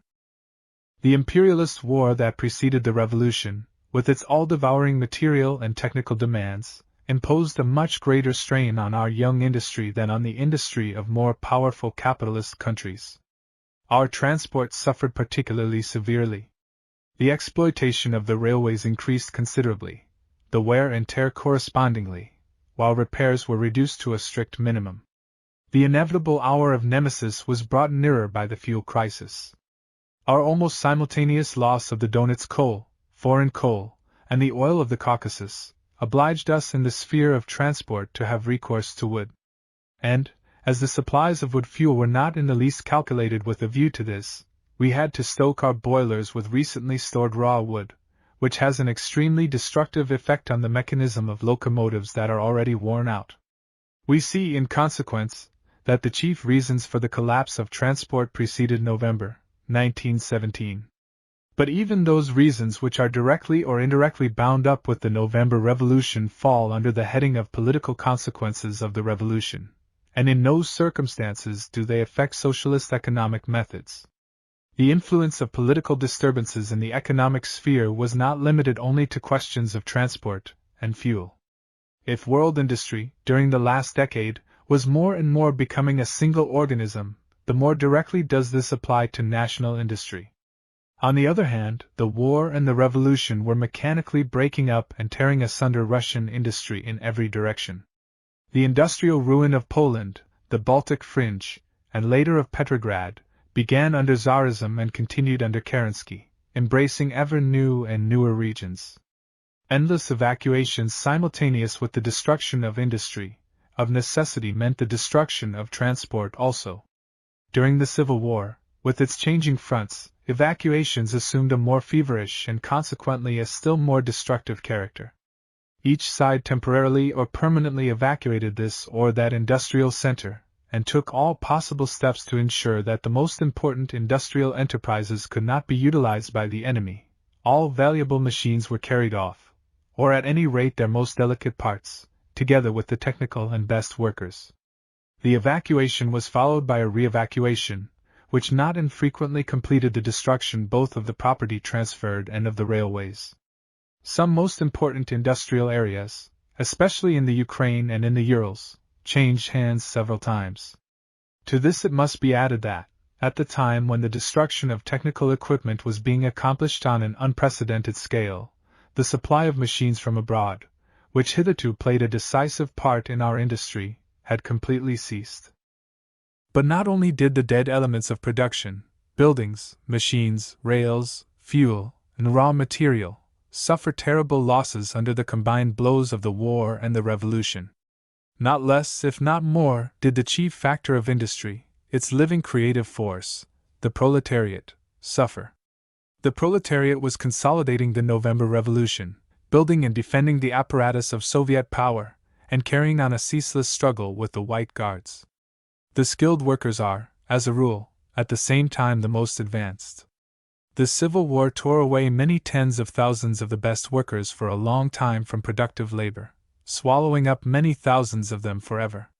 The Socialist Revolution placed the chief burden of its sacrifices upon the proletarian vanguard, and consequently on industry. All the attention of the Soviet state has been directed, for the 2.5 years of its existence, to the problem of military defense. The best forces and its principal resources were given to the front.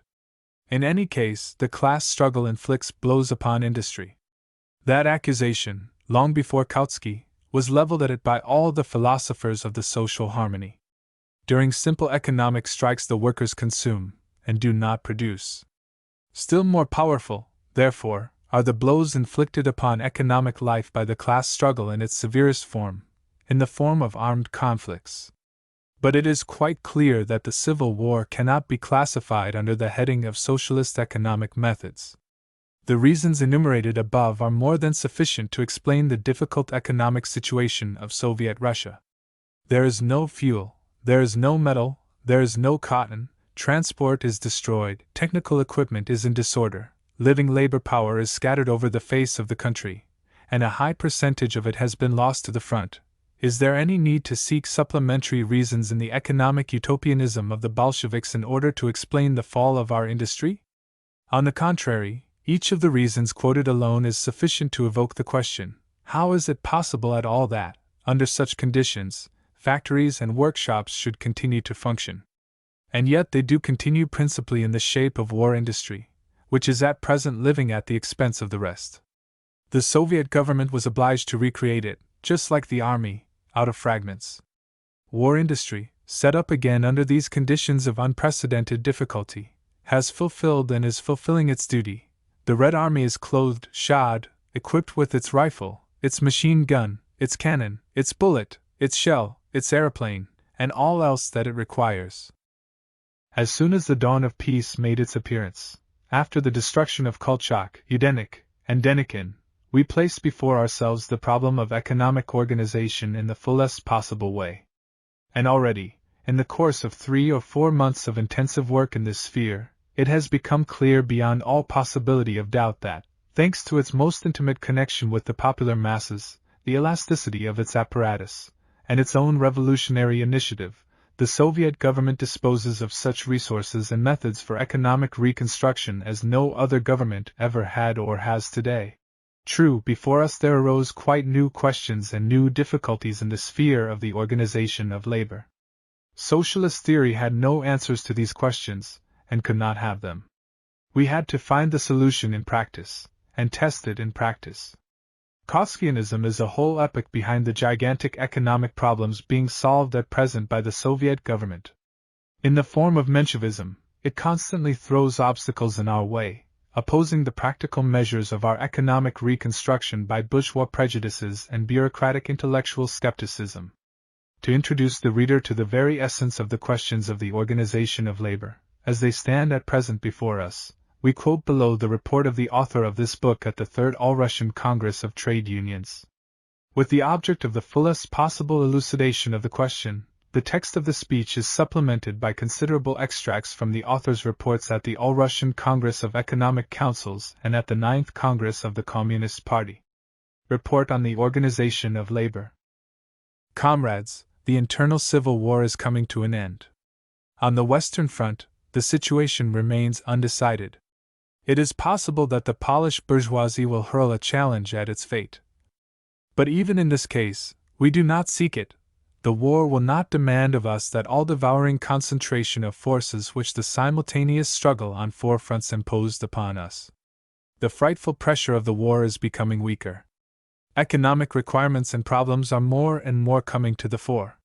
History is bringing us, along the whole line, to our fundamental problem, the organization of labor on new social foundations.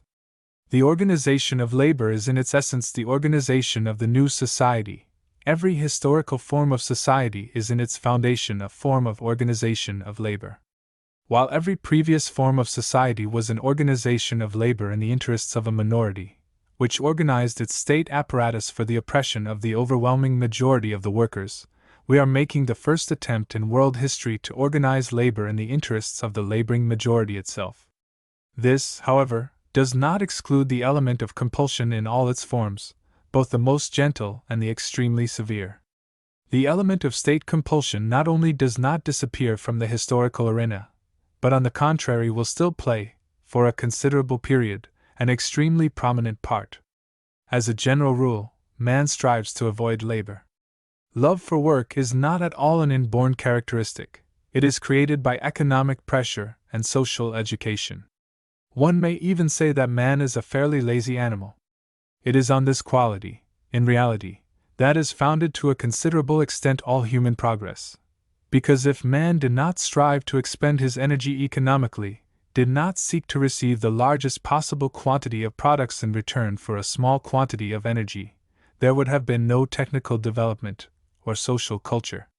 It would appear, then, from this point of view that human laziness is a progressive force. Old Antonio Labriola, the Italian Marxist, even used to picture the man of the future as a happy and lazy genius. We must not, however, draw the conclusion from this that the party and the trade unions must propagate this quality in their agitation as a moral duty. No, no! We have sufficient of it as it is. The problem before the social organization is just to bring laziness within a definite framework, to discipline it, and to pull mankind together with the help of methods and measures invented by mankind itself. Compulsory labor service. The key to economic organization is labor power, skilled, elementarily trained, semi-trained, untrained, or unskilled. To work out methods for its accurate registration, mobilization, distribution, productive application, means practically to solve the problem of economic construction. This is a problem for a whole epoch, a gigantic problem. Its difficulty is intensified by the fact that we have to reconstruct labor on socialist foundations and conditions of hitherto unknown poverty and terrifying misery. The more our machine equipment is worn out, the more disordered our railways grow, the less hope there is for us of receiving machines to any significant extent from abroad in the near future, the greater is the importance acquired by the question of living labor power. At first sight, it would seem that there is plenty of it. But how are we to get at it? How are we to apply it? How are we productively to organize it? Even with the cleaning of snow drifts from the railway tracks, we were brought face to face with very big difficulties. It was absolutely impossible to meet those difficulties by means of buying labor power on the market, with the present insignificant purchasing power of money, and in the most complete absence of manufactured products. Our few requirements cannot be satisfied, even partially, without a mass application, on a scale hitherto unknown, of labor power to work on wood, fuel, peat, and combustible slate. The Civil War has played havoc with our railways, our bridges, our buildings, our stations. We require at once tens and hundreds of thousands of hands to restore order to all this. For production on a large scale in our timber, peat, and other enterprises, we require housing for our workers, if they be only temporary huts. Hence, again, the necessity of devoting a considerable amount of labor power to building work. Many workers are required to organize river navigation, and so on, and so forth. Capitalist industry utilizes auxiliary labor power on a large scale, in the shape of peasants employed on industry for only part of the year. The village, throttled by the grip of landlessness, always threw a certain surplus of labor power on to the market. The state obliged it to do this by its demand for taxes. The market offered the peasant manufactured goods. Today, we have none of this. The village has acquired more land. There is not sufficient agricultural machinery. Workers are required for the land. Industry can at present give practically nothing to the village, and the market no longer has an attractive influence on labor power. Yet labor power is required more than at any time before. Not only the worker, but the peasant also, must give to the Soviet state his energy, in order to ensure that laboring Russia, and with it the laboring masses, should not be crushed. The only way to attract the labor power necessary for our economic problems is to introduce compulsory labor service. The very principle of compulsory labor service is for the communists quite unquestionable. He who works not, neither shall he eat. And as all must eat, all are obliged to work. Compulsory labor service is sketched in our Constitution and in our labor code. but hitherto it has always remained a mere principle.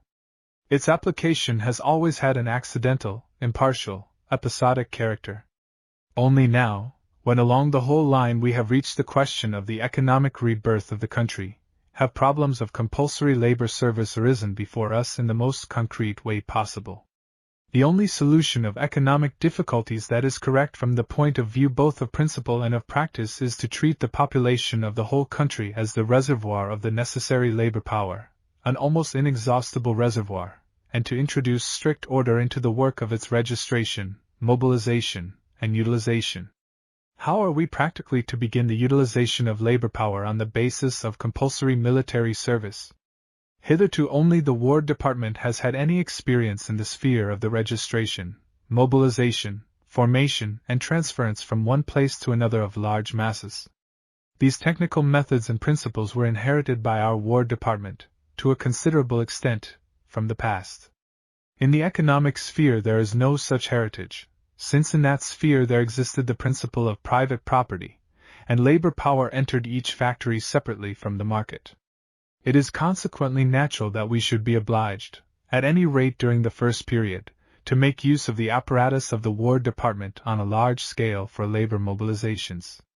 We have set up special organizations for the application of the principle of compulsory labor service in the center, and in the districts, in the provinces, the counties, and the rural districts. We have already compulsory labor committees at work. They rely for the most part on the central and local organs of the War Department. Our economic centers, the Supreme Economic Council, the People's Commissariat for Agriculture, the People's Commissariat for Ways and Communications, the People's Commissariat for Food, work out estimates of the labor power they require. The Chief Committee for Compulsory Labor Service receives these estimates, coordinates them, brings them into agreement with the local resources of labor power, gives corresponding directions to its local organs, and through them carries out labor mobilizations. Within the boundaries of regions, provinces, and counties, the local bodies carry out this work independently, with the object of satisfying local economic requirements. All this organization is at present only in the embryo stage. It is still very imperfect.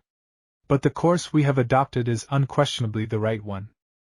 If the organization of the new society can be reduced fundamentally to the reorganization of labor, the organization of labor signifies in its turn the correct introduction of general labor service. This problem is in no way met by measures of a purely departmental and administrative character. It touches the very foundations of economic life and the social structure. It finds itself in conflict with the most powerful psychological habits and prejudices.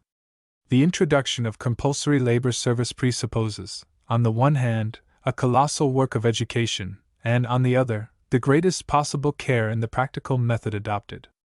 The utilization of labor power must be to the last degree economical. In our labor mobilizations we have to reckon with the economic and social conditions of every region, and with the requirements of the principal occupation of the local population, i.e., of agriculture. We have, if possible, to make use of the previous auxiliary occupations and part-time industries of the local population. We have to see that the transference of mobilized labor power should take place over the shortest possible distances, i.e., to the nearest sectors of the labor front. We must see that the number of workers mobilized correspond to the breadth of our economic problem. We must see that the workers mobilized be supplied in good time with the necessary implements of production, and with food. We must see that at their head be placed experienced and businesslike instructors.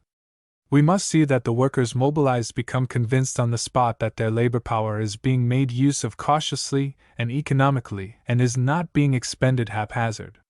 Wherever it is possible, direct mobilization must be replaced by the labor task, i.e., by the imposition on the rural district of an obligation to supply, for example, in such a time such a number of cubic sazons of wood, or to bring up by carting to such a station so many poods of cast iron, etc. In this sphere, it is essential to study experience as it accumulates with particular care, to allow a great measure of elasticity to the economic apparatus, to show more attention to local interests and social peculiarities of tradition. In a word, we have to complete, ameliorate, perfect, the system, methods, and organs for the mobilization of labor power. But at the same time it is necessary once for all to make clear to ourselves that the principle itself of compulsory labor service has just so radically and permanently replaced the principle of free hiring as the socialization of the means of production has replaced capitalist property. The militarization of labor. The introduction of compulsory labor service is unthinkable without the application, to a greater or less degree, of the methods of militarization of labor.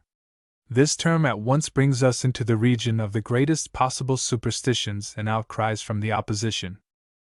To understand what militarization of labor in the workers' state means, and what its methods are, one has to make clear to oneself in what way the army itself was militarized, for, as we all know, in its first days the army did not at all possess the necessary, military, qualities. During these 2 years we mobilized for the Red Army nearly as many soldiers as there are members in our trade unions. But the members of the trade unions are workers, while in the army the workers constitute about 15%, the remainder being a peasant mass. And nonetheless, we can have no doubt that the true builder and militarizer of the Red Army has been the foremost worker, pushed forward by the party and the trade union organization. Whenever the situation at the front was difficult, whenever the recently mobilized peasant mass did not display sufficient stability, we turned on the one hand to the Central Committee of the Communist Party, and on the other to the All-Russian Council of Trade Unions. From both these sources the foremost workers were sent to the front, and there built the Red Army after their own likeness and image, educating, hardening, and militarizing the peasant mass. This fact must be kept in mind today with all possible clearness because it throws the best possible light on the meaning of militarization in the workers' and peasants' state. The militarization of labor has more than once been put forward as a watchword and realized in separate branches of economic life in the bourgeois countries, both in the West and in Russia under Tsarism. But our militarization is distinguished from those experiments by its aims and methods, just as much as the class-conscious proletariat organized for emancipation is distinguished from the class-conscious bourgeoisie organized for exploitation. From the confusion, semi-unconscious and semi-deliberate, of two different historical forms of militarization, the proletarian or socialist and the bourgeois, there spring the greater part of the prejudices, mistakes, protests, and outcries on this subject. It is on such a confusion of meanings that the whole position of the Mensheviks, our Russian Kautskys, is founded, as it was expressed in their theoretical resolution moved at the present Congress of Trade Unions. The Mensheviks attacked not only the militarization of labor, but general labor service also. They reject these methods as compulsory. They preach that general labor service means a low productivity of labor, while militarization means senseless scattering of labor power. Compulsory labor always is unproductive labor. Such is the exact phrase in the Menshevik resolution. This affirmation brings us right up to the very essence of the question. For, as we see, the question is not at all whether it is wise or unwise to proclaim this or that factory militarized, or whether it is helpful or otherwise to give the military revolutionary tribunal powers to punish corrupt workers who steal materials and instruments, so precious to us, or who sabotage their work. No, the Mensheviks have gone much further into the question.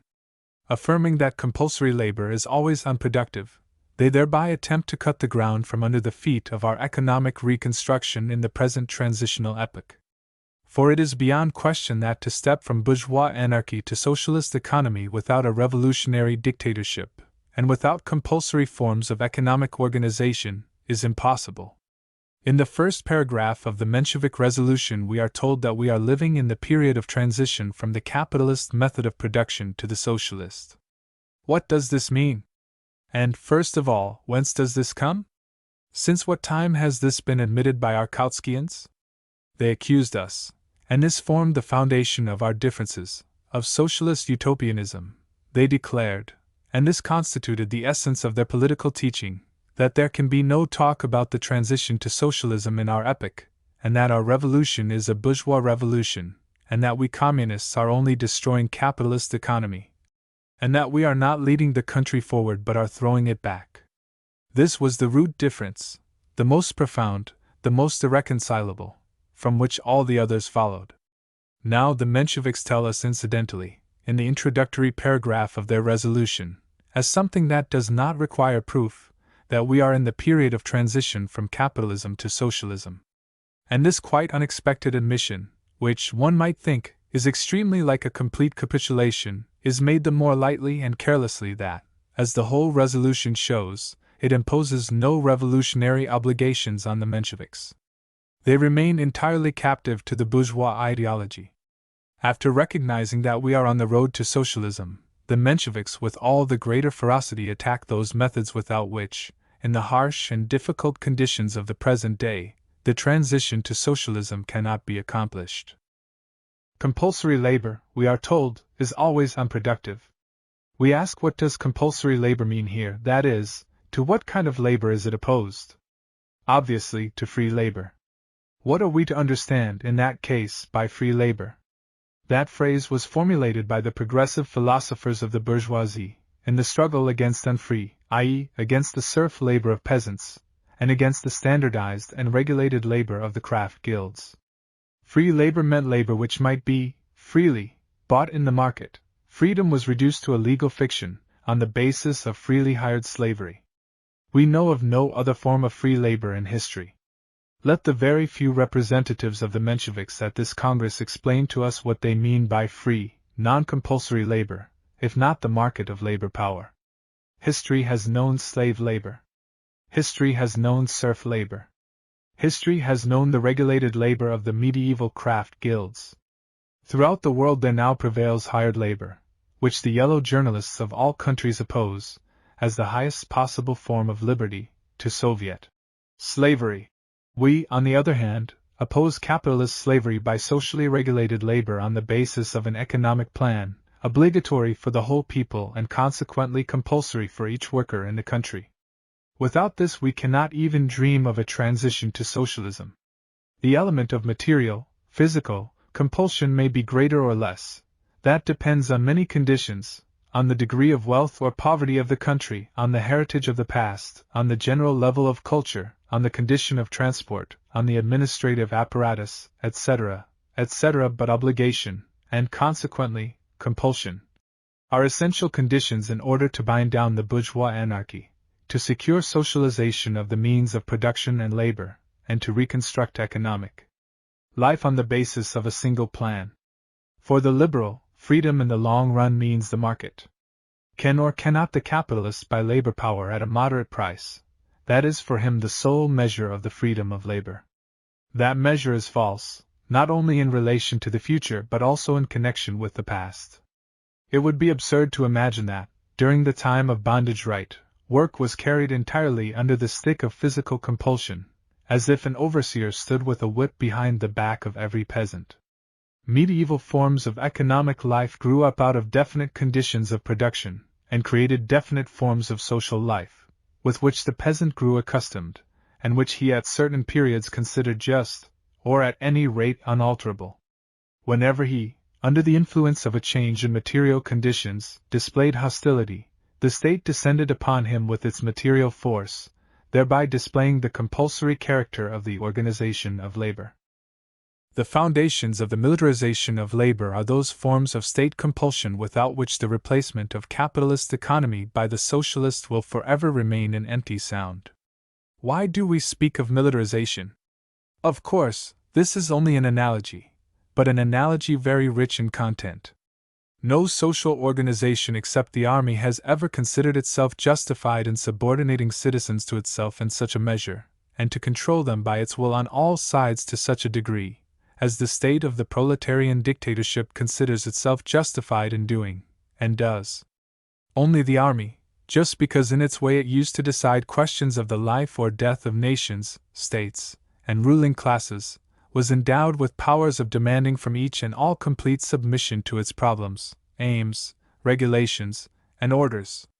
And it achieved this to the greater degree, the more the problems of military organization coincided with the requirements of social development. The question of the life or death of Soviet Russia is at present being settled on the labor front. Our economic, and together with them our professional and productive organizations, have the right to demand from their members all that devotion, discipline, and executive thoroughness, which hitherto only the army required. On the other hand, the relation of the capitalist to the worker is not at all founded merely on the free contract, but includes the very powerful elements of state regulation and material compulsion. The competition of capitalist with capitalist imparted a certain very limited reality to the fiction of freedom of labor. But this competition, reduced to a minimum by trusts and syndicates, we have finally eliminated by destroying private property in the means of production. The transition to socialism, verbally acknowledged by the Mensheviks, means the transition from anarchical distribution of labor power, by means of the game of buying and selling, the movement of market prices and wages, to systematic distribution of the workers by the economic organizations of the county, the province, and the whole country. Such a form of planned distribution presupposes the subordination of those distributed to the economic plan of the state. And this is the essence of compulsory labor service, which inevitably enters into the program of the socialist organization of labor, as its fundamental element. If organized economic life is unthinkable without compulsory labor service, the latter is not to be realized without the abolition of fiction of the freedom of labor, and without the substitution for it of the obligatory principle, which is supplemented by real compulsion. That free labor is more productive than compulsory labor is quite true when it refers to the period of transition from feudal society to bourgeois society. But one needs to be a liberal or, at the present day, a Kautskian, to make that truth permanent, and to transfer its application to the period of transition from the bourgeois to the socialist order. If it were true that compulsory labor is unproductive always and under every condition, as the Menshevik resolution says, all our constructive work would be doomed to failure. For we can have no way to socialism except by the authoritative regulation of the economic forces and resources of the country, and the centralized distribution of labor power in harmony with the general state plan. The labor state considers itself empowered to send every worker to the place where his work is necessary. And not one serious socialist will begin to deny to the labor state the right to lay its hand upon the worker who refuses to execute his labor duty. But the whole point is that the Menshevik path of transition to socialism is a milky way, without the bread monopoly, without the abolition of the market, without the revolutionary dictatorship, and without the militarization of labor. Without general labor service, without the right to order and demand fulfillment of orders, the trade unions will be transformed into a mere form without a reality. For the young socialist state requires trade unions, not for a struggle for better conditions of labor. That is the task of the social and state organizations as a whole, but to organize the working class for the ends of production, to educate, discipline, distribute, group, retain certain categories and certain workers at their posts. For fixed periods, in a word, hand in hand with the state to exercise their authority in order to lead the workers into the framework of a single economic plan. To defend, under such conditions, the freedom of labor means to defend fruitless, helpless, absolutely unregulated searches for better conditions, unsystematic, chaotic changes from factory to factory, in a hungry country, in conditions of terrible disorganization of the transport and food apparatus. What except the complete collapse of the working class and complete economic anarchy could be the result of the stupid attempt to reconcile bourgeois freedom of labor with proletarian socialization of the means of production? Consequently, comrades, militarization of labor, in the root sense indicated by me, is not the invention of individual politicians or an invention of our War Department, but represents the inevitable method of organization and disciplining of labor power during the period of transition from capitalism to socialism. And if the compulsory distribution of labor power, its brief or prolonged retention at particular industries and factories, its regulation within the framework of the general state economic plan, if these forms of compulsion lead always and everywhere, as the Menshevik resolution states, to the lowering of productivity, then you can erect a monument over the grave of socialism. For we cannot build socialism on decreased production. Every social organization is in its foundation an organization of labor, and if our new organization of labor leads to a lowering of its productivity, it thereby most fatally leads to the destruction of the socialist society we are building, whichever way we twist and turn, whatever measures of salvation we invent. That is why I stated at the very beginning that the Menshevik argument against militarization leads us to the root question of general labor service and its influence on the productivity of labor. It is true that compulsory labor is always unproductive? We have to reply that that is the most pitiful and worthless liberal prejudice. The whole question is, who applies the principle of compulsion, over whom, and for what purpose? What state, what class, in what conditions, by what methods? Even the serf organization was in certain conditions a step forward, and led to the increase in the productivity of labor. Production has grown extremely under capitalism, that is, in the epoch of the free buying and selling of labor power on the market. But free labor, together with the whole of capitalism, entered the stage of imperialism and blew itself up in the imperialist war. The whole economic life of the world entered a period of bloody anarchy, monstrous perturbations, the impoverishment, dying out, and destruction of masses of the people. Can we, under such conditions, talk about the productivity of free labor, when the fruits of that labor are destroyed 10 times more quickly than they are created? The imperialistic war, and that which followed it, displayed the impossibility of society existing any longer on the foundation of free labor. Or perhaps someone possesses the secret of how to separate free labor from the delirium tremens of imperialism, that is, of turning back the clock of social development half a century or a century? If it were to turn out that the planned, and consequently compulsory, organization of labor which is arising to replace imperialism led to the lowering of economic life, it would mean the destruction of all our culture, and a retrograde movement of humanity back to barbarism and savagery. Happily, not only for Soviet Russia but for the whole of humanity, the philosophy of the low productivity of compulsory labor, everywhere and under all conditions, is only a belated echo of ancient liberal melodies. The productivity of labor is the total productive meaning of the most complex combination of social conditions, and is not in the least measured or predetermined by the legal form of labor. The whole of human history is the history of the organization and education of collective man for labor, with the object of attaining a higher level of productivity. Man, as I have already permitted myself to point out, is lazy, that is, he instinctively strives to receive the largest possible quantity of products for the least possible expenditure of energy. Without such a striving, there would have been no economic development. The growth of civilization is measured by the productivity of human labor, and each new form of social relations must pass through a test on such lines. Free, that is, freely hired labor, did not appear all at once upon the world, with all the attributes of productivity. It acquired a high level of productivity only gradually, as a result of a prolonged application of methods of labor organization and labor education. Into that education there entered the most varying methods and practices, which in addition changed from one epoch to another. First of all, the bourgeoisie drove the peasant from the village to the high road with its club, having preliminarily robbed him of his land, and when he would not work in the factory it branded his forehead with red-hot irons, hung him, sent him to the gallows, and in the long run it taught the tramp who had been shaken out of his village to stand at the lathe in the factory. At this stage, as we see, free labor is little different as yet from convict labor, both in its material conditions and in its legal aspect.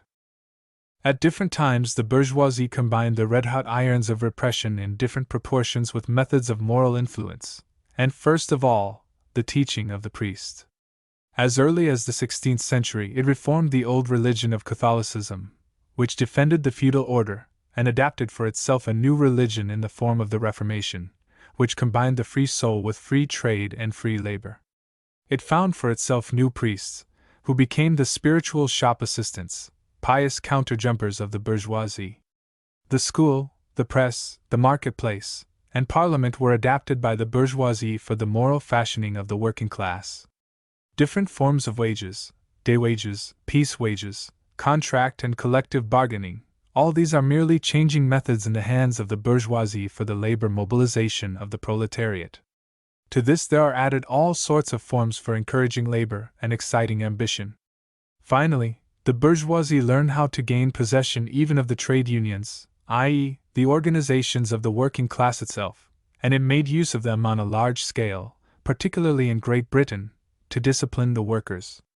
It domesticated the leaders, and with their help inoculated the workers with the fiction of the necessity for peaceful organic labor, for a faultless attitude to their duties, and for a strict execution of the laws of the bourgeois state.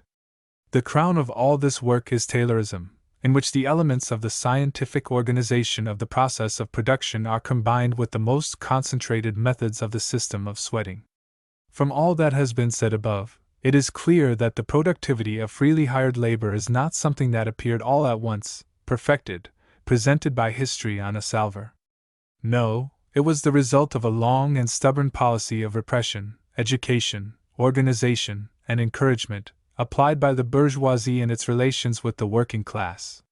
Step by step it learned to squeeze out of the workers ever more and more of the products of labor, and one of the most powerful weapons in its hand turned out to be the proclamation of free hiring as the sole free, normal, healthy, productive, and saving form of labor. A legal form of labor which would of its own virtue guarantee its productivity has not been known in history, and cannot be known. The legal superstructure of labor corresponds to the relations and current ideas of the epoch. The productivity of labor is developed, on the basis of the development of technical forces, by labor education, by the gradual adaptation of the workers to the changed methods of production and the new form of social relations. The creation of socialist society means the organization of the workers on new foundations, their adaptation to those foundations, and their labor re-education, with the one unchanging end of the increase in the productivity of labor. The working class, under the leadership of its vanguard, must itself re-educate itself on the foundations of socialism. Whoever has not understood this is ignorant of the ABC of socialist construction. What methods have we, then, for the re-education of the workers? Infinitely wider than the bourgeoisie has, and in addition, honest, direct, open methods, infected neither by hypocrisy nor by lies. The bourgeoisie had to have recourse to deception, representing its labor as free, when in reality it was not merely socially imposed, but actually slave labor. For it was the labor of the majority in the interests of the minority. We, on the other hand, organize labor in the interests of the workers themselves, and therefore we can have no motives for hiding or masking the socially compulsory character of our labor organization. We need the fairy stories either of the priests, nor of the liberals, nor of the Kautskians. We say directly and openly to the masses that they can save, rebuild, and bring to a flourishing condition a socialist country only by means of hard work, unquestioning discipline and exactness in execution on the part of every worker. The chief of our resources is moral influence, propaganda not only in word but in deed. General labor service has an obligatory character, but this does not mean at all that it represents violence done to the working class. If compulsory labor came up against the opposition of the majority of the workers, it would turn out a broken reed, and with it the whole of the Soviet order. The militarization of labor, when the workers are opposed to it, is the state's slavery of Arakcheyev. The militarization of labor by the will of the workers themselves is the socialist dictatorship. That compulsory labor service and the militarization of labor do not force the will of the workers, as free labor used to do, is best shown by the flourishing, unprecedented in the history of humanity, of labor voluntarism in the form of subbotniks, communist Saturdays. Such a phenomenon there never was before, anywhere or at any time. By their own voluntary labor, freely given, once a week and oftener, the workers clearly demonstrate not only their readiness to bear the yoke of compulsory labor but their eagerness to give the state besides that a certain quantity of additional labor.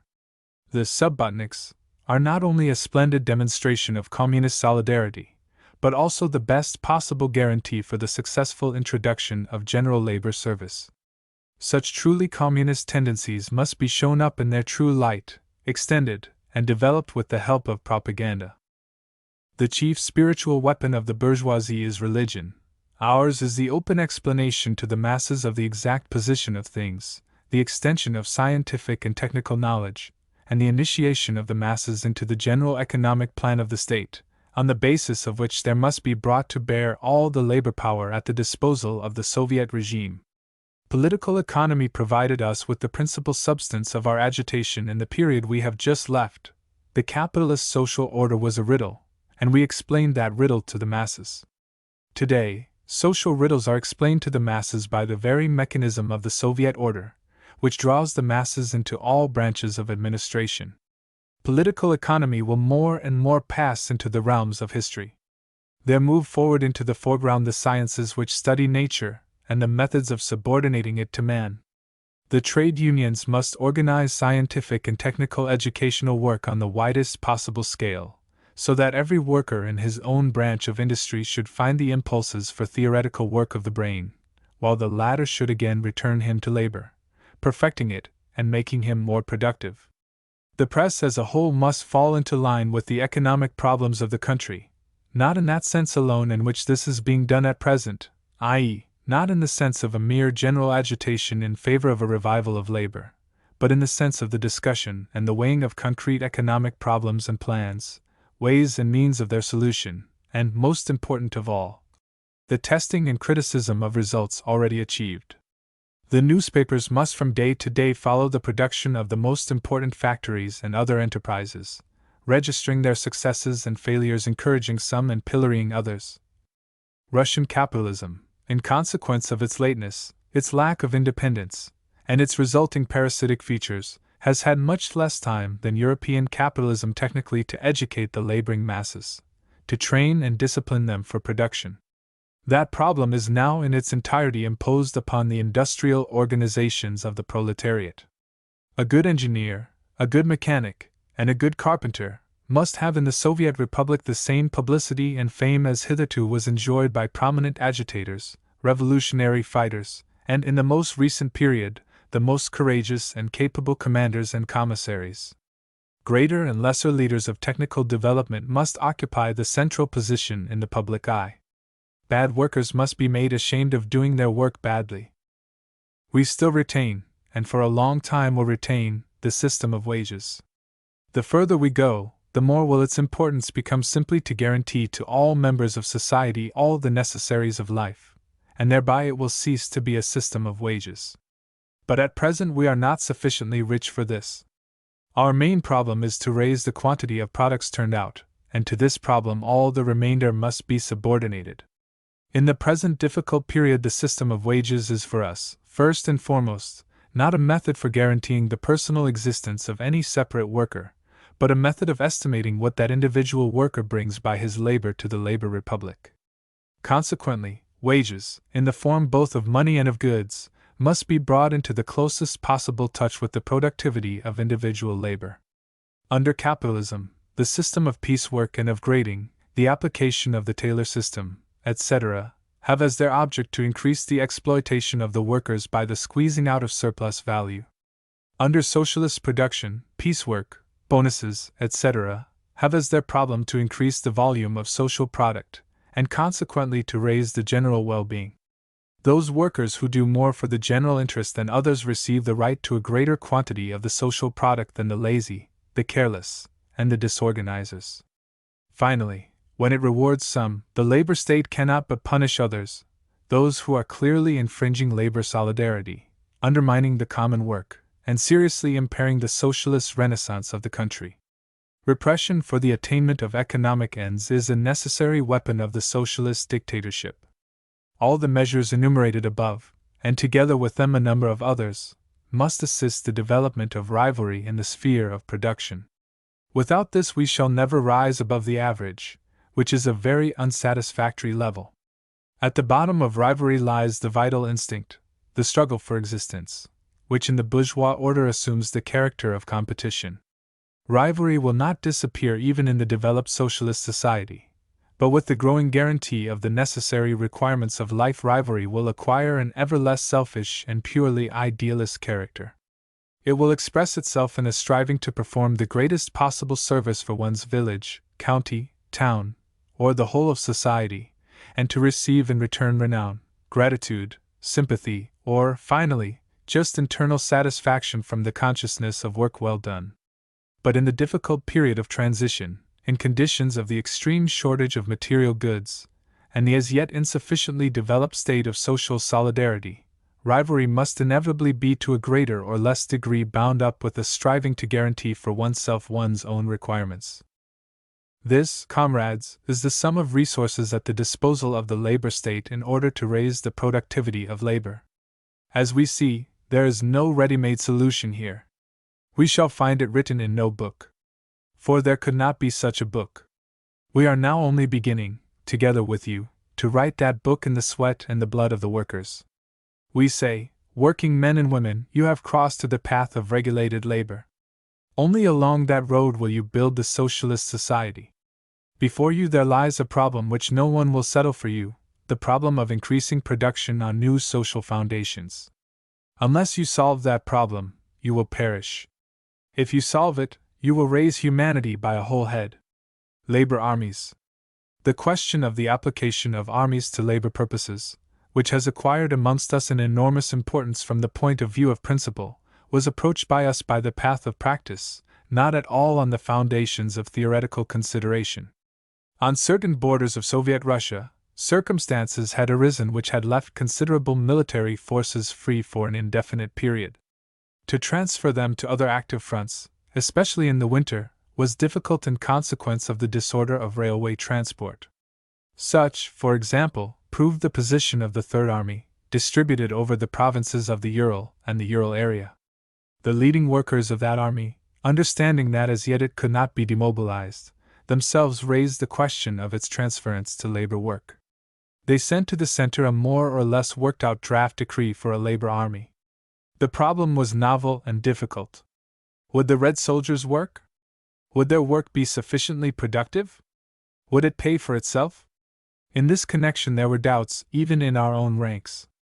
Needless to say, the Mensheviks struck up a chorus of opposition. The same Abramovich, at the Congress of Economic Councils called in January or the beginning of February, that is to say, when the whole affair was still in draft stage, foretold that we should suffer an inevitable failure, for the whole undertaking was senseless, an Arakshite utopia, etc., etc. We considered the matter otherwise. Of course, the difficulties were great, but they were not distinguishable in principle from many other difficulties of Soviet constructive work. Let us consider in fact what was the organism of the Third Army. Taken all in all, 1 rifle division and 1 cavalry division, a total of 15 regiments, and in addition, special units. The remaining military formations had already been transformed to other armies and fronts. But the apparatus of military administration had remained untouched as yet, and we considered it probable that in the spring we should have to transfer it along the Volga to the Caucasus front, against Denikin, if by that time he were not finally broken.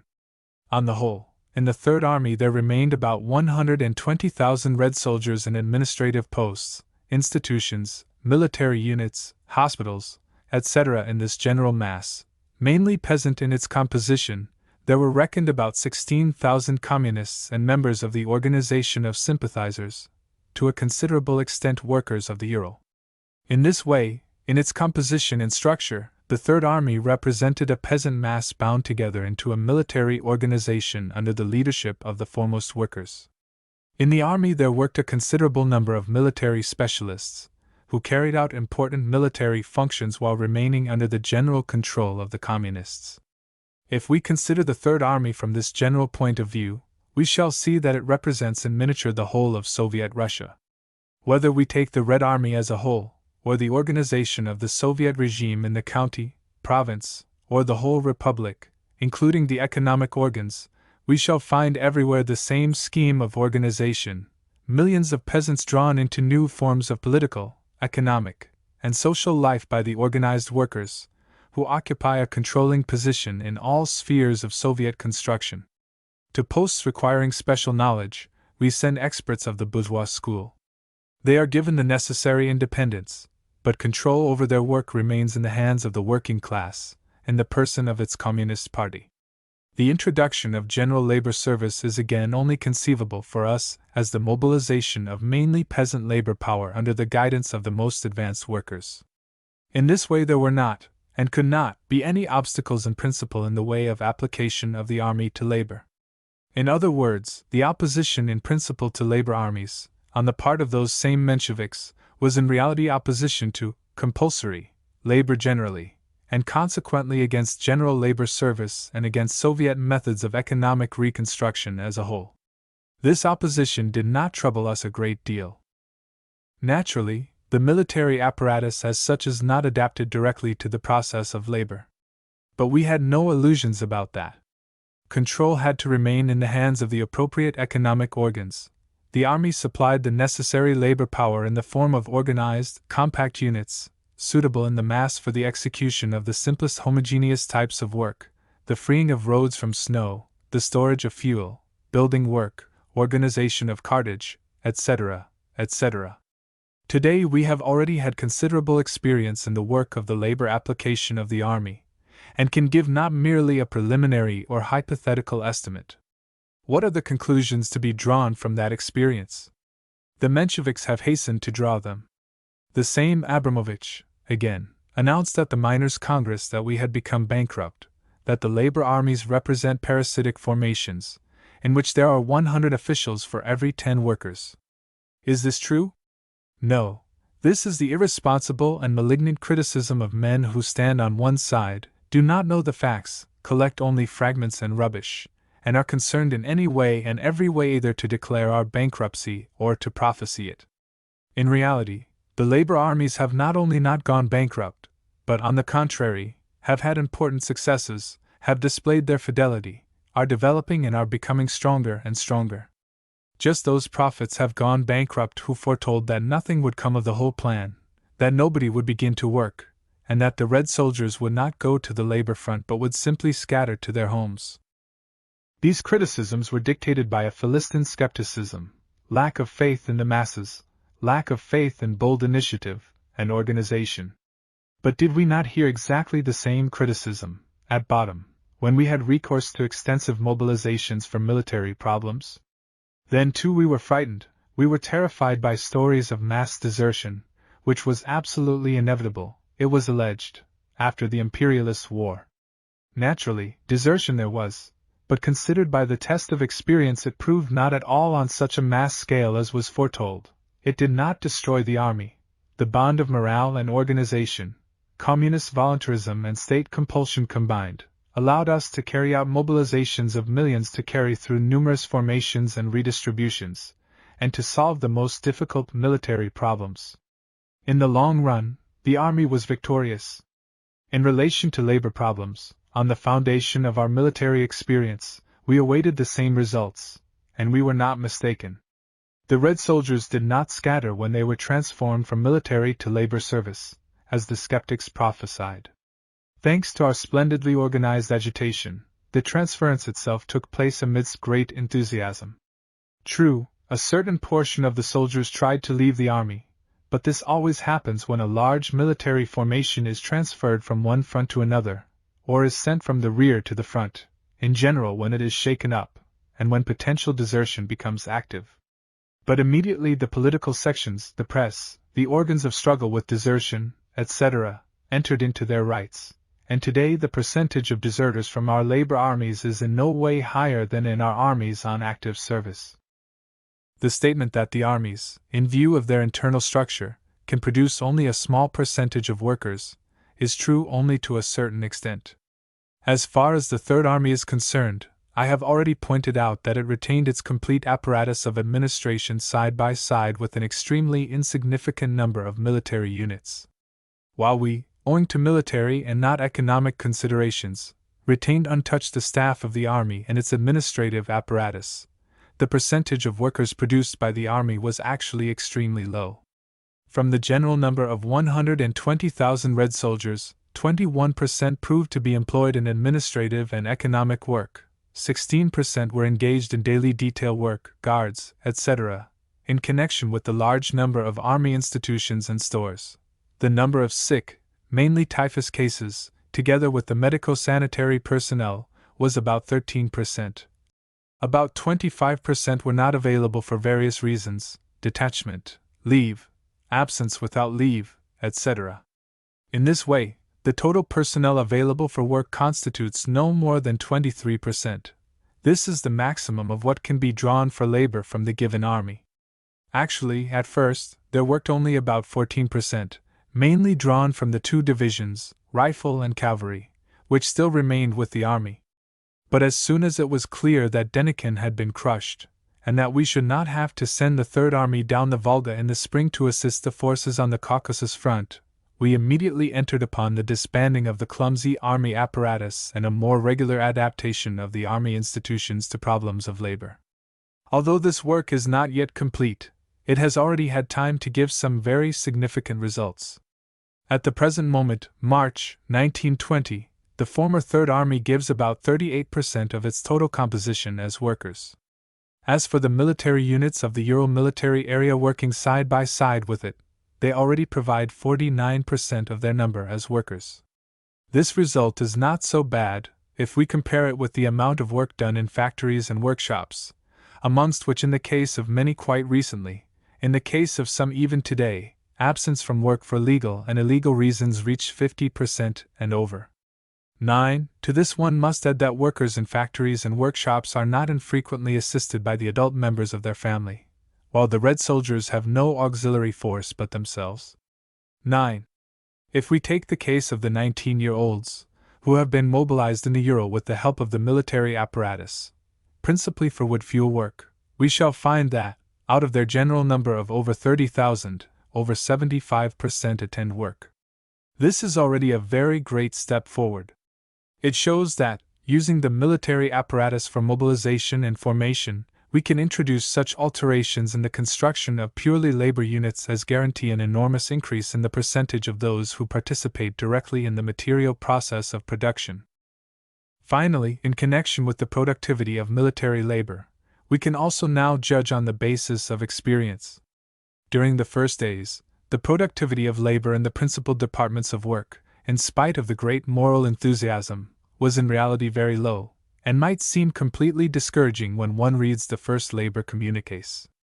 Thus, for the preparation of a cubic sazon of wood, at first, one had to reckon 13 to 15 labor days, whereas the standard, true, rarely attained at the present day, is reckoned at 3 days.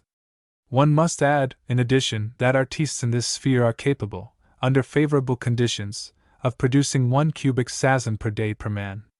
What happened in reality? The military units were quartered far from the forest to be felled. In many cases it was necessary to march to and from work 6 to 8 versts, which swallowed up a considerable portion of the working day. There were not sufficient axes and saws on the spot. Many Red soldiers, born in the plains, did not know the forests, had never felled trees, had never chopped or sawed them up. The provincial and county timber committees were very far from knowing at first how to use the military units, how to direct them where they were required, how to equip them as they should be equipped. It is not wonderful that all this had as its result an extremely low level of productivity. But after the most crying defects in organization were eliminated, results were achieved that were much more satisfactory. Thus, according to the most recent data, in that same First Labor Army, 4.5 working days are now devoted to 1 sazon of wood, which is not so far from the present standard. What is most comforting, however, is the fact that the productivity of labor systematically increases, in the measure of the improvement of its conditions. While as to what can be achieved in this respect, we have a brief but very rich experience in the Moscow Engineer Regiment. The Chief Board of Military Engineers, which controlled this experiment, began with fixing the standard of production as 3 working days for a cubic sazon of wood. This standard soon proved to be surpassed. In January there were spent on a cubic sazon of wood 2 1/3 working days, in February, 2.1, in March, 1.5, which represents an exclusively high level of productivity.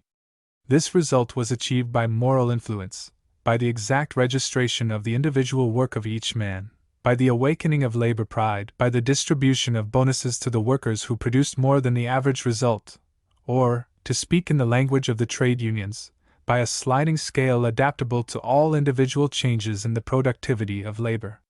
This experiment, carried out almost under laboratory conditions, clearly indicates the path along which we have to go in future.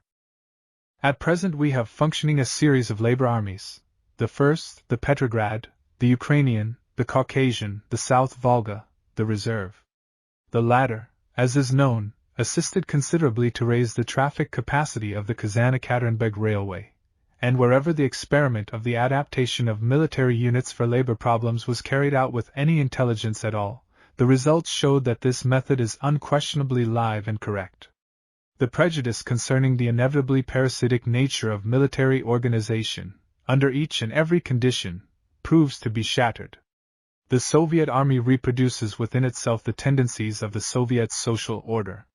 We must not think in the petrifying terms of the last epoch.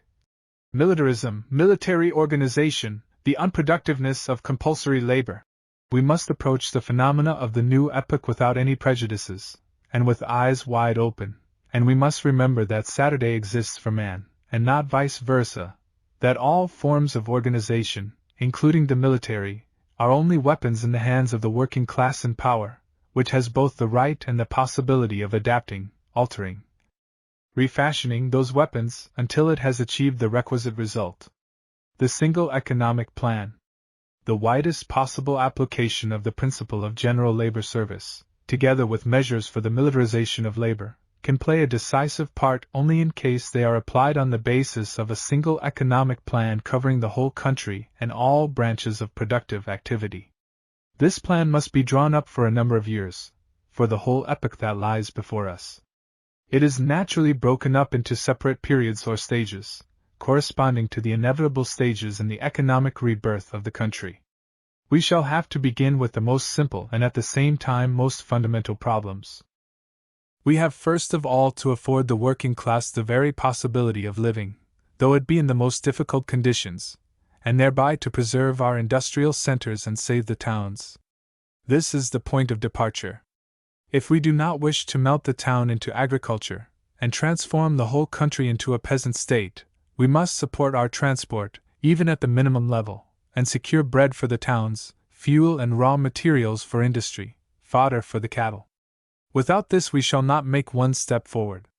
Consequently, the first part of the plan comprises the improvement of transport, or, in any case, the prevention of its further deterioration and the preparation of the most necessary supplies of food, raw materials, and fuel. The whole of the next period will be in its entirety filled with the concentration and straining of labor power to solve these root problems, and only in this way shall we lay the foundations for all that is to come. It was such a problem, incidentally, that we put before our labor armies. Whether the first or the following periods will be measured by months or by years, it is fruitless at present to guess. This depends on many reasons, beginning with the international situation and ending with the degree of single-mindedness and steadfastness of the working class. The second period is the period of machine building in the interests of transport, and the storage of raw material and fuel. Here the core is in the locomotive. At the present time the repairing of locomotives is carried on in too haphazard a fashion, swallowing up energies and resources beyond all measure. We must reorganize the repairing of our rolling stock, on the basis of the mass production of spare parts. Today, when the whole network of the railways and the factories is in the hands of one master, the labor state, we can and must fix single types of locomotives and trucks for the whole country, standardize their constituent parts, draw all the necessary factories into the work of the mass production of spare parts, reduce repairing to the simple replacing of worn-out parts by new, and thereby make it possible to build new locomotives on a mass scale out of spare parts.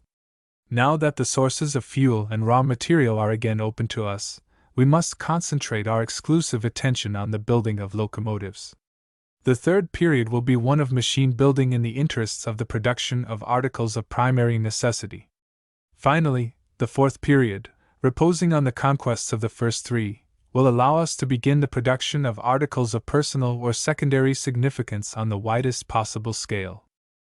This plan has great significance, not only as a general guide for the practical work of our economic organs, but also as a line along which propaganda amongst the laboring masses in connection with our economic problems is to proceed. Our labor mobilization will not enter into real life, will not take root, if we do not excite the living interest of all that is honest, class-conscious, and inspired in the working class. We must explain to the masses the whole truth as to our situation and as to our views for the future. We must tell them openly that our economic plan, with the maximum of exertion on the part of the workers, will either tomorrow nor the day after give us a land flowing with milk and honey, for during the first period our chief work will consist in preparing the conditions for the production of the means of production. Only after we have secured, though on the smallest possible scale, the possibility of rebuilding the means of transport and production, shall we pass on to the production of articles for general consumption. In this way, the fruit of their labor, which is the direct object of the workers, in the shape of articles for personal consumption, will arrive only in the fourth stage of our economic plan, and only then shall we have a serious improvement in our life. The masses, who for a prolonged period will still bear all the weight of labor and of privation, must realize to the full the inevitable internal logic of this economic plan if they are to prove capable of carrying it out. The sequence of the 4 economic periods outlined above must not be understood too absolutely. We do not, of course, propose to bring completely to a standstill our textile industry. We could not do this for military considerations alone. But in order that our attention and our forces should not be distracted under the pressure of requirements and needs crying to us from all quarters, it is essential to make use of the economic plan as the fundamental criterion, and separate the important and the fundamental from the auxiliary and secondary. Needless to say, under no circumstances are we striving for a narrow, national communism.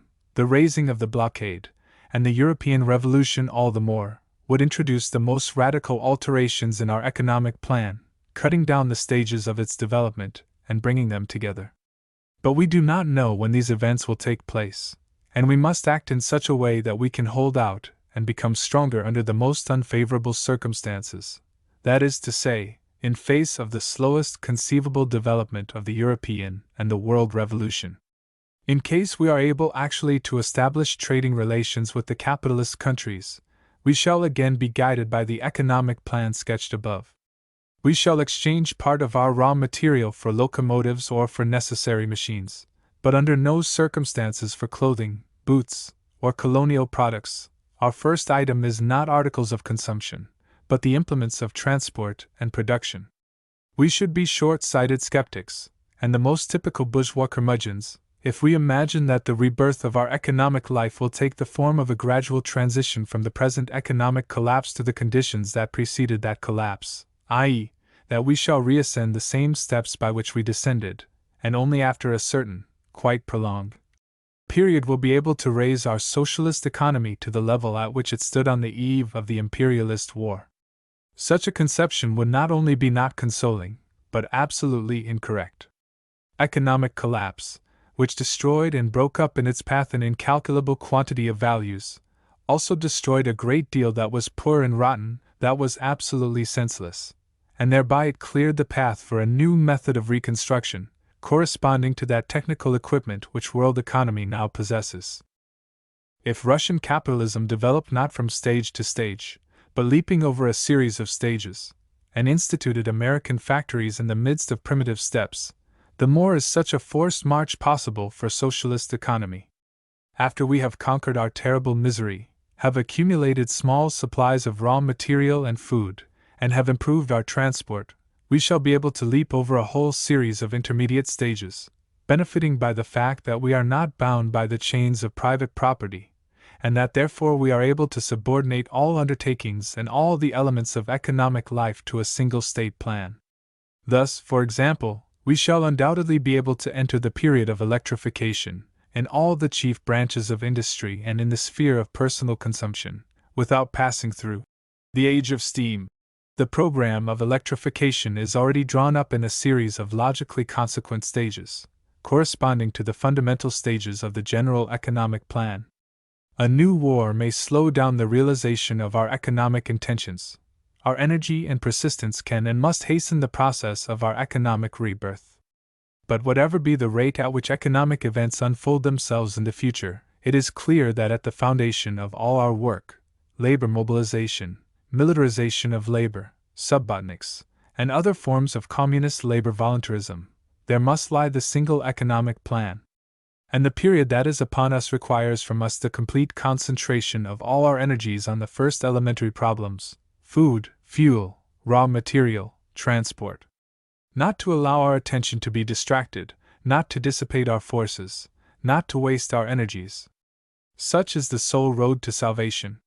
Collegiate and one-man management. The Mensheviks attempt to dwell on yet another question which seems favorable to their desire once again to ally themselves with the working class. This is the question of the method of administration of industrial enterprises, the question of the collegiate, board, or the one-man principle. We are told that the transference of factories to single directors instead of to a board is a crime against the working class and the socialist revolution. It is remarkable that the most zealous defenders of the socialist revolution against the principle of one-man management are those same Mensheviks who quite recently still considered that the idea of a socialist revolution was an insult to history and a crime against the working class.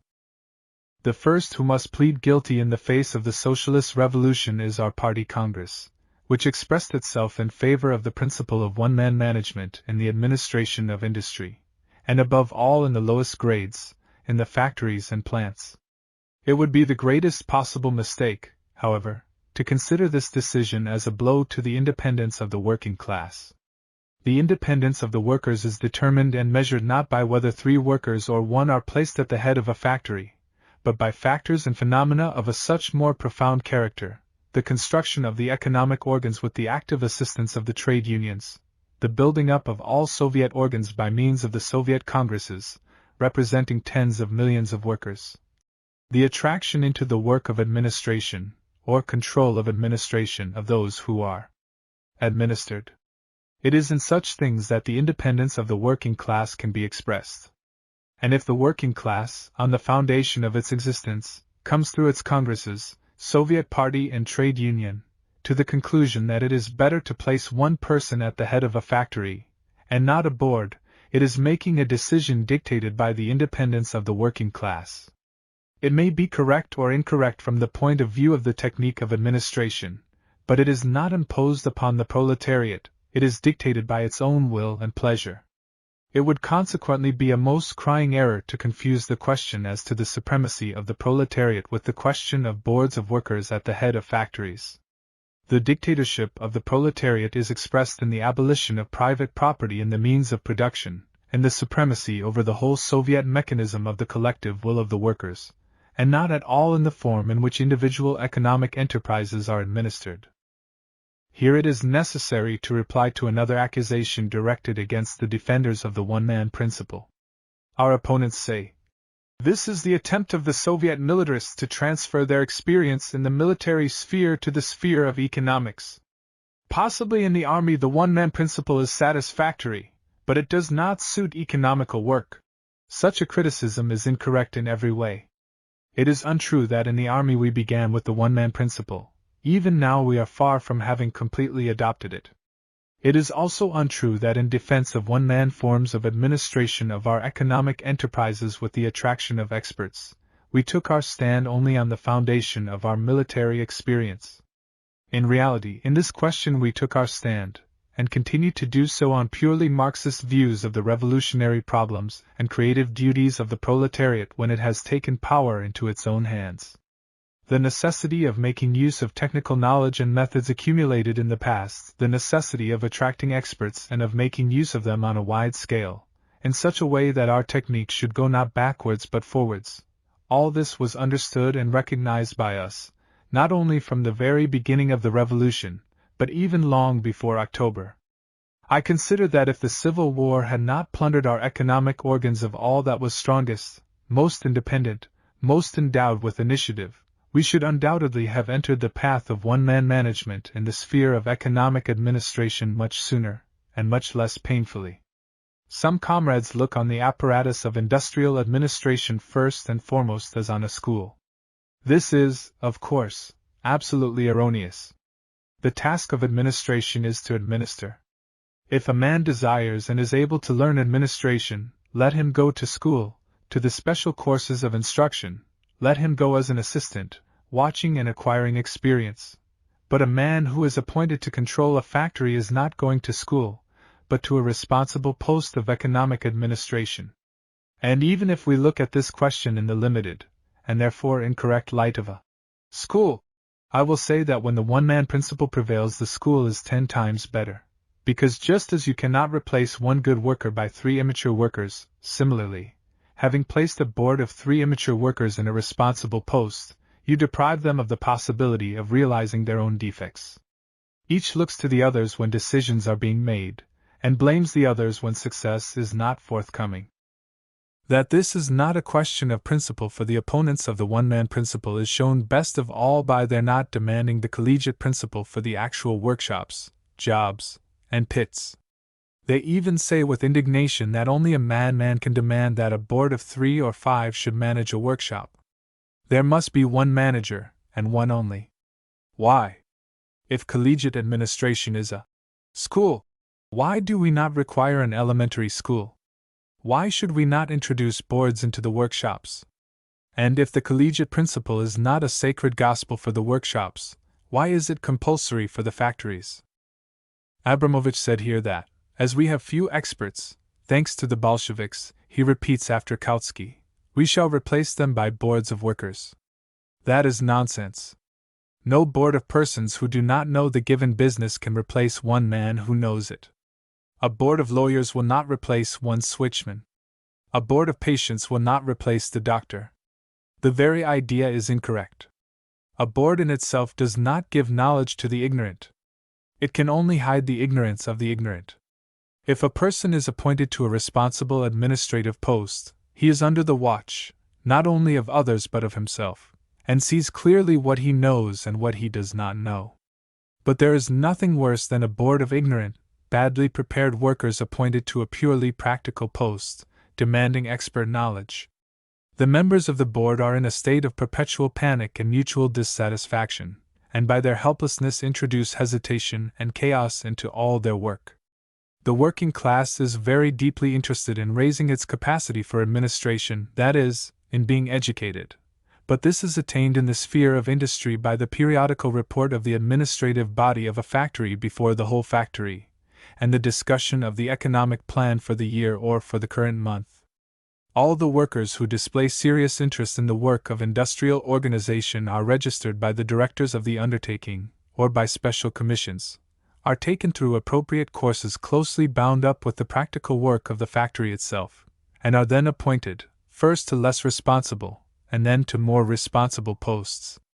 In such a way we shall embrace many thousands, and in the future, tens of thousands. But the question of 3s and 5s interests not the laboring masses, but the more backward, weaker, less fitted for independent work section of the Soviet labor bureaucracy. The foremost, intelligent, determined administrator naturally strives to take the factory into his hands as a whole, and to show both to himself and to others that he can carry out his work. While if that administrator is a weakling, who does not stand very steadily on his feet, he attempts to associate another with himself, for in the company of another his own weakness will be unnoticed. In such a collegiate principle there is a very dangerous foundation, the extinction of personal responsibility. If a worker is capable but not experienced, he naturally requires a guide. Under his control he will learn, and tomorrow we shall appoint him the foreman of a little factory. That is the way by which he will go forward. In an accidental board, in which the strength and the weakness of each are not clear, the feeling of responsibility inevitably disappears. Our resolution speaks of a systematic approach to the one-man principle, naturally, not by one stroke of the pen. Variants and combinations are possible here.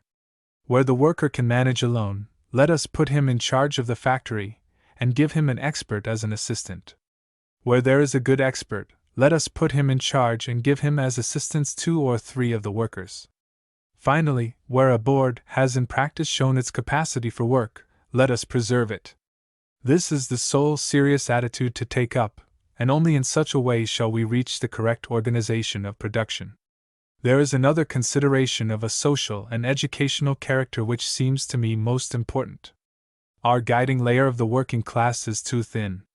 That layer which knew underground work, which long carried on the revolutionary struggle, which was abroad, which read much in prisons and in exile, which had political experience and a broad outlook, is the most precious section of the working class. Then there is a younger generation which has consciously been making the revolution, beginning with 1917. This is a very valuable section of the working class. Wherever we cast our eye, on Soviet construction, on the trade unions, on the front of the Civil War, everywhere we find the principal part being played by this upper layer of the proletariat. The chief work of the Soviet government during these 2.5 years consisted in maneuvering and throwing the foremost section of the workers from one front to another. The deeper layers of the working class, which emerged from the peasant mass, are revolutionarily inclined, but are still too poor in initiative. The disease of our Russian peasant is the herd instinct, the absence of personality. In other words, the same quality that used to be extolled by our reactionary populists, and that Leo Tolstoy extolled in the character of Platon Karateyev, the peasant melting into his village community, subjecting himself to the land. It is quite clear that socialist economy is founded not on Platon Karateyev, but on the thinking worker endowed with initiative. That personal initiative it is necessary to develop in the worker. The personal basis under the bourgeoisie meant selfish individualism and competition. The personal basis under the working class is in contradiction neither to solidarity nor to brotherly cooperation. Socialist solidarity can rely neither on absence of personality nor on the herd instinct. And it is just absence of personality that is frequently hidden behind the collegiate principle. In the working class there are many forces, gifts, and talents. They must be brought out and displayed in rivalry. The one-man principle in the administrative and technical sphere assists this. That is why it is higher and more fruitful than the collegiate principle. Conclusion of the report. Comrades, the arguments of the Menshevik orators, particularly of Abramovich, reflect first of all their complete detachment from life and its problems. An observer stands on the bank of a river which he has to swim over, and deliberates on the qualities of the water and on the strength of the current. He has to swim over, that is his task. But our Kautskian stands first on one foot and then on the other. We do not deny, he says, the necessity of swimming over, but at the same time, as realists, we see the danger, and not only one, but several. The current is swift, there are submerged stones, people are tired, etc., etc. But when they tell you that we deny the very necessity of swimming over, that is not true, no, not under any circumstances. 23 years ago we did not deny the necessity of swimming over. And on this is built all, from beginning to end. First, say the Mensheviks, we do not deny, and never did deny, the necessity of self-defense, consequently we do not repudiate the army. Secondly, we do not repudiate in principle general labor service. But, after all, where is there anyone in the world, with the exception of small religious sects, who denies self-defense, in principle? Nevertheless, the matter does not move one step forward as a result of your abstract admission. When it came to a real struggle, and to the creation of a real army against the real enemies of the working class, what did you do then?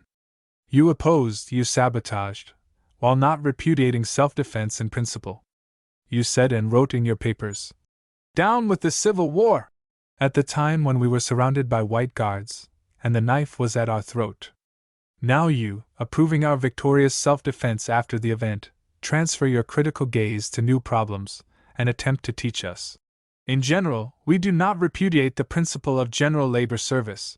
You say, but without legal compulsion. Yet in these very words there is a monstrous internal contradiction. The idea of obligatory service itself includes the element of compulsion.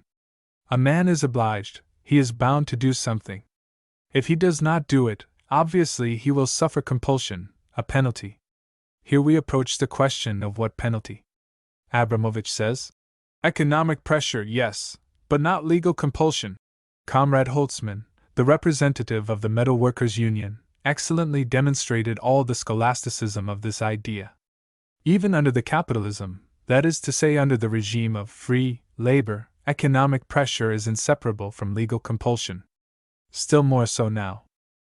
In my report I attempted to explain that the adaptation of the workers on new social foundations to new forms of labor, and the attainment of a higher level of productivity of labor, are possible only by means of the simultaneous application of various methods: economic interest, legal compulsion, the influence of an internally coordinated economic organization, the power of repression, and, first and last, moral influence, agitation, propaganda, and the general raising of the cultural level. Only by the combination of all these methods can we attain a high level of socialist economy. If even under capitalism economic interest is inevitably combined with legal compulsion, behind which stands the material force of the state, in the Soviet state, that is, the state of transition to socialism, we can draw no watertight compartment at all between economic and legal compulsion. All our most important industries are in the hands of the state. When we say to the turner Ivanov, "You are bound at once to work at the Sormovo factory. If you refuse, you will not receive your ration," what are we to call it? Economic pressure or legal compulsion? He cannot go to another factory, for all factories are in the hands of the state, which will not allow such a change. Consequently, economic pressure melts here into the pressure of state compulsion. Abramovich apparently would like us, as regulators of the distribution of labor power, to make use only of such means as the raising of wages, bonuses, etc., in order to attract the necessary workers to our most important factories. Apparently that comprises all his thoughts on the subject. But if we put the question in this way, every serious worker in the trade union movement will understand it is pure utopia. We cannot hope for a free influx of labor power from the market, for to achieve this the state would need to have in its hands sufficiently extensive reserves of maneuver, in the form of food, housing, and transport, i.e., precisely those conditions which we have yet only to create. Without systematically organized transference of labor power on a mass scale, according to the demands of the economic organization, we shall achieve nothing. Here the moment of compulsion arises before us in all its force of economic necessity. I read you a telegram from Ekaterinburg dealing with the work of the First Labor Army. It says that there have passed through the Ural Committee for Labor Service over 4,000 workers. Whence have they appeared? Mainly from the former Third Army. They were not allowed to go to their homes, but were sent where they were required. From the Army they were handed over to the Committee for Labor Service, which distributed them according to their categories and sent them to the factories. This, from the liberal point of view, is violence to the freedom of the individual. Yet an overwhelming majority of the workers went willingly to the labor front, as hitherto to the military, realizing that the common interest demanded this. Part went against their will. These were compelled. Naturally, it is quite clear that the state must, by means of the bonus system, give the better workers better conditions of existence. But this not only does not exclude, but on the contrary presupposes, that the state and the trade unions, without which the Soviet state will not build up industry, acquire new rights of some kind over the worker. The worker does not merely bargain with the Soviet state, no, he is subordinated to the Soviet state, under its orders in every direction, for it is his state. If, Abramovich says, we were simply told that it is a question of industrial discipline, there would be nothing to quarrel about. But why introduce militarization? Of course, to a considerable extent, the question is one of the discipline of the trade unions, but of the new discipline of new, productional, trade unions. We live in a Soviet country, where the working class is in power, a fact which our Kautskians do not understand. When the Menshevik Rutsov said that there remain only the fragment of the trade union movement in my report, there was a certain amount of truth in it. Of the trade unions, as he understands them, that is to say, trade unions of the old Kraft type, there in reality has remained very little, but the industrial productional organization of the working class, in the conditions of Soviet Russia, has the very greatest tasks before it. What tasks? Of course, not the tasks involved in a struggle with the state, in the name of the interests of labor, but tasks involved in the construction, side by side with the state, of socialist economy. Such a form of union is in principle a new organization, which is distinct, not only from the trade unions, but also from the revolutionary industrial unions in bourgeois society, just as the supremacy of the proletariat is distinct from the supremacy of the bourgeoisie. The productional union of the ruling working class no longer has the problems, the methods, the discipline, of the union for struggle of an oppressed class. All our workers are obliged to enter the unions. The Mensheviks are against this. This is quite comprehensible, because in reality they are against the dictatorship of the proletariat. It is to this, in the long run, that the whole question is reduced. The Kautskians are against the dictatorship of the proletariat, and are thereby against all its consequences. Both economic and political compulsion are only forms of the expression of the dictatorship of the working class in two closely connected regions. True, Abramovich demonstrated to us most learnedly that under socialism there will be no compulsion, that the principle of compulsion contradicts socialism, that under socialism we shall be moved by the feeling of duty, the habit of working, the attractiveness of labor, etc., etc. This is unquestionable. Only this unquestionable truth must be a little extended. In point of fact, under socialism there will not exist the apparatus of compulsion itself, namely, the state, for it will have melted away entirely into a producing and consuming commune. Nonetheless, the road to socialism lies through a period of the highest possible intensification of the principle of the state. And you and I are just passing through that period. Just as a lamp, before going out, shoots up in a brilliant flame, so the state, before disappearing, assumes the form of the dictatorship of the proletariat, i.e., the most ruthless form of state, which embraces the life of the citizens authoritatively in every direction. Now just that insignificant little fact, that historical step of the state dictatorship, Abramovich, and in his person the whole of Menshevism, did not notice, and consequently, he has fallen over it. No organization except the army has ever controlled man with such severe compulsion as does the state organization of the working class in the most difficult period of transition. It is just for this reason that we speak of the militarization of labor.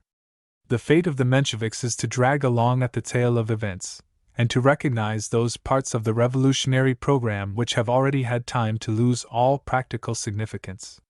Today the Mensheviks, albeit with reservations, do not deny the lawfulness of stern measures with the White Guards and with deserters from the Red Army. They have been forced to recognize this after their own lamentable experiments with democracy. They have to all appearances understood, very late in the day, that, when one is face to face with the counter-revolutionary bands, one cannot live by phrases about the great truth that under socialism we shall need no red terror. But in the economic sphere, the Mensheviks still attempt to refer us to our sons, and particularly to our grandsons. Nonetheless, we have to rebuild our economic life today, without waiting, under circumstances of a very painful heritage from bourgeois society and a yet unfinished civil war.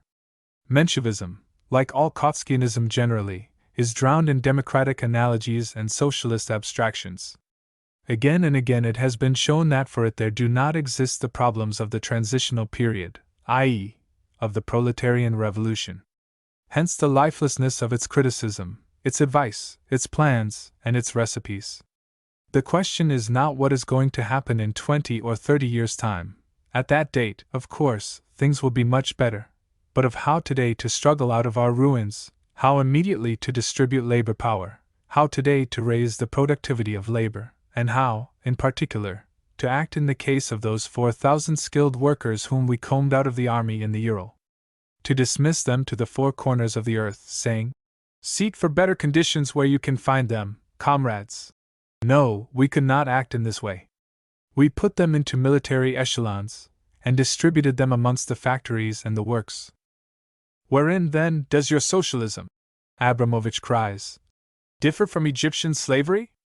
It was just by similar methods that the pharaohs built the pyramids, forcing the masses to labor. Truly an inimitable analogy for a socialist. Once again the little insignificant fact has been forgotten, the class nature of the government. Abramovich sees no difference between the Egyptian regime and our own. He has forgotten that in Egypt there were pharaohs, there were slave owners and slaves. It was not the Egyptian peasants who decided through their Soviets to build the pyramids. There existed a social order based upon hierarchical caste, and the workers were obliged to toil by a class that was hostile to them. Our compulsion is applied by a workers' and peasants' government, in the name of the interests of the laboring masses.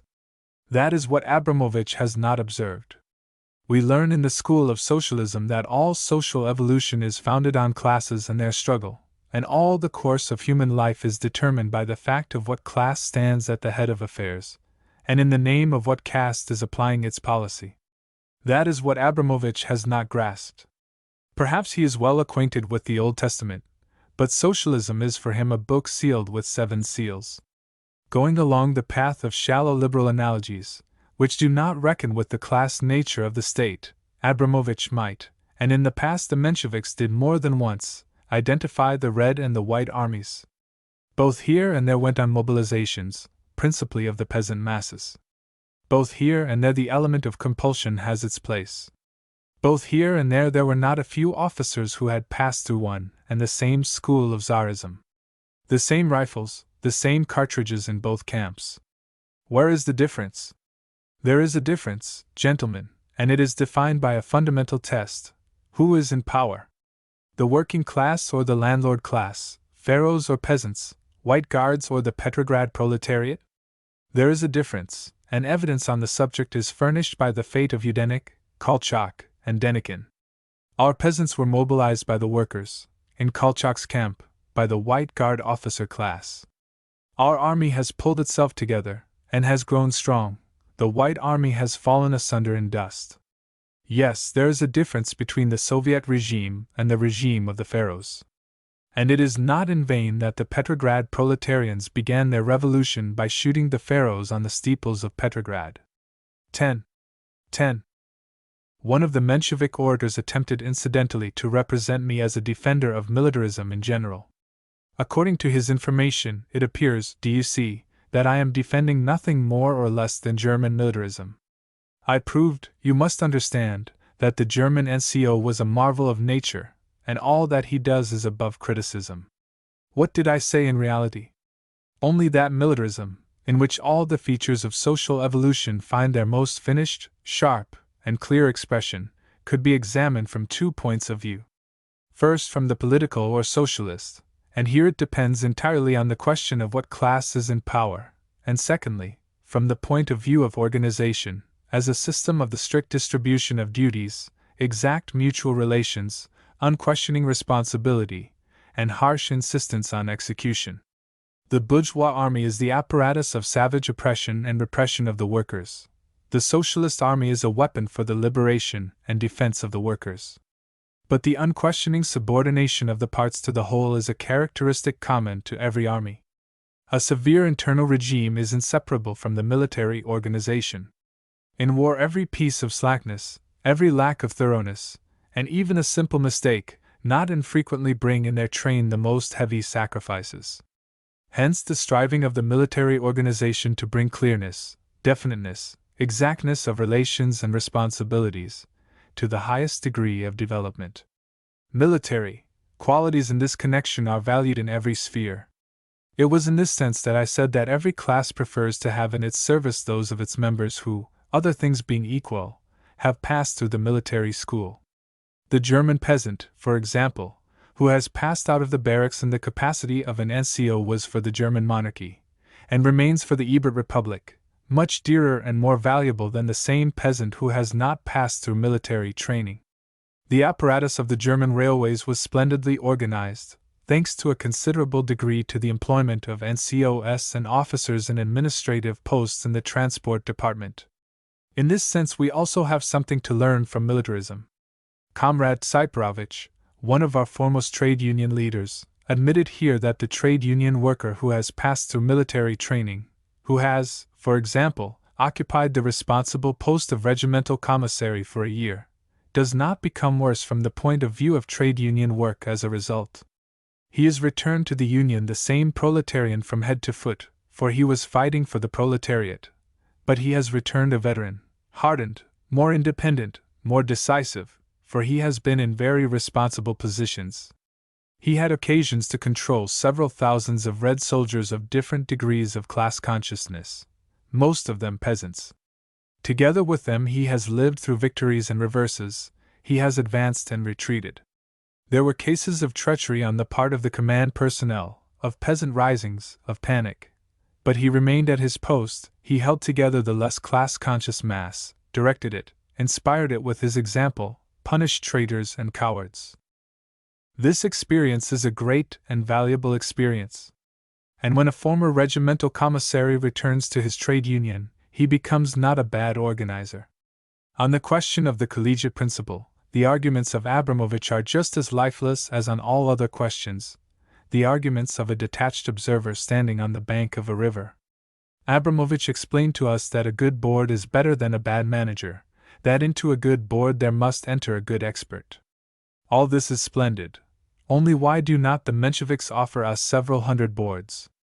I think that the Supreme Economic Council will find sufficient use for them. But we, not observers but workers, must build from the material at our disposal. We have specialists, we have experts, of whom, shall we say, 1/3 are conscientious and educated, another third only half conscientious and half educated, and the last third are no use at all. In the working class there are many talented, devoted, and energetic people. Some, unfortunately few, have already the necessary knowledge and experience. Some have character and capacity, but have not knowledge or experience. Others have neither one nor the other. Out of this material we have to create our factory and other administrative bodies, and here we cannot be satisfied with general phrases.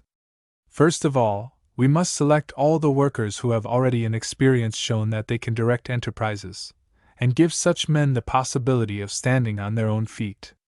Such men themselves ask for one-man management, because the work of controlling a factory is not a school for the backward. A worker who knows his business thoroughly desires to control. If he has decided and ordered, his decision must be accomplished. He may be replaced, that is another matter, but while he is the master, the Soviet, proletarian master, he controls the undertaking entirely and completely. If he has to be included in a board of weaker men, who interfere in the administration, nothing will come of it. Such a working-class administrator must be given an expert assistant, 1 or 2 according to the enterprise. If there is no suitable working-class administrator, but there is a conscientious and trained expert, we shall put him at the head of an enterprise, and attach to him 2 or 3 prominent workers in the capacity of assistants, in such a way that every decision of the expert should be known to the assistants, but that they should not have the right to reverse that decision. They will, step by step, follow the specialist in his work, will learn something, and in 6 months or a year will thus be able to occupy independent posts. Abramovich quoted from my own speech the example of the hairdresser who has commanded a division and an army. True. But what, however, Abramovich does not know is that, if our communist comrades have begun to command regiments, divisions, and armies, it is because previously they were commissaries attached to expert commanders. The responsibility fell on the expert, who knew that, if he made a mistake, he would bear the full brunt, and would not be able to say that he was only an advisor or a member of the board. Today in our army the majority of the posts of command, particularly in the lower, i.e., politically the most important, grades, are filled by workers and foremost peasants. But with what did we begin? We put officers in the posts of command, and attached to them workers as commissaries, and they learned with success, and learned to beat the enemy. Comrades, we stand face to face with a very difficult period, perhaps the most difficult of all. To difficult periods in the life of peoples and classes there correspond harsh measures. The further we go the easier things will become, the freer every citizen will feel, the more imperceptible will become the compelling force of the proletarian state. Perhaps we shall then even allow the Mensheviks to have papers, if only the Mensheviks remain in existence until that time. But today we are living in the period of dictatorship, political and economic. And the Mensheviks continue to undermine that dictatorship. When we are fighting on the civil front, preserving the revolution from its enemies, and the Menshevik paper writes, "Down with the civil war," we cannot permit this. A dictatorship is a dictatorship, and war is war. And now that we have crossed to the path of the greatest concentration of forces on the field of the economic rebirth of the country, the Russian Kautskys, the Mensheviks, remain true to their counter-revolutionary calling. Their voice, as hitherto, sounds as the voice of doubt and decomposition, of disorganization and undermining, of distrust and collapse.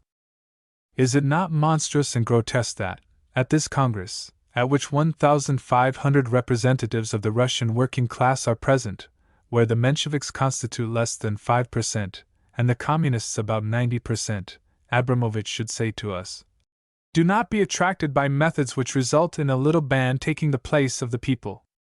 All through the people, says the representative of the Mensheviks. No guardians of the laboring masses. All through the laboring masses, through their independent activity. And, further, it is impossible to convince a class by arguments. Yet look at this very hall. Here is that class. The working class is here before you, and with us. And it is just you, an insignificant band of Mensheviks, who are attempting to convince it by bourgeois arguments. It is you who wish to be the guardians of that class. And yet it has its own high degree of independence, and that independence it has displayed, incidentally, in having overthrown you and gone forward along its own path. 9. Karl Kautsky, His School and His Book. Karl Kautsky, His School and His Book. The Austro-Marxian school, Bauer, Renner, Hilferding, Max Adler, Friedrich Adler, in the past more than once was contrasted with the school of Kautsky, as veiled opportunism might be contrasted with true Marxism. This has proved to be a pure historical misunderstanding, which deceived some for a long time, some for a lesser period, but which in the end was revealed with all possible clearness. Kautsky is the founder and the most perfect representative of the Austrian forgery of Marxism.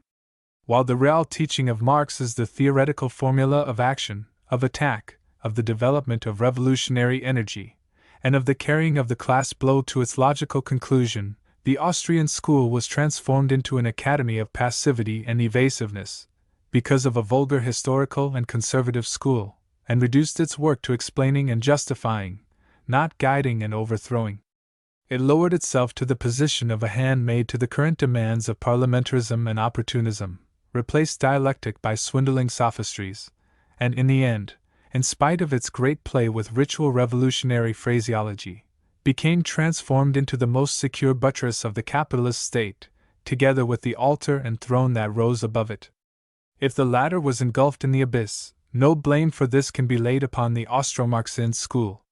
What characterizes Austro-Marxism is repulsion and fear in the face of revolutionary action. The Austro-Marxist is capable of displaying a perfect gulf of profundity in the explanation of yesterday, and considerable daring in prophesying concerning tomorrow, but for today he never has a great thought or capacity for great action. Today for him always disappears before the wave of little opportunist worries, which later are explained as the most inevitable link between the past and the future. The Austro-Marxist is inexhaustible when it is a question of discovering reasons to prevent initiative and render difficult revolutionary action. Austro-Marxism is a learned and boastful theory of passivity and capitulation. Naturally, it is not by accident that it was just in Austria, in that Babylon torn by fruitless national antagonisms, in that state which represented the personified impossibility to exist and develop, that there arose and was consolidated the pseudo-Marxian philosophy of the impossibility of revolutionary action. The foremost Austrian Marxists represent, each in his own way, a certain individuality. On various questions they more than once did not see eye to eye. They even had political differences. But in general they are fingers of the same hand. Karl Renner is the most pompous, solid, and conceited representative of this type. The gift of literary imitation, or, more simply, of stylist forgery, is granted to him to an exceptional extent. His May Day article represented a charming combination of the most revolutionary words. And, as both words and their combinations live, within certain limits, with their own independent life, Renner's articles awakened in the hearts of many workers a revolutionary fire which their author apparently never knew. The tinsel of Austro-Viennese culture, the chase of the external, of title of rank, was more characteristic of Renner than of his other colleagues. In essence he always remained merely an imperial and royal officer, who commanded Marxist phraseology to perfection. The transformation of the author of the Jubilee article on Karl Marx, famous for its revolutionary pathos, into a comic opera chancellor, who expresses his feelings of respect and thanks to the Scandinavian monarchs, is in reality one of the most instructive paradoxes of history. Otto Bauer is more learned and prosaic, more serious and more boring, than Renner. He cannot be denied the capacity to read books, collect facts, and draw conclusions adapted to the tasks imposed upon him by practical politics, which in turn are guided by others. Bauer has no political will. His chief art is to reply to all acute practical questions by commonplaces. His political thought always lives a parallel life to his will, it is deprived of all courage. His words are always merely the scientific compilation of the talented student of a university seminar. The most disgraceful actions of Austrian opportunism, the meanest servility before the power of the possessing classes on the part of the Austro-German social democracy, found in Bauer their grave elucidator, who sometimes expressed himself with dignity against the form, but always agreed in the essence. If it ever occurred to Bauer to display anything like temperament and political energy, it was exclusively in the struggle against the revolutionary wing, in the accumulation of arguments, facts, quotations, against revolutionary action. His highest period was that, after 1907, in which, being as yet too young to be a deputy, he played the part of secretary of the Social Democratic group, supplied it with materials, figures, substitutes for ideas, instructed it, drew up memoranda, and appeared almost to be the inspirer of great actions, when in reality he was only supplying substitutes, and adulterated substitutes, for the parliamentary opportunists. Max Adler represents a fairly ingenuous variety of the Austro-Marxian type. He is a lyric poet, a philosopher, a mystic, a philosophical lyric poet of passivity, as Renner is its publicist and legal expert, as Hilferding is its economist, as Bauer is its sociologist. Max Adler is cramped in a world of three dimensions, although he had found a very comfortable place for himself with the framework of Viennese bourgeois socialism and the Habsburg state. The combination of the petty business activity of an attorney and of political humiliation, together with barren philosophical efforts and the cheap tinsel flowers of idealism, have imbued that variety which Max Adler represented with a sickening and repulsive quality. Rudolf Hilferding, a Viennese like the rest, entered the German Social Democratic Party almost as a mutineer, but as a mutineer of the Austrian stamp, i.e., always ready to capitulate without a fight. Hilferding took the external mobility and bustle of the Austrian policy which brought him up for revolutionary initiative, and for a round dozen of months he demanded, true, in the most moderate terms, a more intelligent policy on the part of the leaders of the German social democracy. But the Austro-Viennese bustle swiftly disappeared from his own nature. He soon became subjected to the mechanical rhythm of Berlin and the automatic spiritual life of the German social democracy. He devoted his intellectual energy to the purely theoretical sphere, where he did not say a great deal, true, no Austro-Marxist has ever said a great deal in any sphere, but in which he did, at any rate, write a serious book. With this book on his back, like a porter with a heavy load, he entered the revolutionary epoch. But the most scientific book cannot replace the absence of will, of initiative, of revolutionary instinct and political decision, without which action is inconceivable. A doctor by training, Hilferding is inclined to sobriety, and in spite of his theoretical education, he represents the most primitive type of empiricist in questions of policy. The chief problem of today is for him not to leave the lines laid down for him by yesterday, and to find for this conservative and bourgeois apathy a scientific, economic explanation.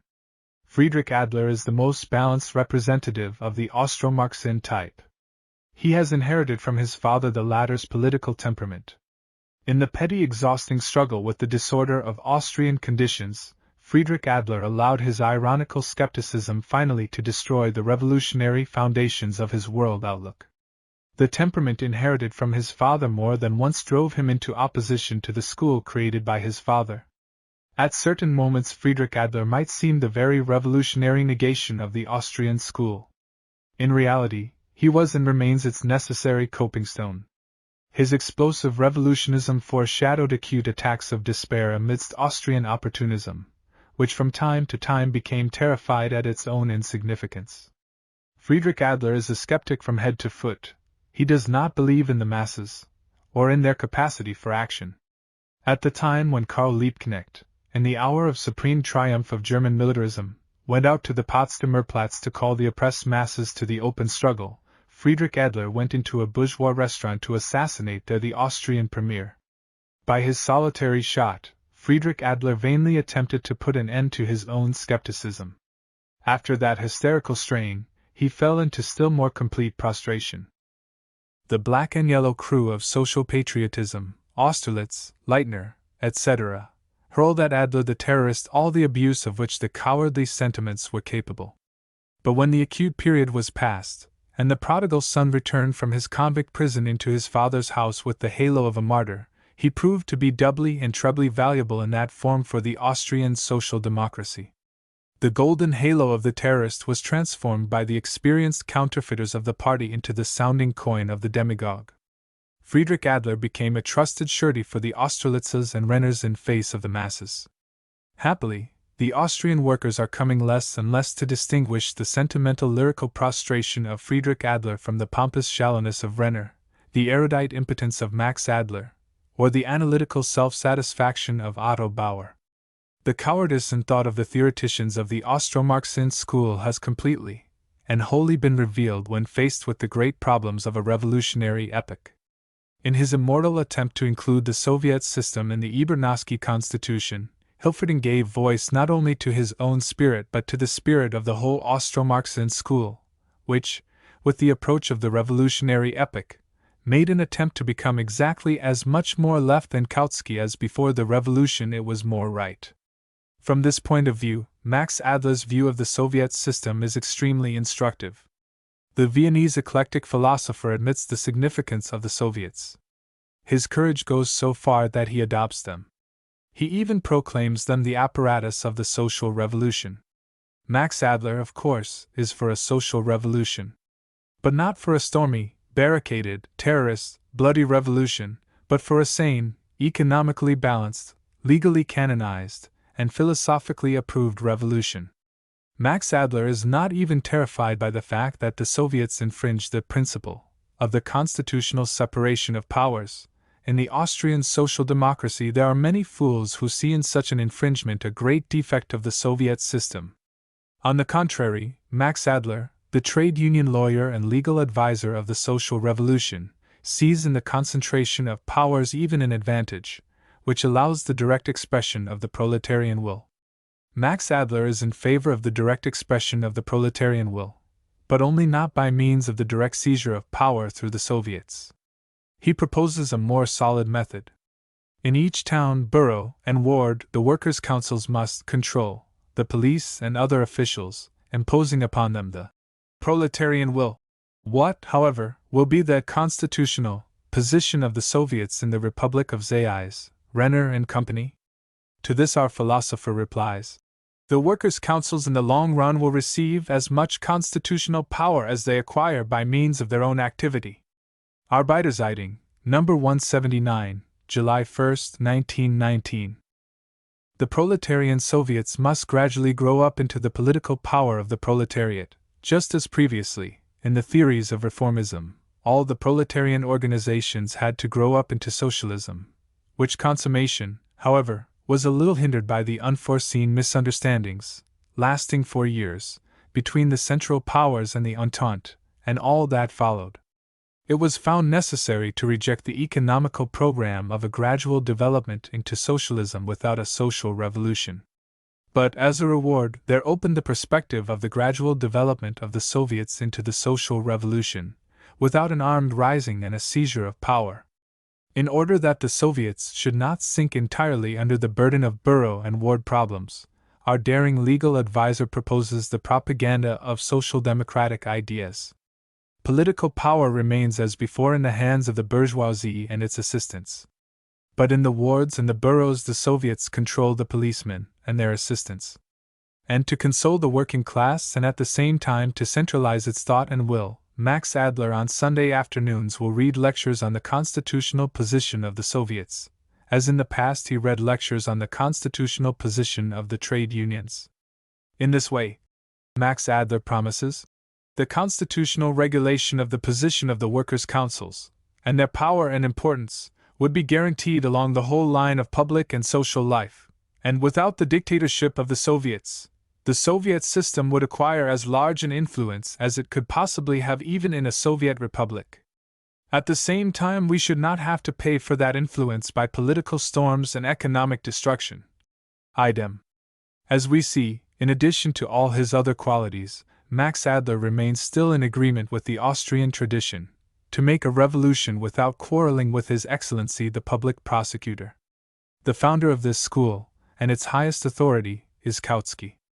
Carefully protecting, particularly after the Dresden Party Congress and the First Russian Revolution, his reputation as the keeper of the shrine of Marxist orthodoxy, Kautsky from time to time would shake his head in disapproval of the more compromising outbursts of his Austrian school. And following the example of the late Victor Adler, Bauer, Renner, Hilferding, altogether and each separately, considered Kautsky too pedantic, too inert, but a very reverend and a very useful father and teacher of the Church of Quietism. Kautsky began to cause serious mistrust in his own school during the period of his revolutionary culmination, at the time of the First Russian Revolution, when he recognized as necessary the seizure of power by the Russian social democracy, and attempted to inoculate the German working class with his theoretical conclusions from the experience of the general strike in Russia. The collapse of the First Russian Revolution at once broke off Kautsky's evolution along the path of radicalism. The more plainly was the question of mass action in Germany itself put forward by the course of events, the more evasive became Kautsky's attitude. He marked time, retreated, lost his confidence, and the pedantic and scholastic features of his thought more and more became apparent. The imperialist war, which killed every form of vagueness and brought mankind face to face with the most fundamental questions, exposed all the political bankruptcy of Kautsky. He immediately became confused beyond all hope of extrication, in the most simple question of voting the war credits. All his writings after that period represent variations of one and the same theme. I and my muddle. The Russian Revolution finally slew Kautsky. By all his previous development he was placed in a hostile attitude towards the November victory of the proletariat. This unavoidably threw him into the camp of the counter-revolution. He lost the last traces of historical instinct. His further writings have become more and more like the yellow literature of the bourgeois market. Kautsky's book, examined by us, bears in its external characteristics all the attributes of a so-called objective scientific study.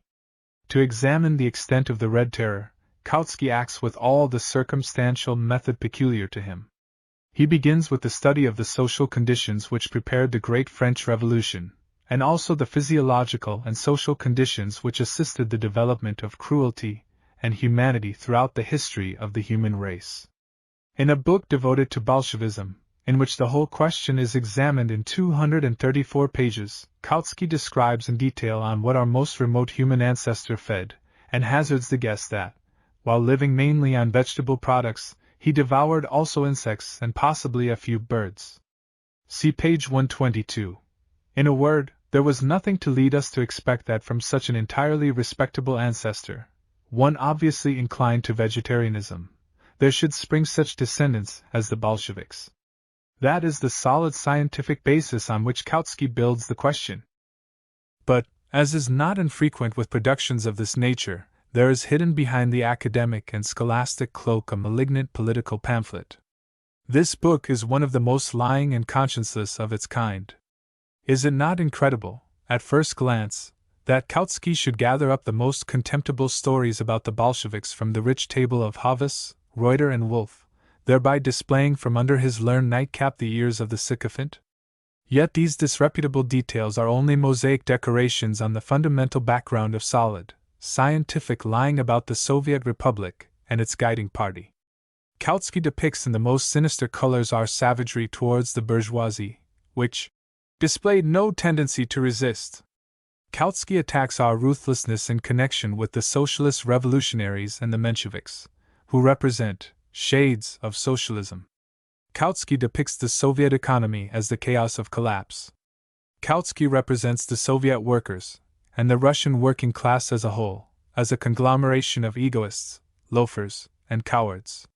He does not say one word about the conduct of the Russian bourgeoisie, unprecedented in history for the magnitude of its scoundrelism, about its national treachery, about the surrender of Riga to the Germans, with educational aims, about the preparations for a similar surrender of Petrograd, about its appeals to foreign armies, Czechoslovakian, German, Romanian, British, Japanese, French, Arab and Negro, against the Russian workers and peasants, about its conspiracies and assassinations paid for by Entente money, about its utilization of the blockade, not only to starve our children to death, but systematically, tirelessly, persistently to spread over the whole world an unheard of web of lies and slander.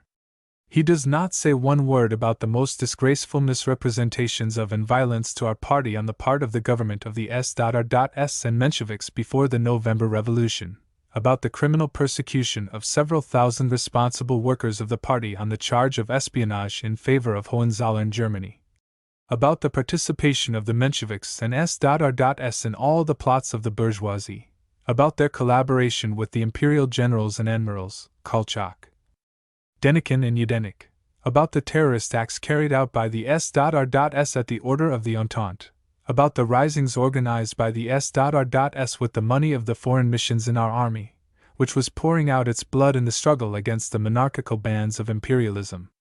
Kautsky does not say one word about the fact that we not only repeated more than once, but proved in reality our readiness to give peace to the country, even at the cost of sacrifices and concessions, and that, in spite of this, we were obliged to carry on an intensive struggle on all fronts to defend the very existence of our country, and to prevent its transformation into a colony of Anglo-French imperialism. Kautsky does not say one word about the fact that in this heroic struggle, in which we are defending the future of world socialism, the Russian proletariat is obliged to expend its principal energies, its best and most valuable forces, taking them away from economic and cultural reconstruction. In all his book, Kautsky does not even mention the fact that first of all German militarism, with the help of its Scheidemans and the apathy of its Kautskys, and then the militarism of the Entente countries with the help of its Renaudels and the apathy of its Longwets, surrounded us with an iron blockade, seized all our ports, cut us off from the whole of the world, occupied, with the help of hired white bands, enormous territories, rich in raw materials, and separated us for a long period from the Baku oil, the Donets coal, the Don and Siberian corn, the Turkestan cotton.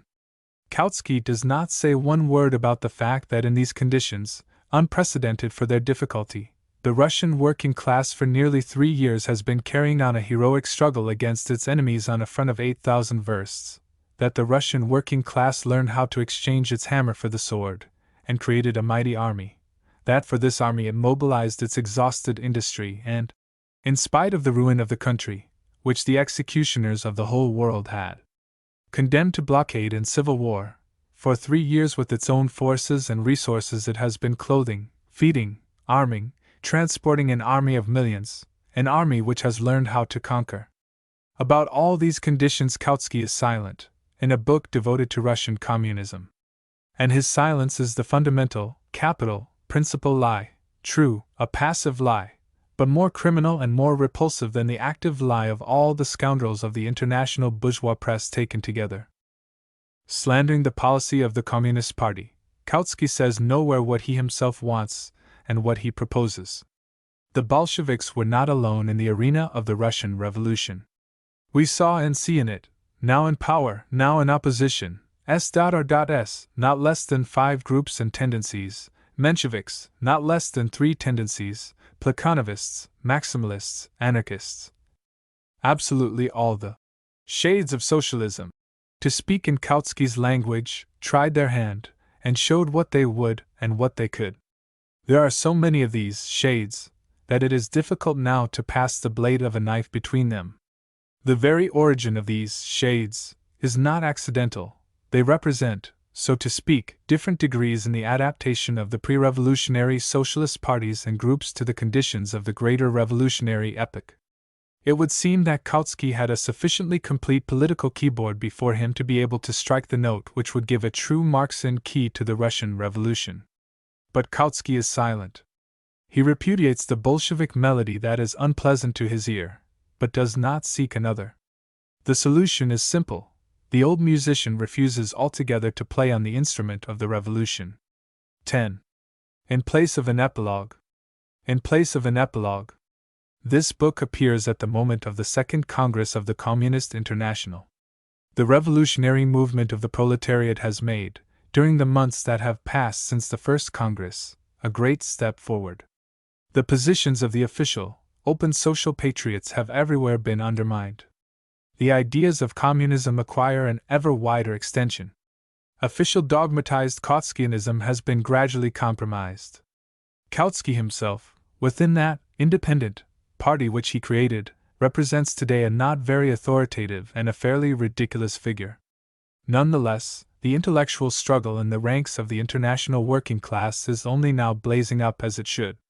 If, as we just said, dogmatized Trotskyism is breathing its last days, and the leaders of the intermediate socialist parties are hastening to renounce it, still Trotskyism as a bourgeois attitude, as a tradition of passivity, as political cowardice, still plays an enormous part in the upper ranks of the working class organizations of the world, in no way excluding parties tending to the Third International, and even formally adhering to it. The Independent Party in Germany, which has written on its banner the watchword of the dictatorship of the proletariat, tolerates in its ranks the Trotsky group, all the efforts of which are devoted theoretically to compromise and misrepresent the dictatorship of the proletariat in the shape of its living expression, the Soviet regime. In conditions of civil war, such a form of cohabitation is conceivable only and to such an extent as far and as long as the dictatorship of the proletariat represents for the leaders of the independent social democracy a noble aspiration, a vague protest against the open and disgraceful treachery of Trotsky, Ebert, Scheidman, and others, and, last but not least, a weapon of electoral and parliamentary demagogy. The vitality of vague Trotskyism is most clearly seen in the example of the French Longuetists.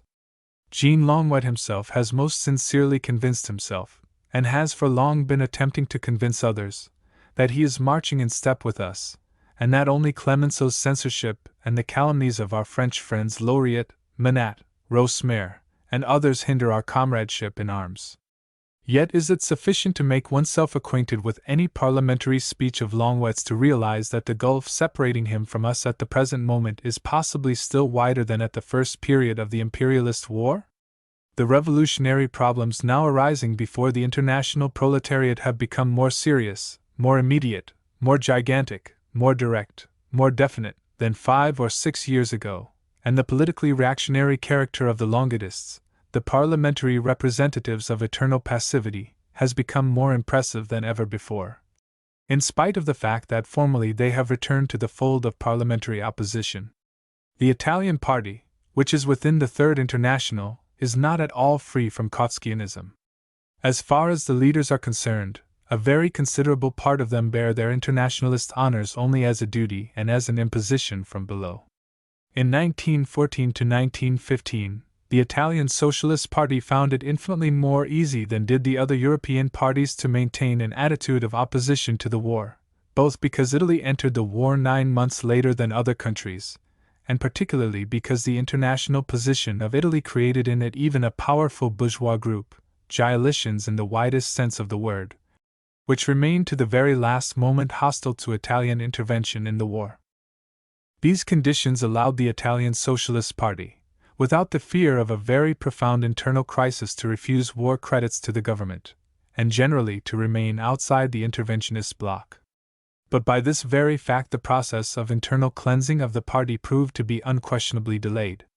Although an integral part of the Third International, the Italian Socialist Party to this very day can put up with Turati and his supporters in its ranks. This very powerful group, unfortunately we find it difficult to define to any extent of accuracy its numerical significance in the parliamentary group, in the press, in the party, and in the trade union organizations, represents a less pedantic, not so demagogic, more declamatory and lyrical, but none the less malignant opportunism, a form of romantic Trotskyism. A passive attitude to the Trotskyian, Longuetist, Tourist groups is usually cloaked by the argument that the time for revolutionary activity in the respective countries has not yet arrived. But such a formulation of the question is absolutely false. Nobody demands from socialists striving for communism that they should appoint a revolutionary outbreak for a definite week or month in the near future. What the Third International demands of its supporters is a recognition, not in words but in deeds, that civilized humanity has entered a revolutionary epoch, that all the capitalist countries are speeding towards colossal disturbances and an open class war, and that the task of the revolutionary representatives of the proletariat is to prepare for that inevitable, and approaching war the necessary spiritual armory and buttress of organization. The internationalists who consider it possible at the present time to collaborate with Kautsky, Longwet, and Turati, to appear side by side with them before the working masses, by that very act renounce and practice the work of preparing in ideas and organization for the revolutionary rising of the proletariat, independently of whether it comes a month or a year sooner or later. In order that the open rising of the proletarian masses should not fritter itself away in belated searches for paths and leadership, we must see to it today that wide circles of the proletariat should even now learn to grasp all the immensity of the tasks before them, and of their irreconcilability with all variations of Kautskianism and opportunism. A truly revolutionary, i.e., a communist wing, must set itself up in opposition, in face of the masses, to all the indecisive, half-hearted groups of doctrinaires, advocates, and panegyrists of passivity, strengthening its positions first of all spiritually and then in the sphere of organization, open, half-open, and purely conspirative. The moment of formal split with the open and disguised Kautskians, or the moment of their expulsion from the ranks of the working-class party is, of course, to be determined by considerations of usefulness from the point of view of circumstances, but all the policy of real communists must turn in that direction. That is why it seems to me that this book is still not out of date, to my great regret, if not as an author, at any rate as a communist. June 17, 1920. Footnotes. 1. The arbitrament of arms is on, now the weapon of criticism must rest. 1. 2. Translator's note: for convenience sake, the references throughout have been altered to fall in the English translation of Kautsky's book. Mr. Carriage's translation, however, has not been adhered to. 2. 3. In order to charm us in favor of a constituent assembly, Kautsky brings forward an argument based on the rate of exchange to the assistance of his argument, based on the categorical imperative. Russia requires, he writes, the help of foreign capital, but this help will not come to the Soviet Republic if the latter does not summon a constituent assembly, and does not give freedom of the press, not because the capitalists are democratic idealists to Tsarism they gave without any hesitation many milliards, but because they have no business faith in a revolutionary government. Page 218. 3. There are scraps of truth in this rubbish. The stock exchange did really support the government of Kolchak when it relied for support on the Constituent Assembly. From its experience of Kolchak, the stock exchange became confirmed in its conviction that the mechanism of bourgeois democracy can be utilized in capitalist interests, and then thrown aside like a worn-out pair of puttees. It is quite possible that the stock exchange would again give a parliamentary loan on the guarantee of a constituent assembly, believing, on the basis of its former experience, that such a body would prove only an intermediate step to capitalist dictatorship. We do not propose to buy the business faith of the stock exchange at such a price, and decidedly prefer the faith which is aroused in the realist stock exchange by the weapon of the Red Army. 4. The History of the American War, by Fletcher, Lieutenant Colonel in the Scots Guards, St. Petersburg, 1867, page 95. 4. 5. Fletcher's History of the American War, pages 162 to 164. 5. 6. It is not without interest to observe that in the communal elections of 1871 in Paris there participated 230,000 electors. At the town elections of November, 1917, in Petrograd, in spite of the boycott of the election on the part of all parties except ourselves and the left social revolutionaries, who had no influence in the capital, there participated 390,000 electors. In Paris, in 1871, the population numbered 2 millions. In Petrograd, in November, 1917, there were not more than 2 millions. It must be noticed that our electoral system was infinitely more democratic. The Central Committee of the National Guard carried out the elections on the basis of the electoral law of the Empire. 6. 7. Labor, discipline, and order will save the Socialist Soviet Republic, Moscow, 1918. Kautsky knows this pamphlet, as he quotes from it several times. This, however, does not prevent him passing over the passage quoted above, which makes clear the attitude of the Soviet government to the intelligentsia. 7. 8. the Vienna Arbeiterzeitung opposes, as is fitting, the wise Russian communists to the foolish Austrians. Did not Trotsky, the paper writes, with a clear view and understanding of possibilities, sign the Brest-Litovsk Peace of Violence, notwithstanding that it served for the consolidation of German imperialism? The Brest Peace was just as harsh and shameful as is the Versailles Peace. But does this mean that Trotsky had to be rash enough to continue the war against Germany? Would not the fate of the Russian Revolution long ago have been sealed? Trotsky bowed before the unalterable necessity of signing the shameful treaty in anticipation of the German Revolution. The honor of having foreseen all the consequences of the Brest Peace belongs to Lenin. But this, of course, alters nothing in the argument of the organ of the Viennese Kautskians. 8. 9. Since that time this percentage has been considerably lowered. June, 1920. 9. 10. This was the name given to the imperial police, whom the Minister for Home Affairs, Protopopov, distributed at the end of February, 1917, over the roofs of houses and in the belfries. 10.